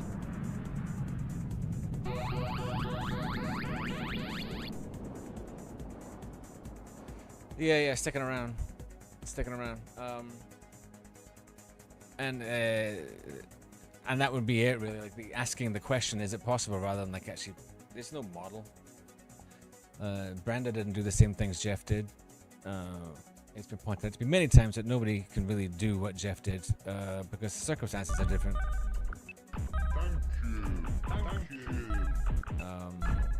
Thank you.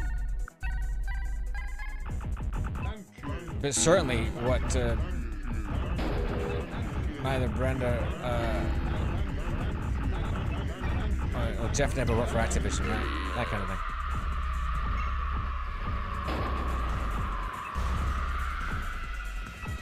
Yeah, we're going to talk about sustainability of the planet. We wouldn't be talking about working with electronics.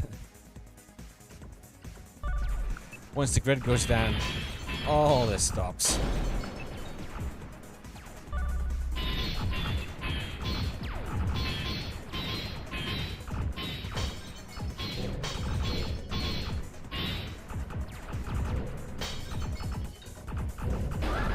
What? That was...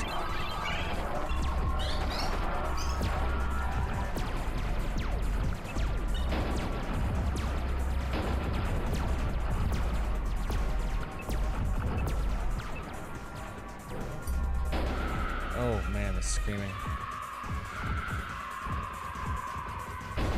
Which I'm assuming is from a Pink Floyd song, right? Oh, come on.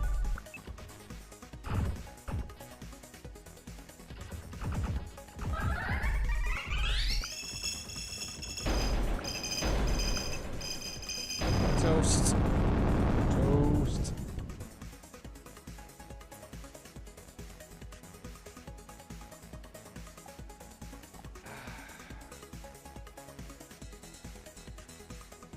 All right. So did I answer my question? Answer your question, James? I tried to. Anyway. Yeah, that did my head in. I don't know. I don't think I did. Oh, I did okay.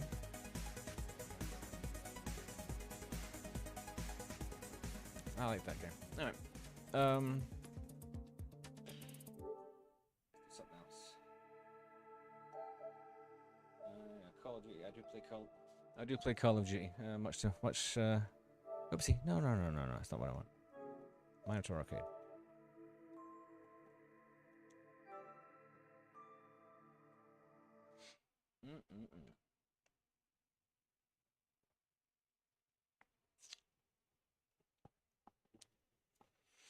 Let's see. Yeah, so 2 hours left. Oh wait. So I'll do the little spiel. The little spiel.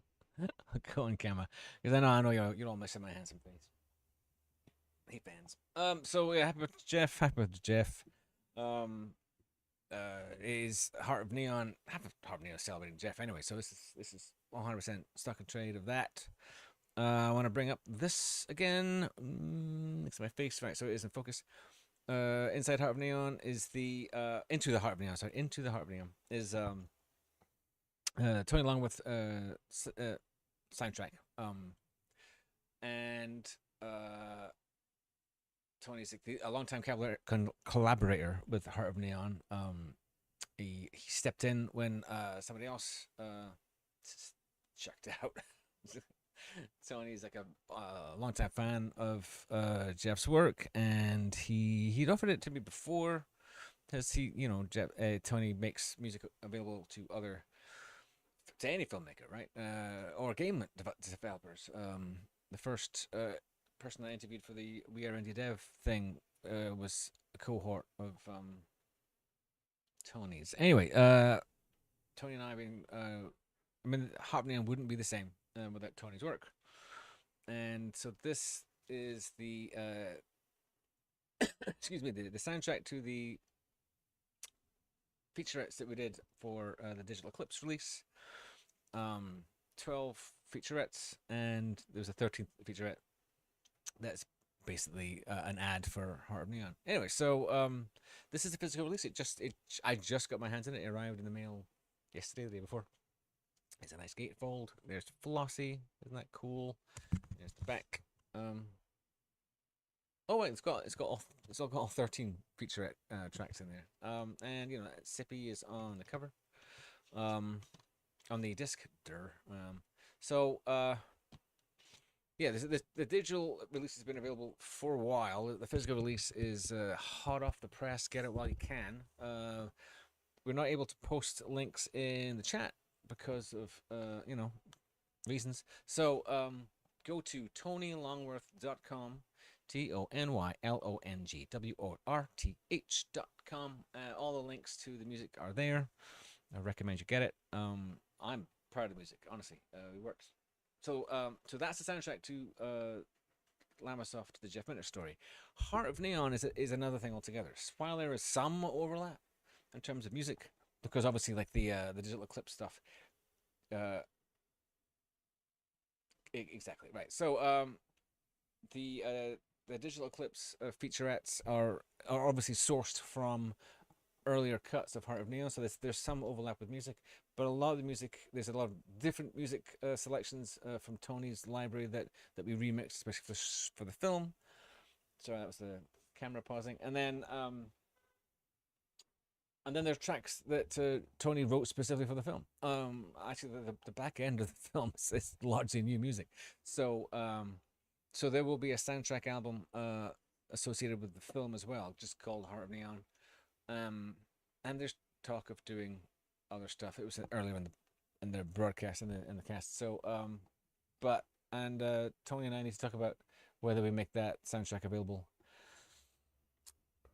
for the Kickstarter. I assumed we wouldn't, because I can't pay Tony. so if the music's Tony's, it's not mine. So we'll see. Maybe we can come to some kind of arrangement. I don't know. Yes. Also, there is this thing. I'm gonna step back to show you this. This shirt. This is mine. This was part of the merch that I made for tour albums to come for sure. That's happening. Yeah. This is the third album, which will be a soundtrack based on. So it'll be we'd do like a psychedelic mix of the album, Heart of Neon soundtrack, and the audio track from the film, like bits of audio, and just do like a 145-minute single DJ sort of mix that you could do VLM to, right? So that's happening. Anyway, so about the shirt. So this shirt design I really like. It was designed designed to promote the film. I can't see it. Anyways, so yeah, this is designed to promote the film. It was one of the earliest designs, actually, for the first Kickstarter. So it's been around since 2019.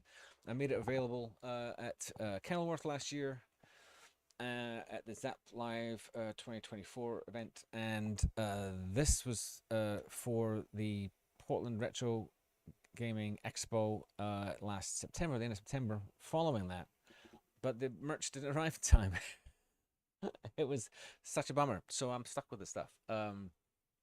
Now, I am pretty much, this is the only time you're going to see it, right? So if you want it, today's the day. I'm not going to do a storefront. I'm not going to bring this merch. So I'm not selling this merch online. I'm not going to, if you go to an event in New York, a Heart of Neon event in New York, I'll bring some along to sell it there, but that's it. I'm not trekking around the country with this. I'm not taking this overseas. I'm not shipping it anywhere. And this is it. If you want it, email me. info@heartofneon.com. Email me which size you want. I have merch in all sizes, but the numbers are limited, right? So tell me the size you want. Tell me your address. We can figure out the shipping.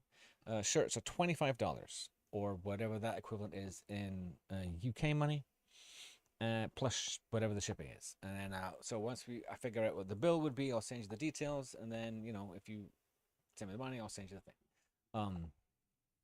That's it. If you want them, come get them. Right. Bro, my back is starting to give me jip. I'm an old man.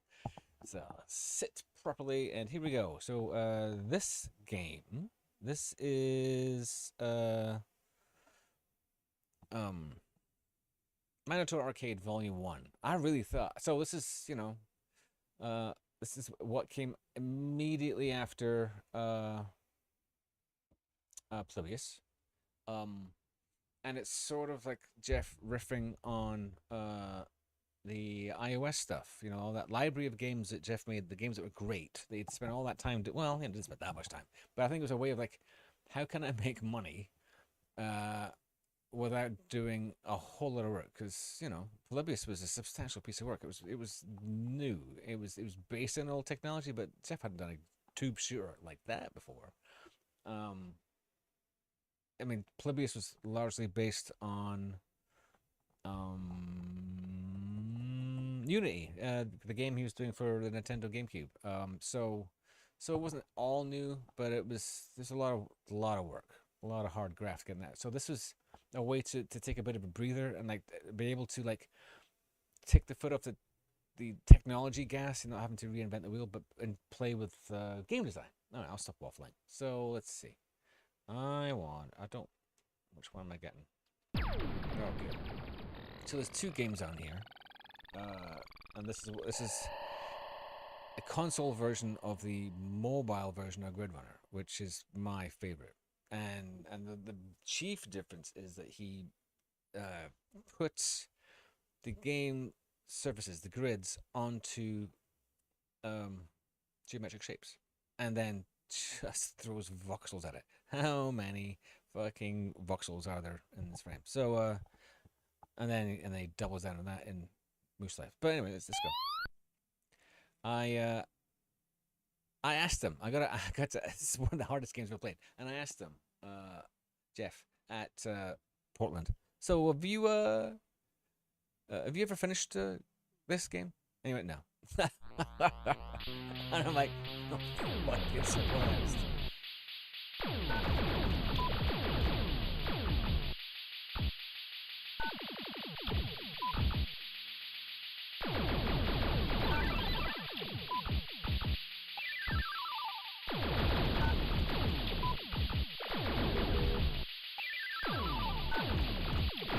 This guy used to follow me on.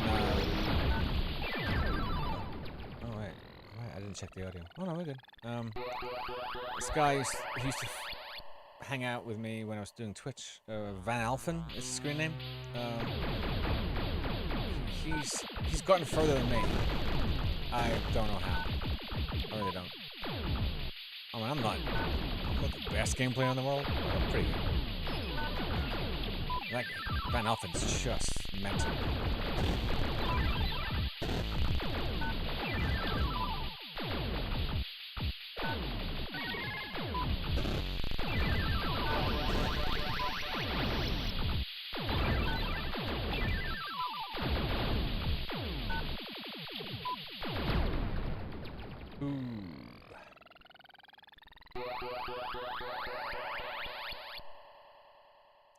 Oh, okay. Just noticed the LLAMATHON logo looped.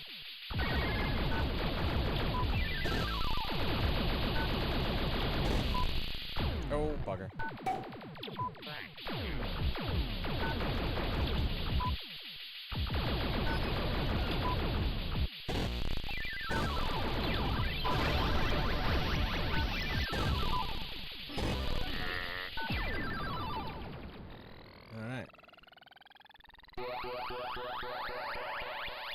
I was compelled by this game for months and months and months.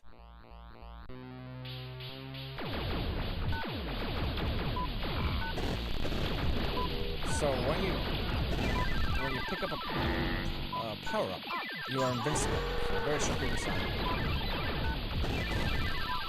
And you can destroy other enemies. It's called bullying.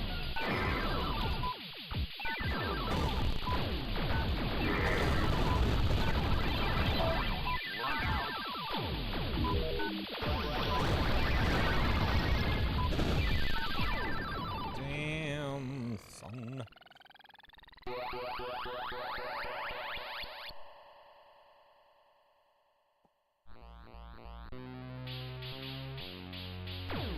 Oopsie.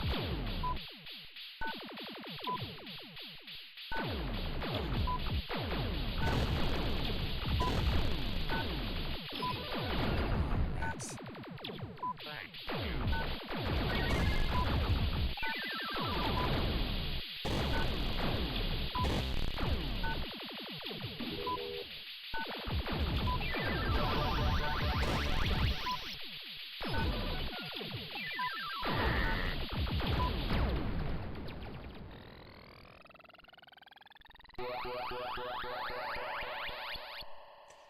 Wah wah wah wah wah.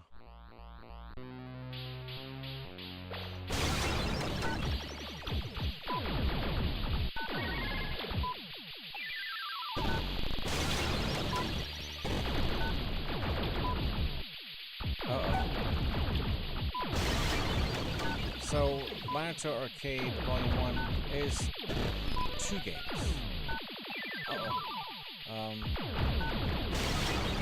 Second game is Goat Up, which I really liked on the iPhone. And it took me a while to get the hang of.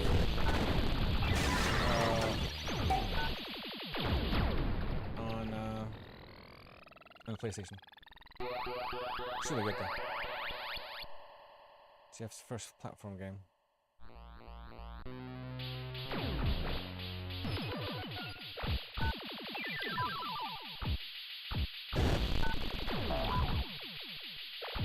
And that's the thing about the iPhone games, they were, to a degree, wildly experimental.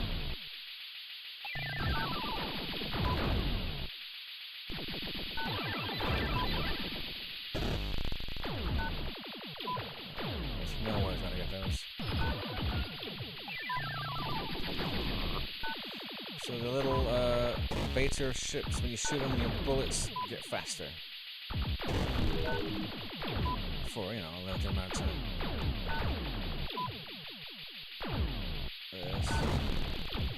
So each one you shoot, your bullets get faster. See?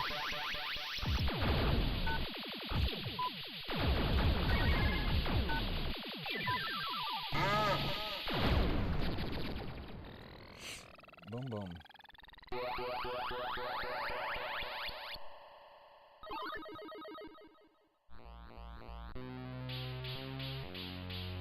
I think it always struck me that this game doesn't have a soundtrack, but like I think the only Grid Runner that Jeff did with a soundtrack is Grid Runner Revolution. Oh, bollocks. Slow motion moment you realize you're done.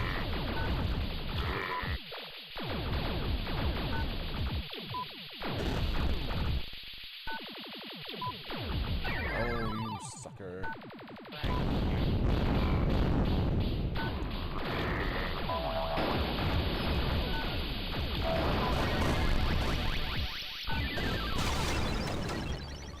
That's bullying.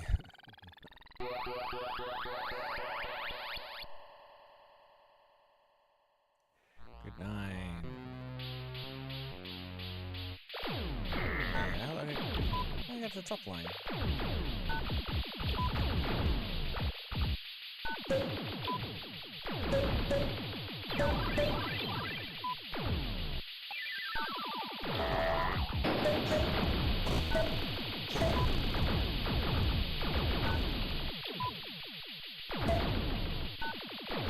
Doo-doo-doo.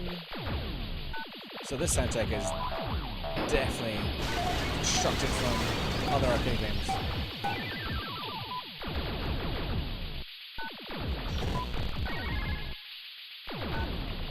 So it all sounds incredibly familiar, but also being different.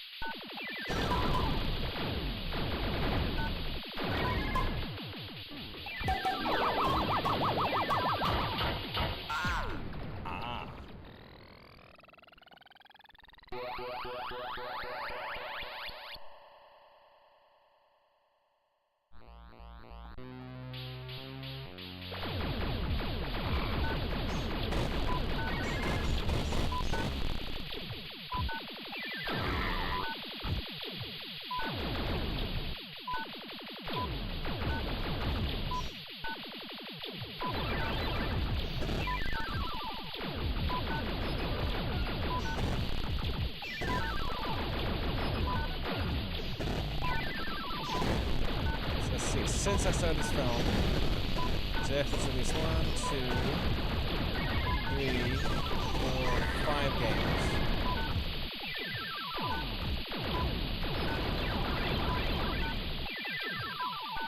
Few of them for Atari. And he spent a year doing VLM.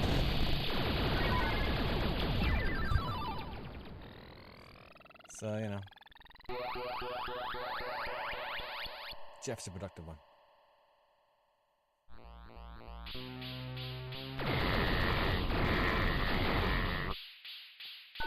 Shoot. That was a mistake. Did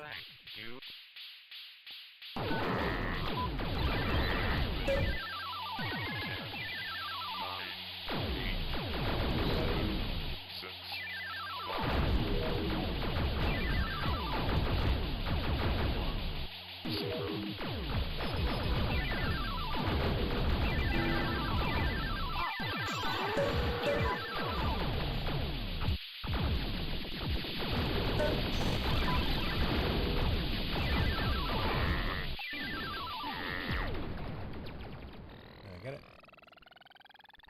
Cool. Cool.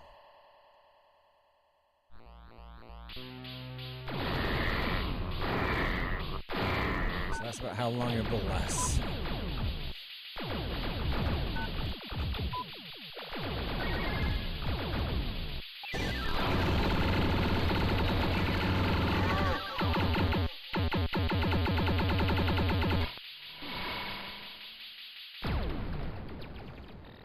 So shooting that little two-dimensional bull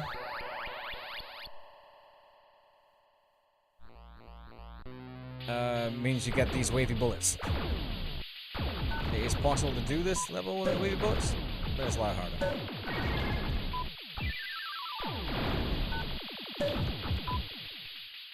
Oh shit! I just, oh no, I still got it.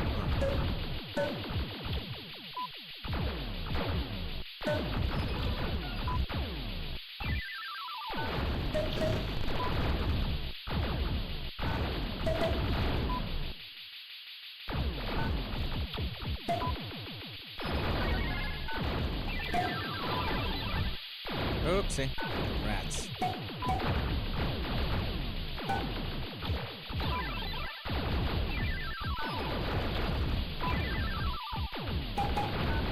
Oh, bollocks.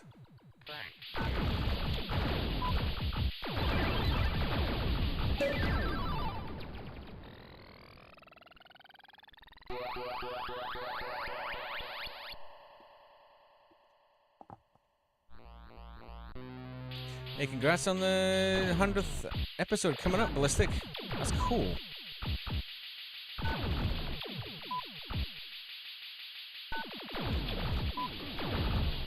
Oh, bugger.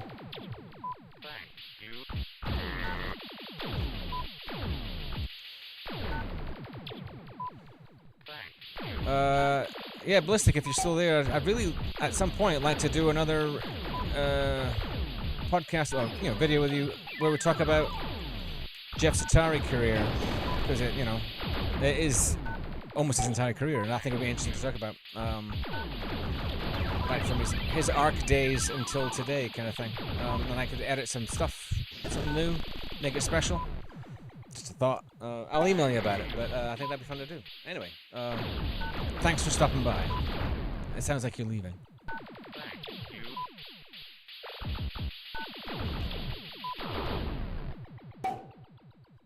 Alright, I am tanking.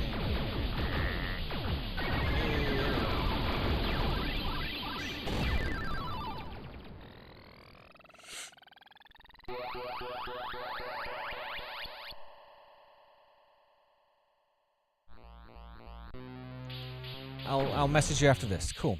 Be safe.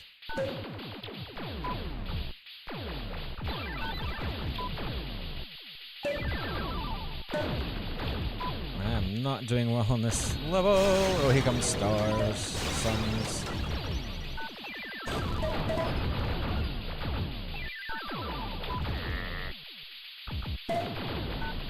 Ah, mother.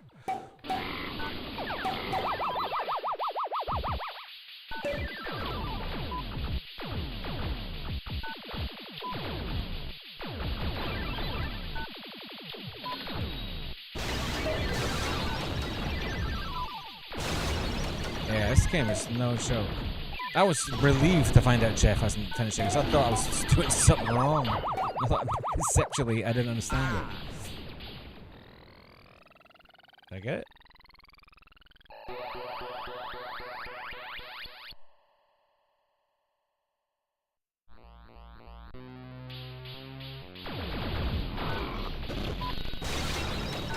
Oh, bugger.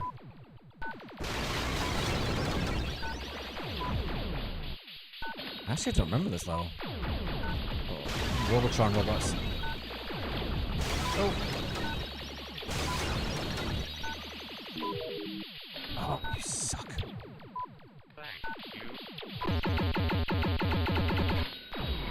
You gotta catch it, otherwise it's worth nothing. But it's over anyway. That was half an hour. These games last a long time. Hey, no worries, Ballistic. You're the best. Awesome. Enjoy the rest of your day in Albuquerque. Have a good lunch. Do I play this game? No, I should mix this up. As much as I love this game. How do I get out of here? How do I get out of here? Oh, there we go. Go up. Now, I'm not saying I'm going to be good at this today, but I've had days where I was good at it.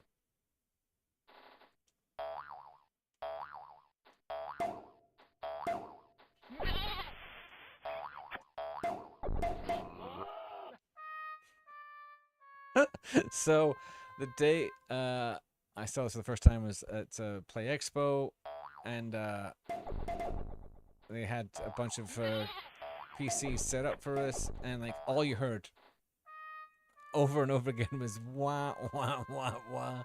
So it's funny the first couple times you hear it.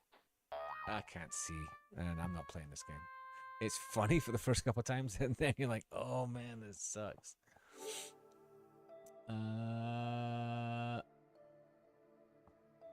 Yeah, 3 o'clock. I'm playing iRobot, so let's do this.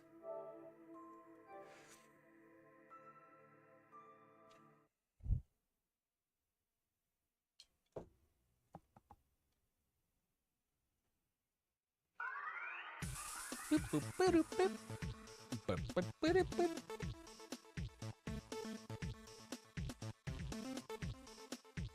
haven't played this in an age.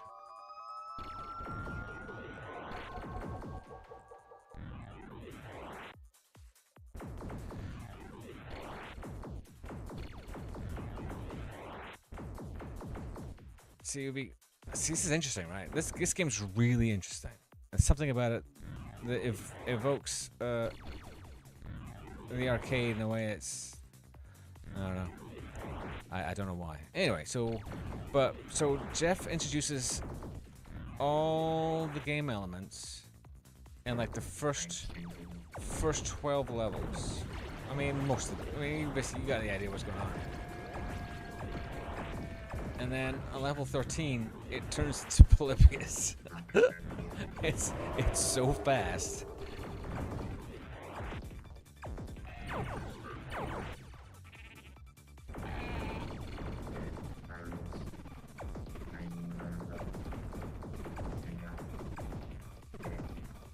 Oh, I missed the pill. How did I miss the pill? Yeah, it's like it's not. But that's the thing. It goes really fast. But this is not a track. It's a Mobius strip, right? So that pill, if I go fast enough, that pill will show up in front of me before it expires. No, it's gone. Fudge. See, I'm going backwards. Oh, blew it. This is one of those games where, like, level 2. Oh, let's try that again. It's one of those games where I thought, that looks really poor when I saw stills of it, and then I played it, and it's like, ooh. I'm not entirely sure what it looks like to watch, but it's a hell of a lot of fun to play.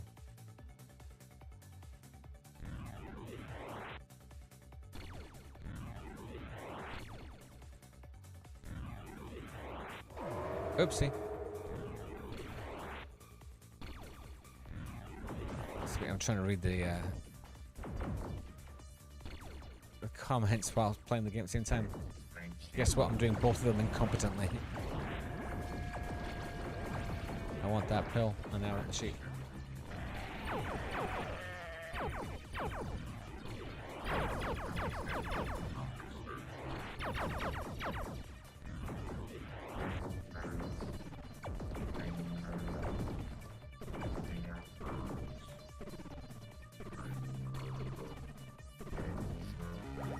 Essentially, you can't shoot the bullets.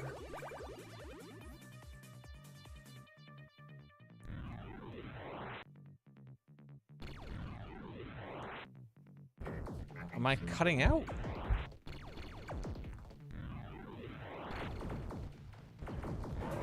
I'm also mumbling.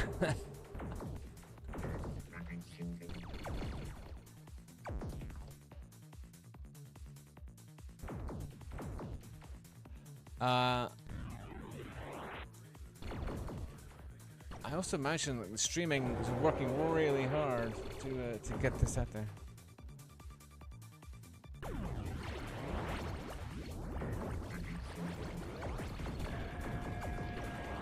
Oh, sheepies.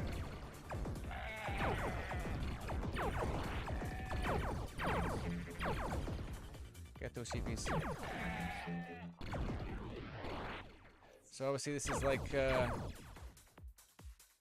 this is a bit like Juno First, the arcade game. You know, superficially.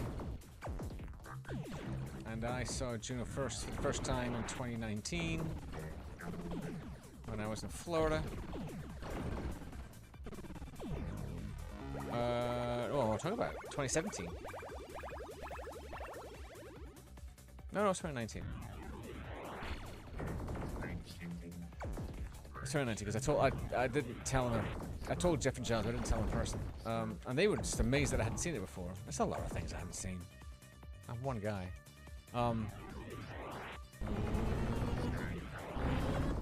But that was back when Jeff was apparently doing Minotaur Arcade Volume 2, which was going to be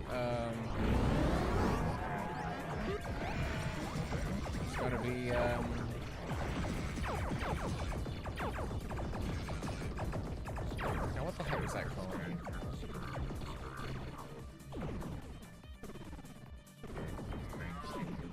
Oh, Super Rocks Wars. It's going to be a remake of Super Rocks Wars, which I was really looking forward to. And then so I was looking forward to Super Rocks Wars, and then Jeff came up with this. And so, in my mind, I inspired him, because I reminded him that this game existed. I don't know if it's true. And nobody else thinks so. But I'd like to believe it's true.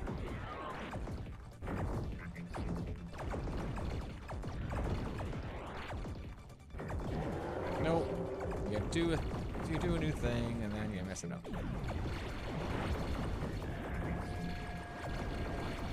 There's my sheepies.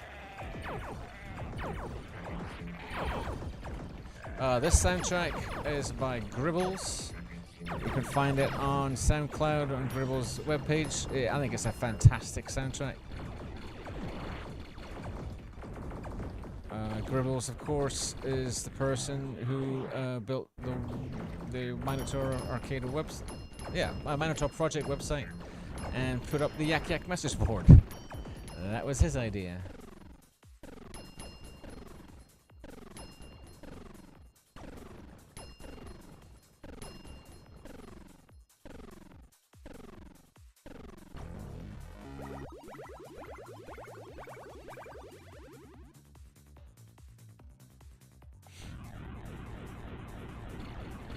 Wow.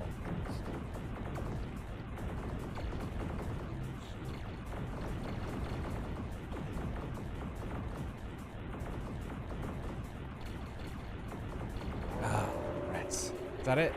No, got one more.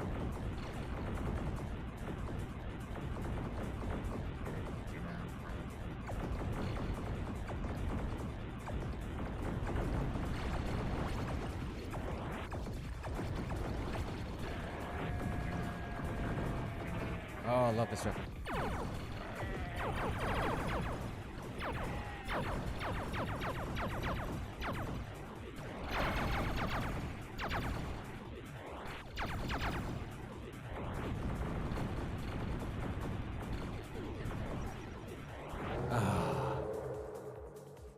better.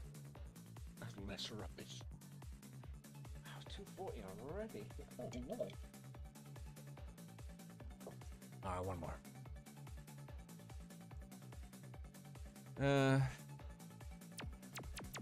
Level kind of start on. Oh, just that. Alright, let's try that.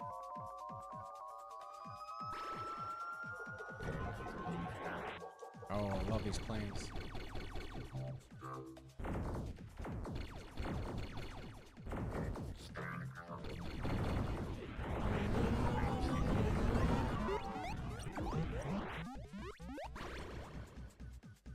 Oh boy.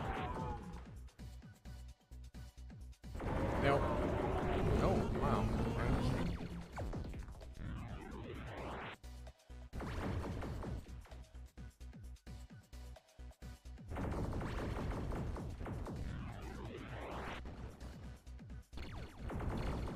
Oh golly. It's getting crowded in here.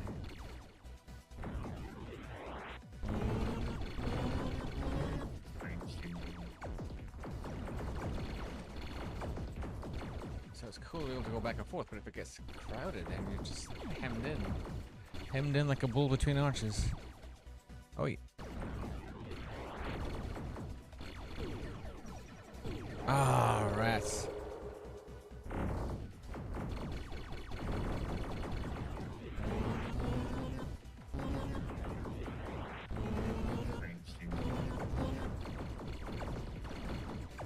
So level, I mean this is level 9. If we get to level 13, you'll see like there's these gates, sort of like, it's like Oblivious. The gates are like 2 deer. And it's, you pass between them and you go wicked fast.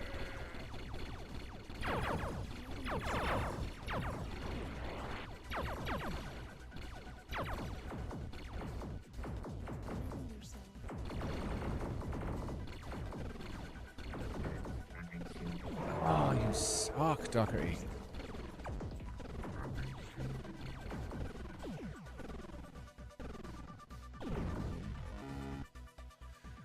Yeesh.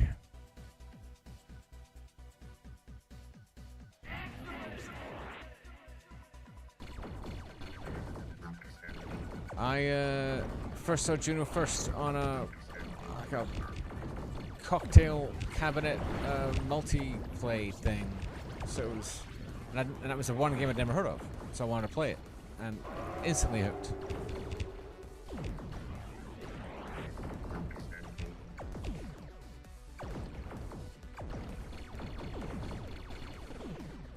It's like finding an episode of a show that you love that you've never seen before. Like, how did I not see this? It was really exactly that. And it's just great. Absolutely great.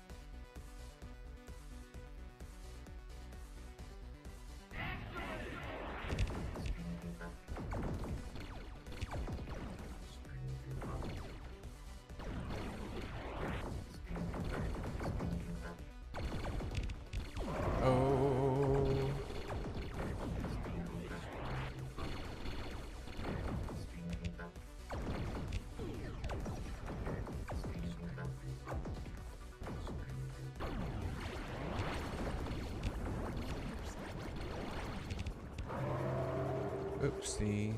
That was it? Jeez, that was quick. Oh, it is level 9. Oh, except level 11. Well, this is gonna kick my ass.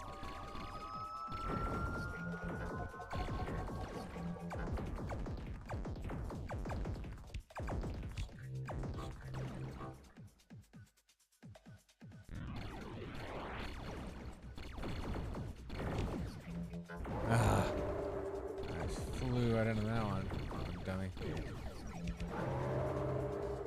Right, alright, so each, it's like Jeff's restart thing, so you only get, so start at 10, how many lives do I start with? 2. Start at 9, I get 4. Let's try 9 again.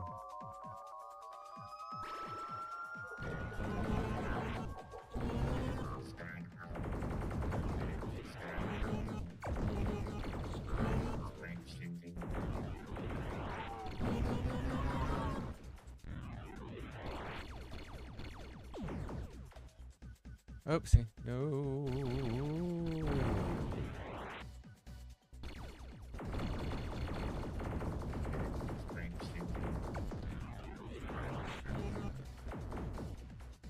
Ah, right in the kisser. Purple moosing. Boo. Eat that.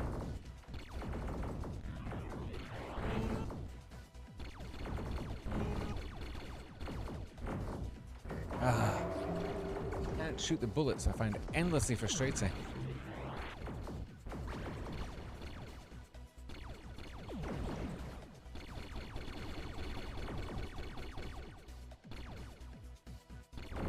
There aren't many Jeff games where you can't shoot the bullets. Oh! Sidled up to me.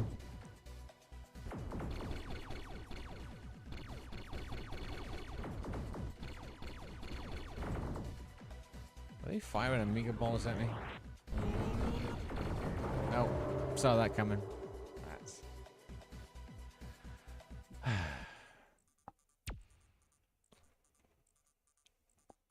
Alright, yeah, those clocks are correct.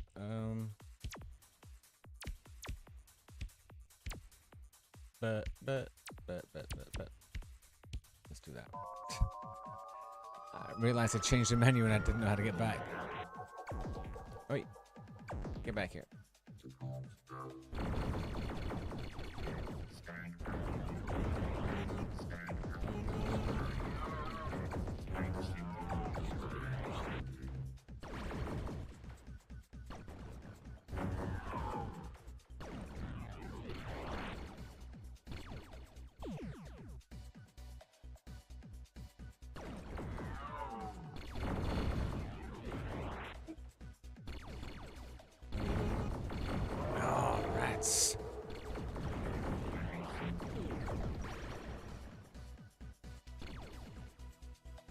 Shoot those little balls.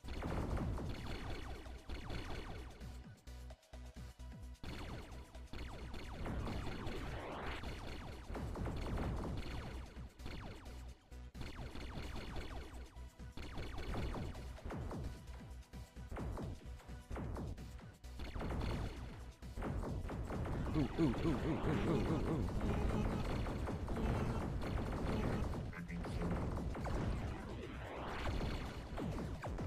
Oh, wow, that was close.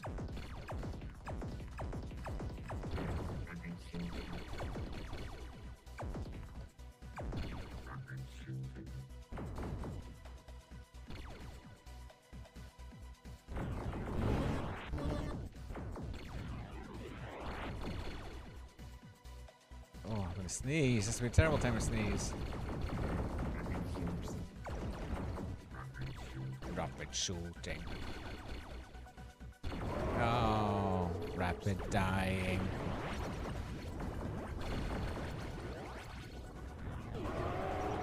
Okay, so I'm not invulnerable.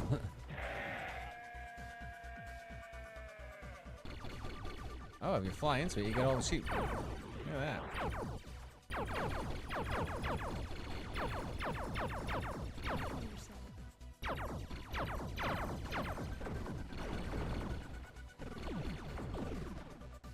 Don't fly into those things.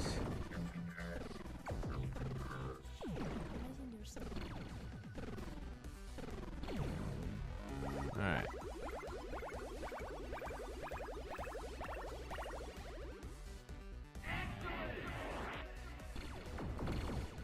So I made no advance. Still level 10 with 2 lives. Oh, come on.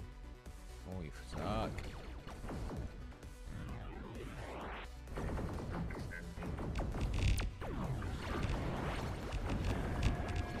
Go up like fireworks. Whoa.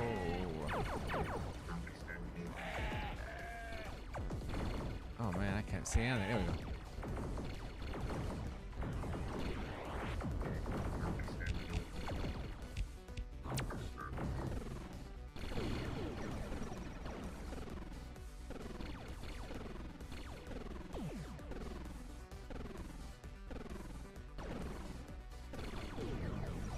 I got him. I think I gained a life. Look at that.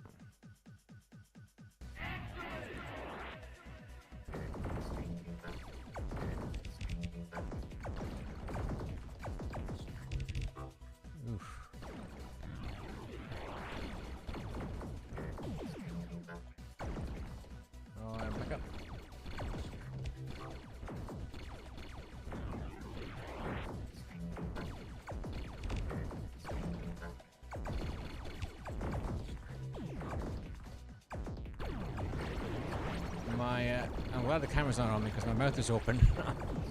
I'm like a slack-jawed imbecile. Oh.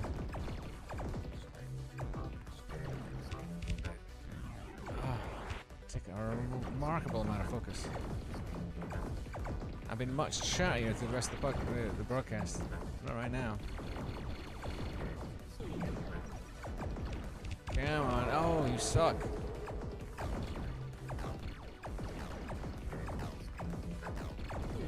Uh-oh.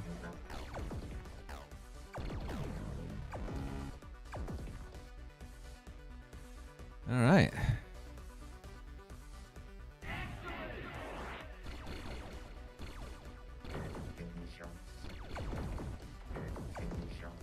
Oh, okay. Oh, sorry you had trouble getting onto live stream. I know I have some browsers that don't like working with YouTube.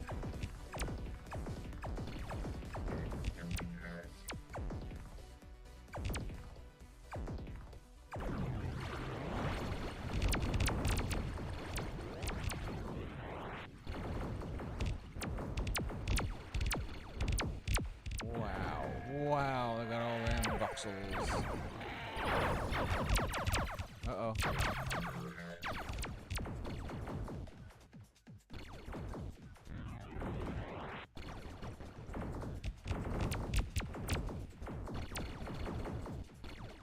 Oh, that sucked.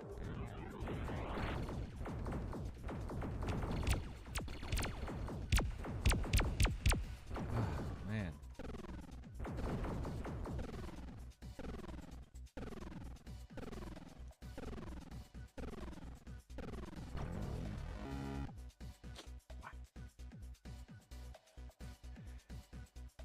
Alacrity. Alright, here we go. Level 13. I believe this is where it switches up.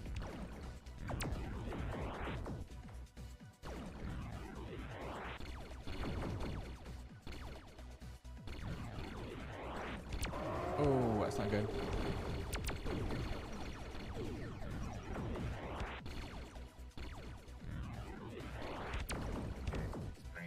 Huh.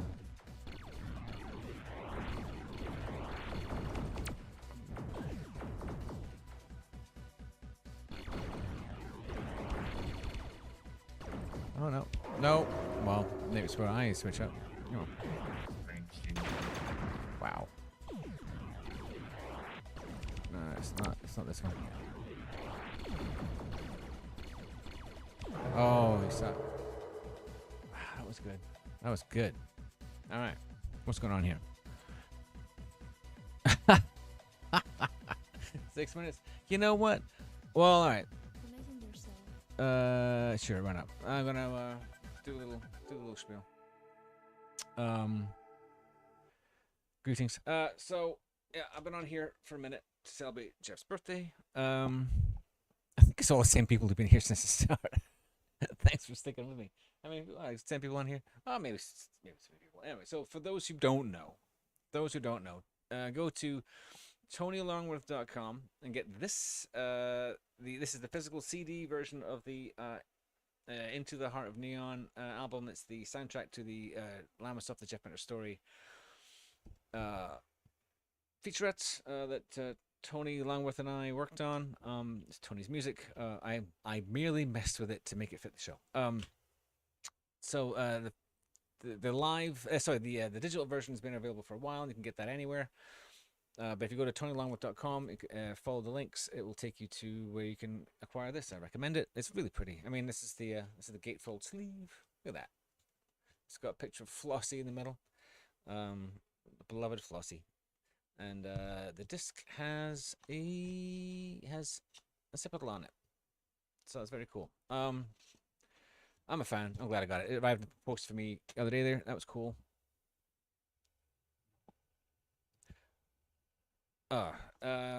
And this the shirt is Flotsam that came with me from Portland. I went to Portland Retro Gaming Expo and had some merch made for that, and it arrived too late, so now I'm stuck with it. But I'm not gonna create an online store. The only way you'll see that is here and any live events I do in New York, because I'm not traveling with this stuff. So if you want it, send me an email. Right. I was selling them for $25, so there you go. Send me an email with your size. I have all sizes available right now in limited quantities. Send me your address and we'll figure out what the shipping is, and then we can do it that way. But yeah, just shoot me an email and we'll figure it out. And with that in mind, let's do this thing. How much? What was it charge? Let's see. All right. Let's take a peek at this game I've never seen. Wait, where's my mouse?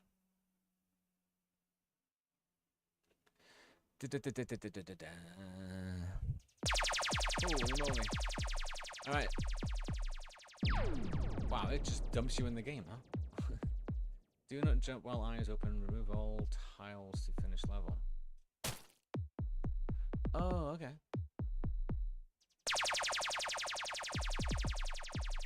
So, God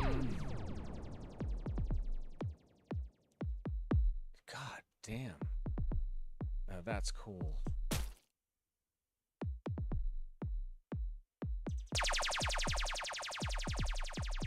Actually, I mean, maybe I will share something. Hang on a second. So, actually, there was a video. Let's see. If I can find it, I will share with you the outtake where Jeff talks about iRobot. I just have to be able to find it. Patreon special feature.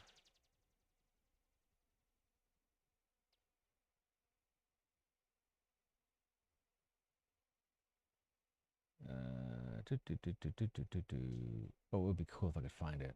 It would be really cool if I could find it. Given, of course, that I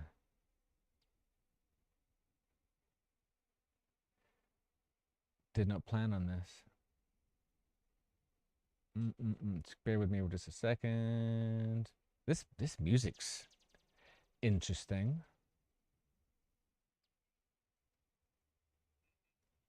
NOP picture. Rats. I can't find it.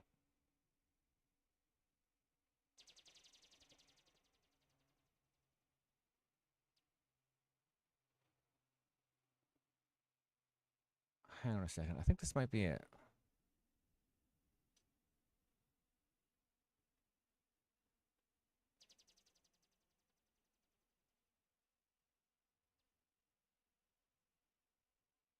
Yep, found it. Found it. All right, I can have a pee break. Great. All right, here we go. So, all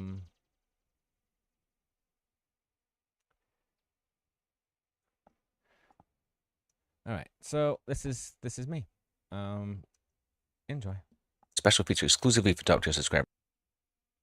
Just yourself. Thank you for your support. Cannot do this without you. Apologies for the crappy video.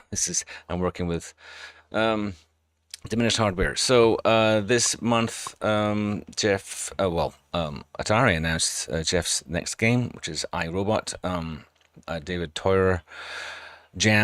Toyer's last game before he abandoned video game programming forever. So this is one of Jeff's favorites, and when I was at the farm, he took the time to share his views on some of the classics that he's been inspired by, that have informed a lot of his game design, and iRobot happened to be one of them. So in a continuation of the series that I started last week, here is Jeff talking about iRobot. Enjoy. Well, the classic goes about iRobot.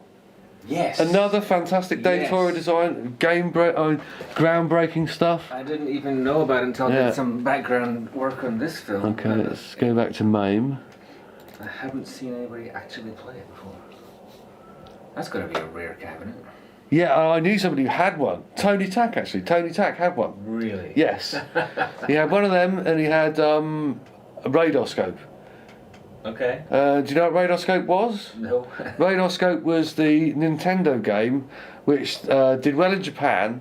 They exported to the US. It didn't do well in the US, so they decided to make a conversion kit for it, turn it into something else. That something else that they converted it into was Donkey Kong. Get out of town. Yeah. Wow.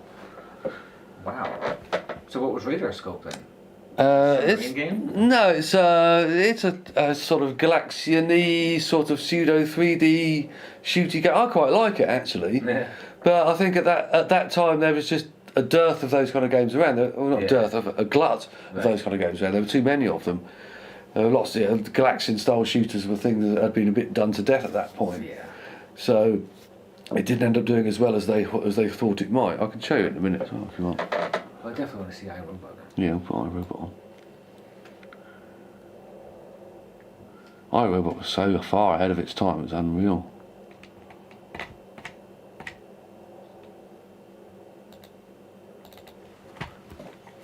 I mean, solid fill polys in 1983 for fuck's sake.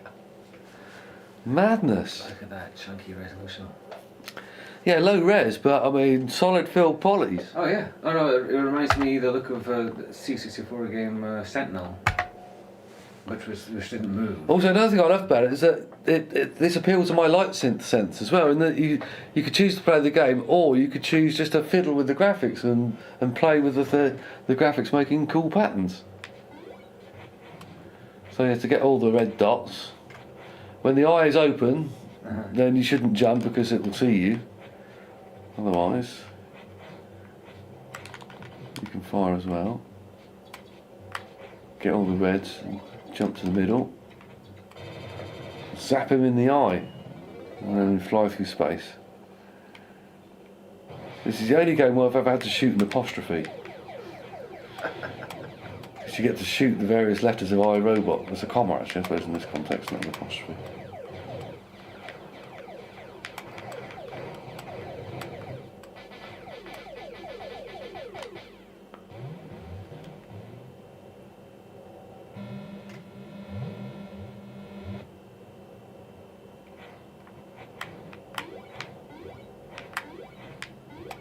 Also had buttons you could use to change the viewpoint as well.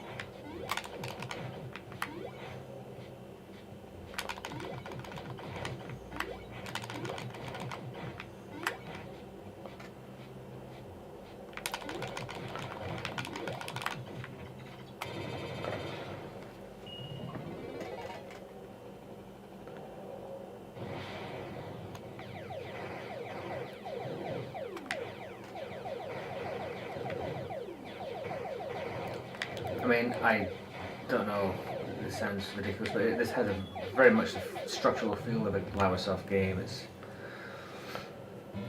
feels like Tempest, it feels like, you know, the initial challenge and then like a interstitial game and then back to it, but harder. I don't know. I mean, it's a basic game structure. It's got Toira level warps as well, as he likes to let you skip levels if you want to. Oh. Like in the original Tempest, you could start at higher levels than you actually. You could start at any level that you got up to. And here, Toira lets you level skip by doing the same thing. Was this the last thing Toira did as a game? I'm not sure actually. Maybe the last thing I'm aware of that he did, but that's not necessarily. That doesn't necessarily mean that I'm right, or that he didn't do anything else. I think it's the case. And then he went on and he did that ubiquitous graphics. That's right. Yeah. I remember we got very into. I can't remember what it's called now.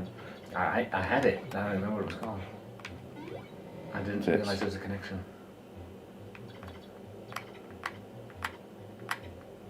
An Omnigraph, wasn't it? Something like that. Something like that. Yeah. And like here, you could change the viewpoint to a lower level because it's harder to see things. It'd give you more points. I love stuff like that in his games. Also, now I think if you restart again now, put any old thing in here, it may give you an early teleporter right at the beginning. Yeah, there it is. So you don't have to go through the early levels again. You can go into here and it'll take you back to where you were basically. Or you can dial up to any point where you want And that's in an arcade game. to. Yeah. So let's try the thing of. Oh, so this button would have been. So it's There an we arcade, go. like, so Tempest 2-player game, you could start at different places. So you could play 2-player, and the second player could start at level 5, the first player could start at level 1. And you get about as much gameplay time as each other because you're at different skill levels. I read that somewhere. I'm assuming it's true. What, on my Tempest? No, on the original. On the original Tempest. Tempest? Yeah. I never really played much doubles on that, to be honest with you. I always played it as a single player.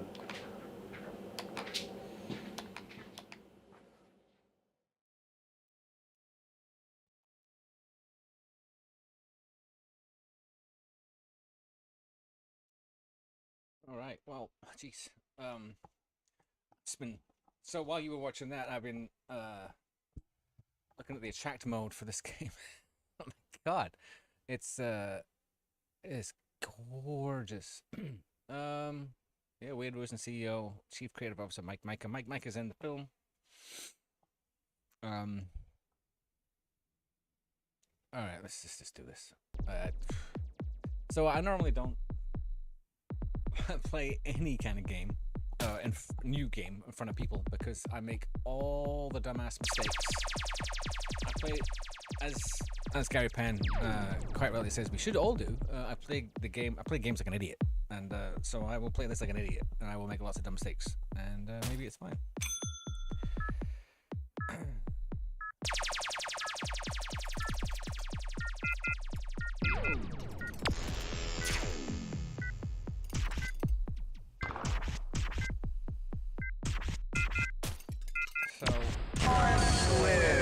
I jumped while he was looking. All right. So I can... Zero.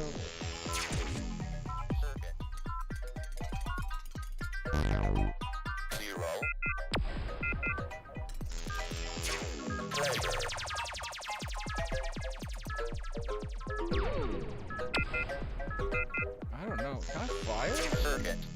What do I do these guys?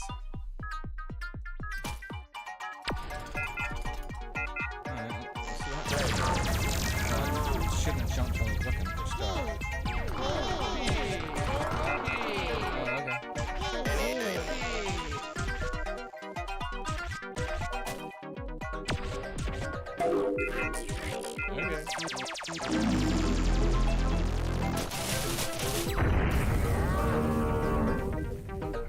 That's spectacular. I can?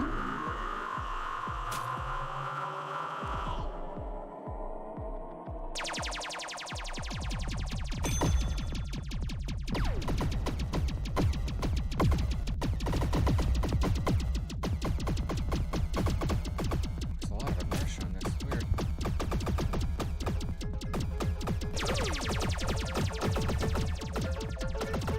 That's right.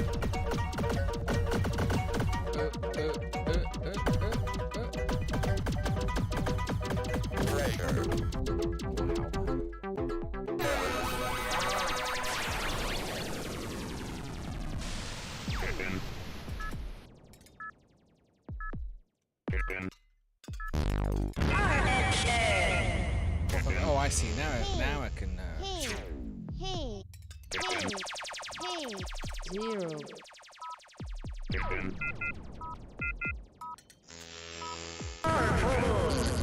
Oh, I was trying to jump there. Okay. Jeez. Alright, hang on a second.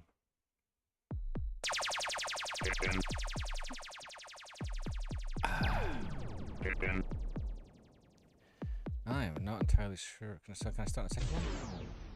Alright.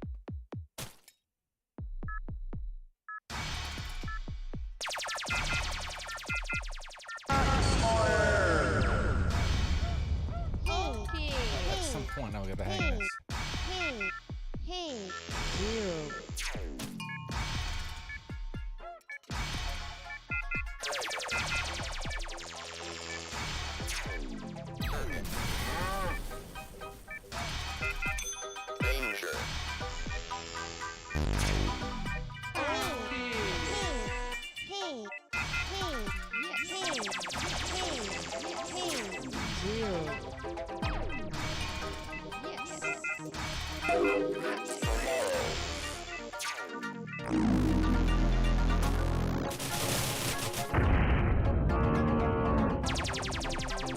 This is something else.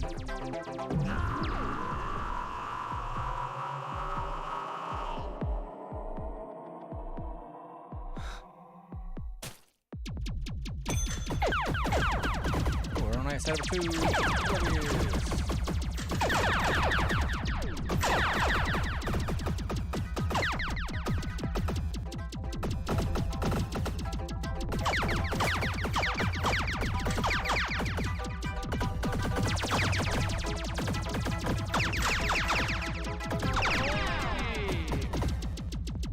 Wow, they really do. 50%.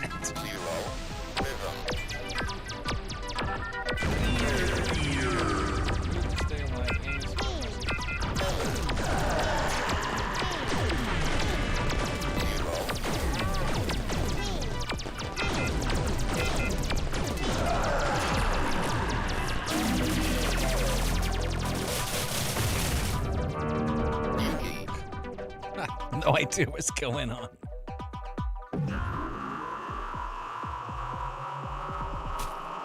Widen bullet stream with. Oh, I see.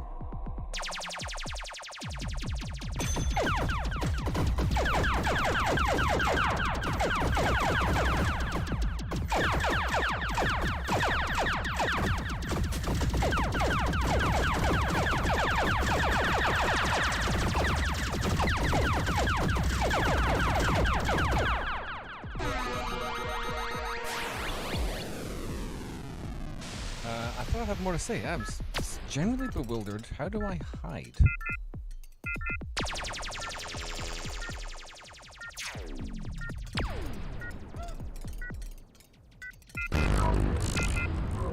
Okay, so I can only shoot in one direction. Hey, 0. Okay. Uh-oh. Yeah, didn't mean to do that. Totally didn't mean to do that. This is, oopsie. This is a little bit like, hover buffer. Remember, I'm no good at that. Oh, right, can only go one way. One am I? Oh, that was it? Jeez.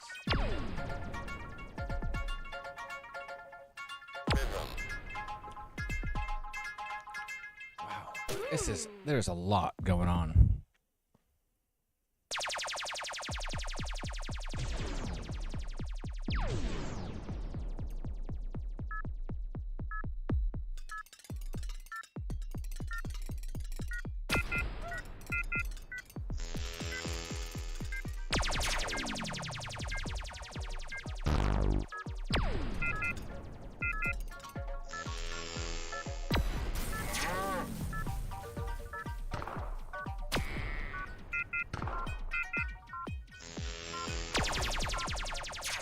So pew pew pew. I can only shoot in one direction.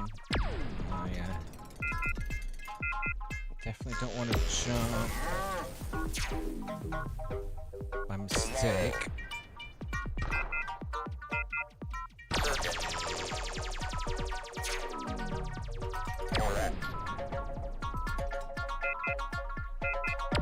Oh no!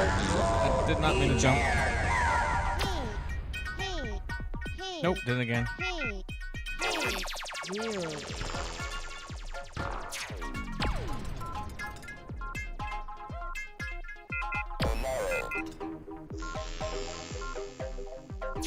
Oopsie. Oh shoot.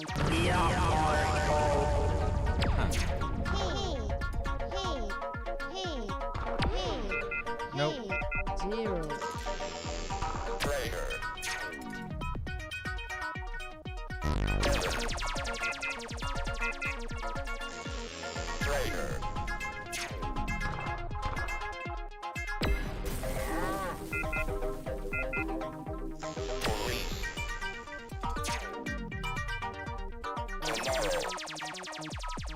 It's a little tricky. Did you just say labia?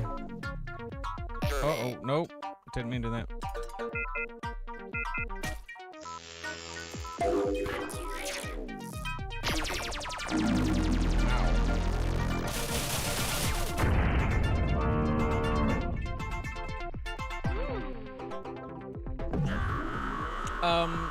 Yeah, Jeff posted pictures of the VR version of this. Oopsie. Came over. Oh, that's what I get for talking.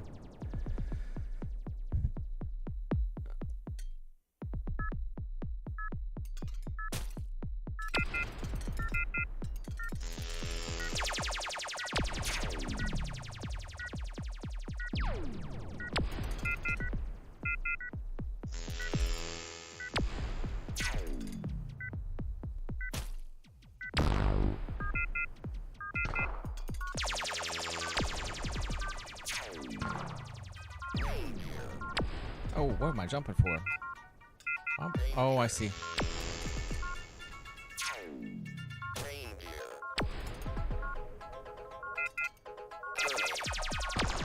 Oh, I got that one. Hey, zero.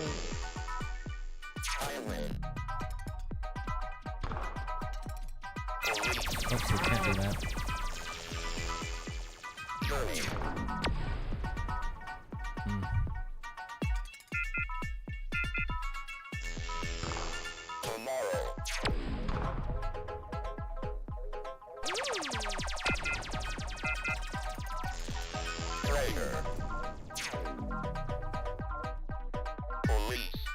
Nope. Oh, did it again.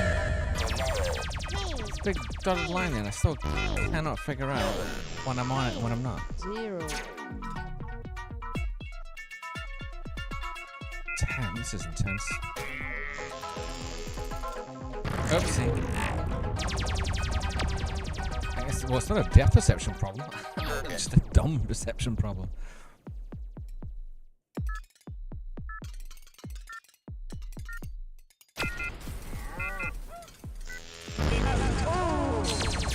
Yeah, I didn't have to do that.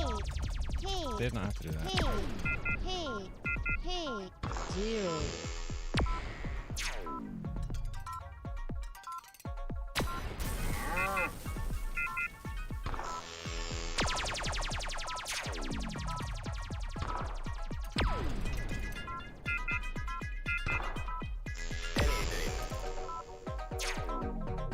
Huh, yeah, I see what you mean, Tony, about it being a shoot around a puzzle game. It's like kicks and hover bother. Nope, nope. Oh no, no, no, no, no.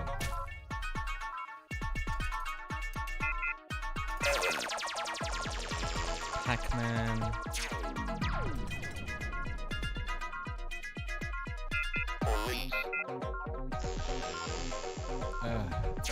Oh no! Oh, it does? Oh, okay. Zero.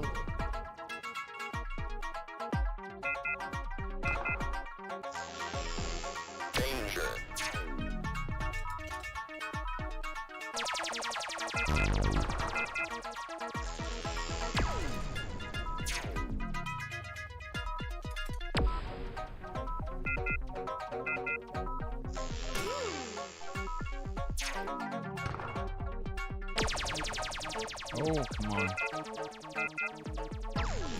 Oopsie. Ooh, I don't know what I did there.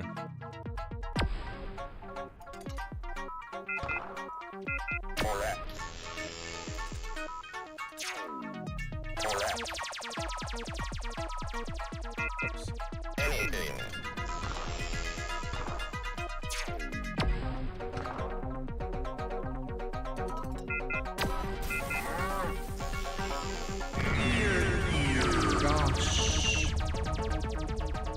Where am I? Oh, is it? God, man.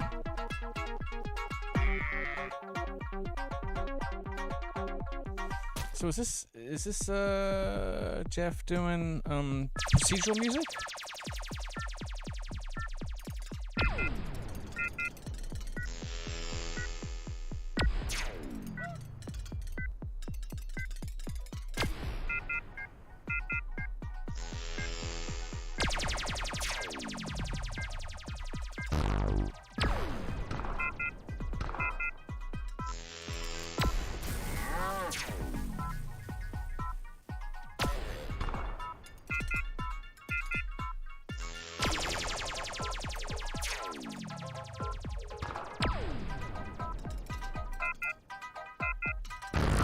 Oh, I thought I shot him.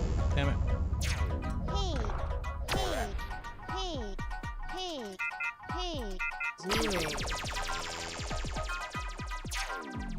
Danger.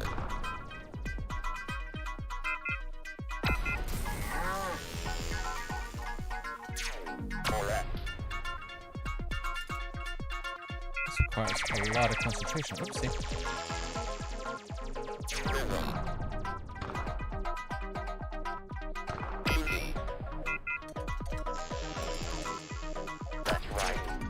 That's right.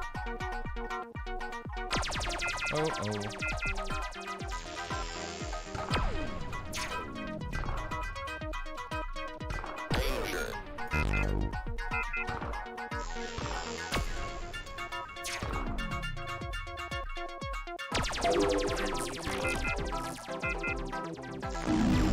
Jeez. Oh, cool.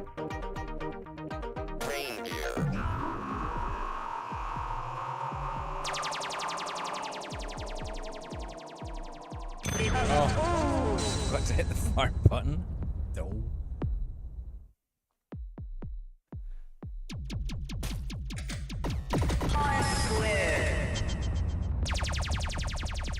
Eek. See what I mean about being really bad? Alright. This is interesting. Huh. Alright.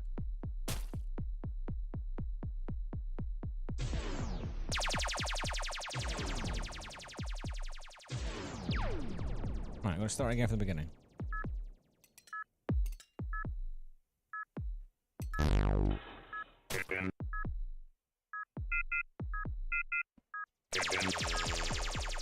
I see.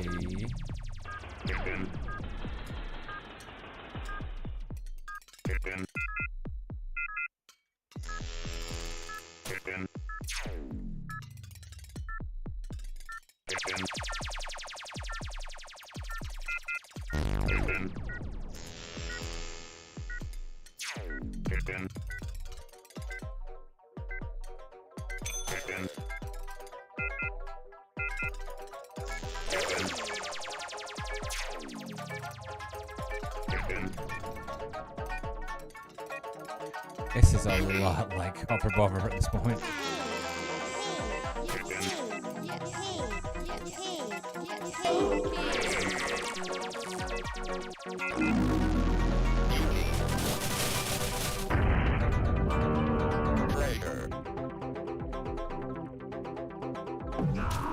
I like the design of the robot. The robot's cool.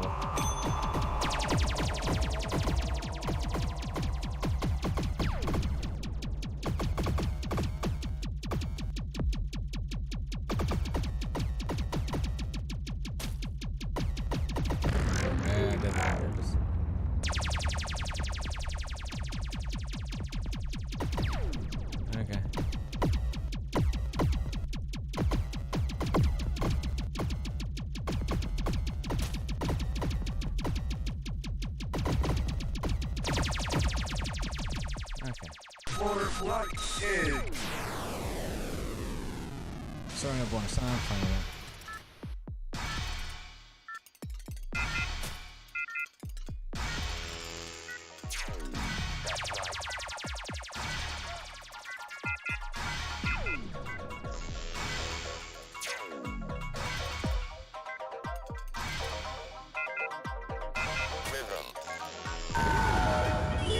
Put that on purpose. What did I do that for?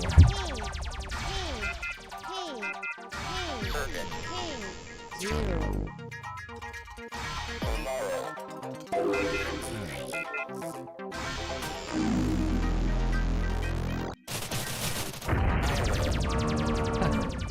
Dog curling off another. Oh, that's gross.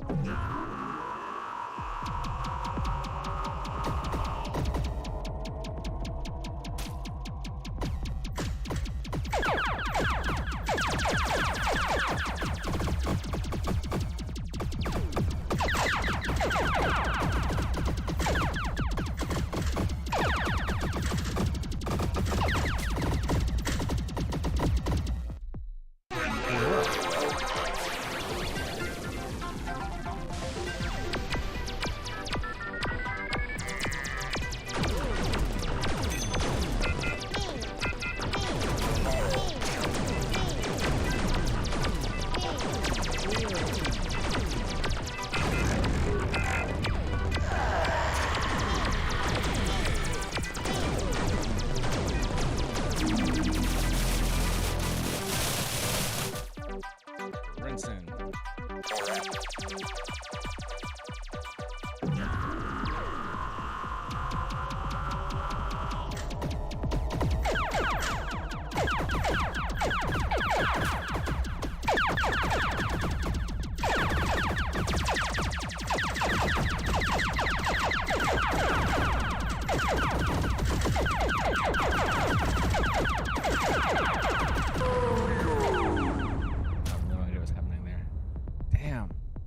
This is intense.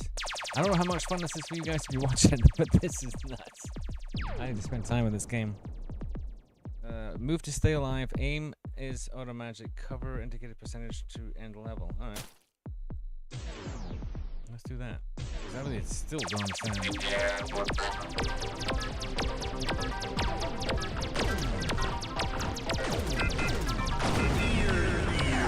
that's not how you do it.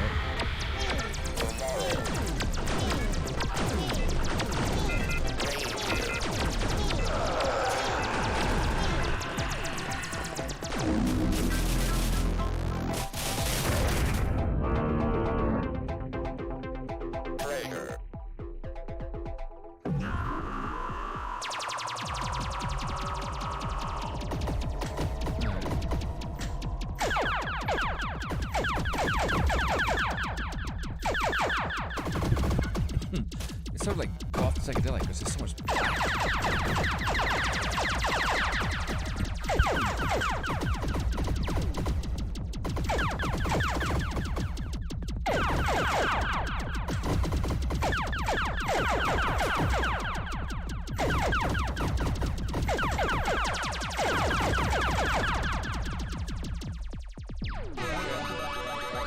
Nothing?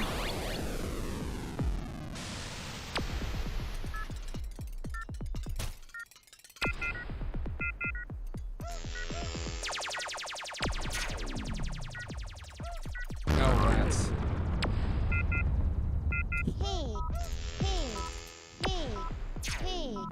Hey, 0.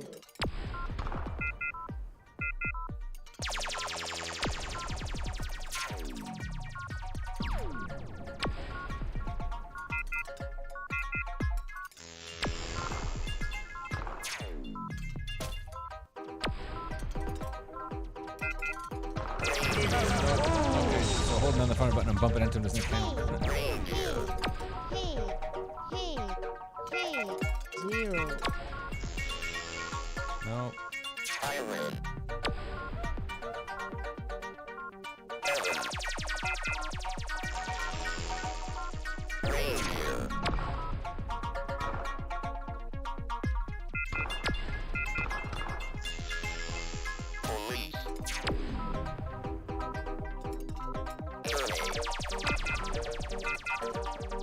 Oh no.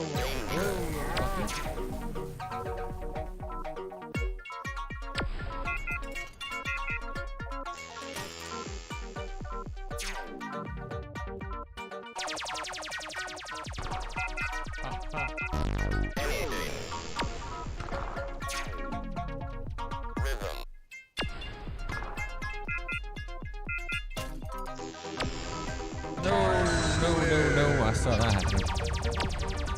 Saw that coming.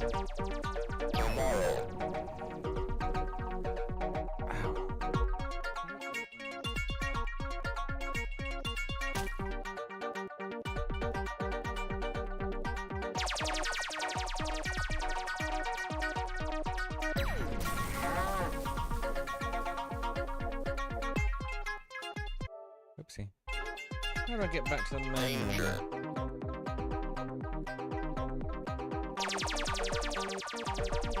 Oh, right.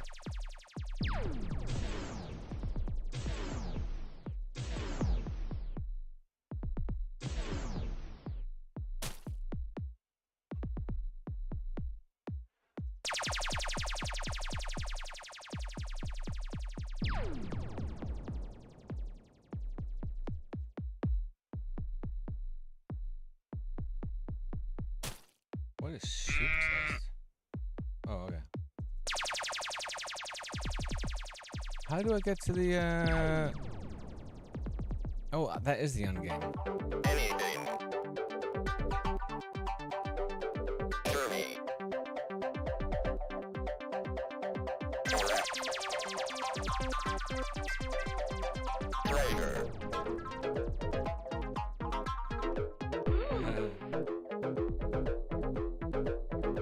Correct.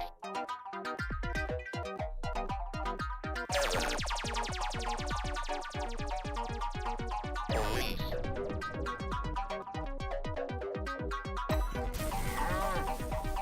That's freaky.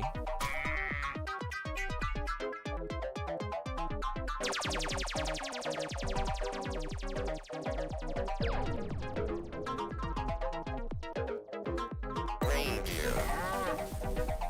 Pushing the pad does nothing. Oh, wait. There we go. Zero.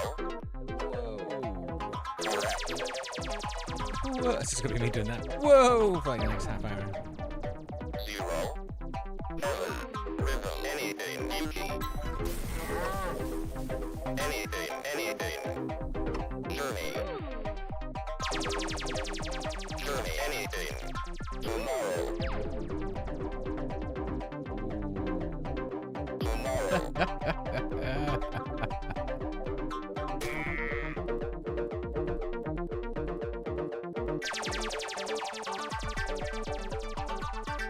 Reindeer.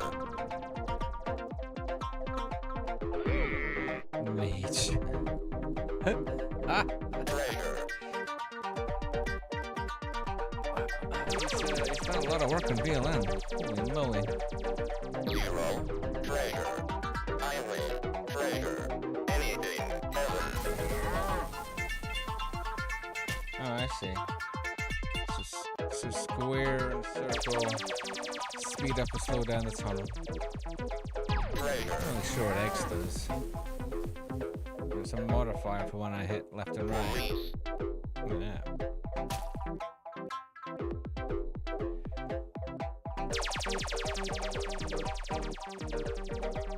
Danger. Zero. Reindeer.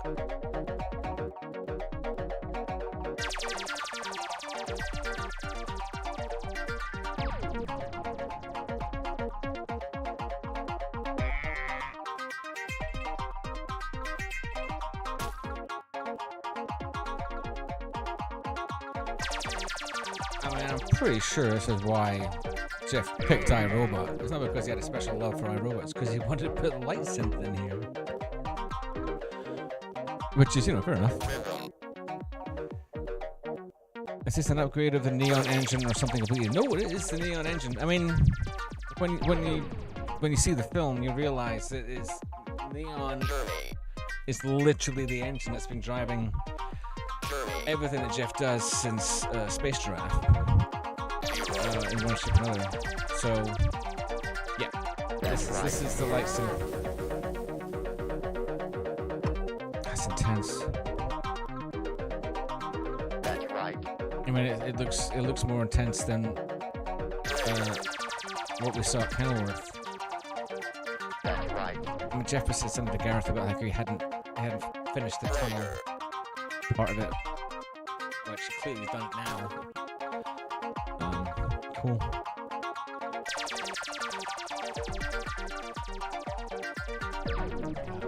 All right. I think. All right, one more. Try one next. All right, let's just go play the game one more time. I really suck. Well, let's see if I can do 4 in a timely manner. Let's not let me go to 5.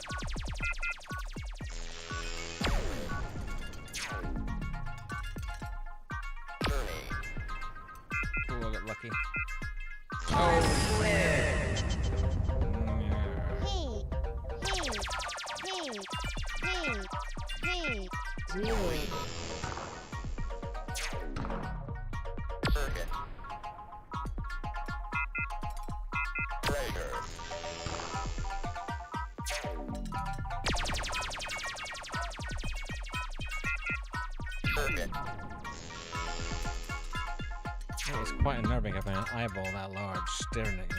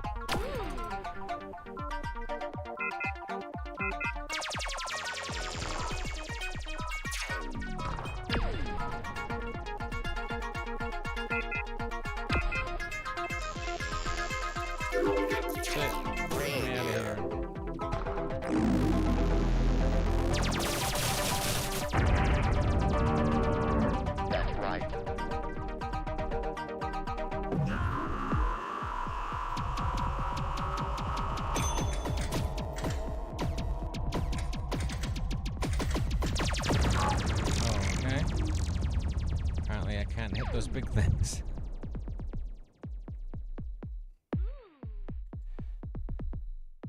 VLM 3.5 was GameCube, yeah. VLM 1 was Jag CD, and VLM 0 was the Virtual Light company's product that they took to, you know, Glastonbury and various raves and stuff. Yeah.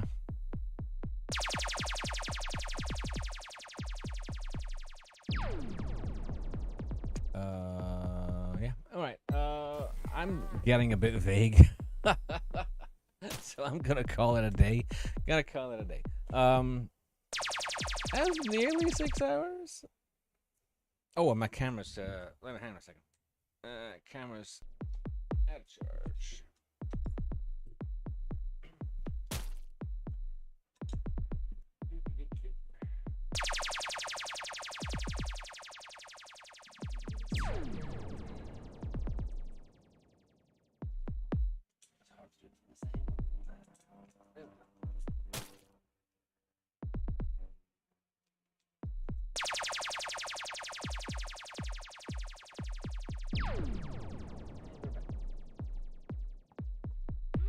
Yep. So, is it on yet? Hey, where's my camera gone? Huh. Oh, there it is. That was odd. All right.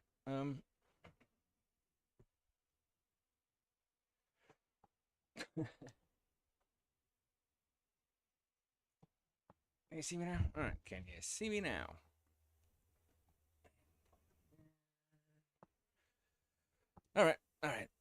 Yes.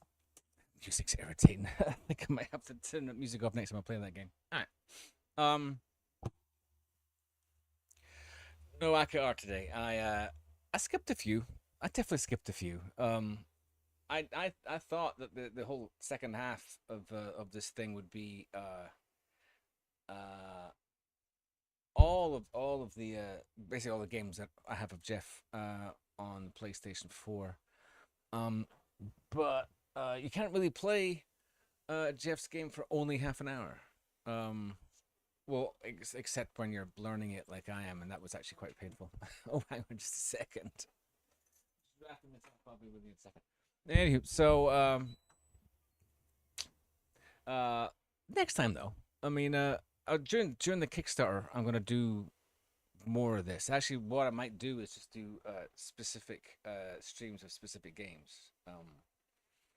Or I think what I did last time was focused on a decade, and did like a live stream a week and just did one decade, which might be more appropriate. I don't know. We'll see. I got some time to figure that out. Anywho, so thank you so much to everybody who showed up. Actually, there's 12 people watching right now. Way. I think some of you have been here all day. So thank you very much.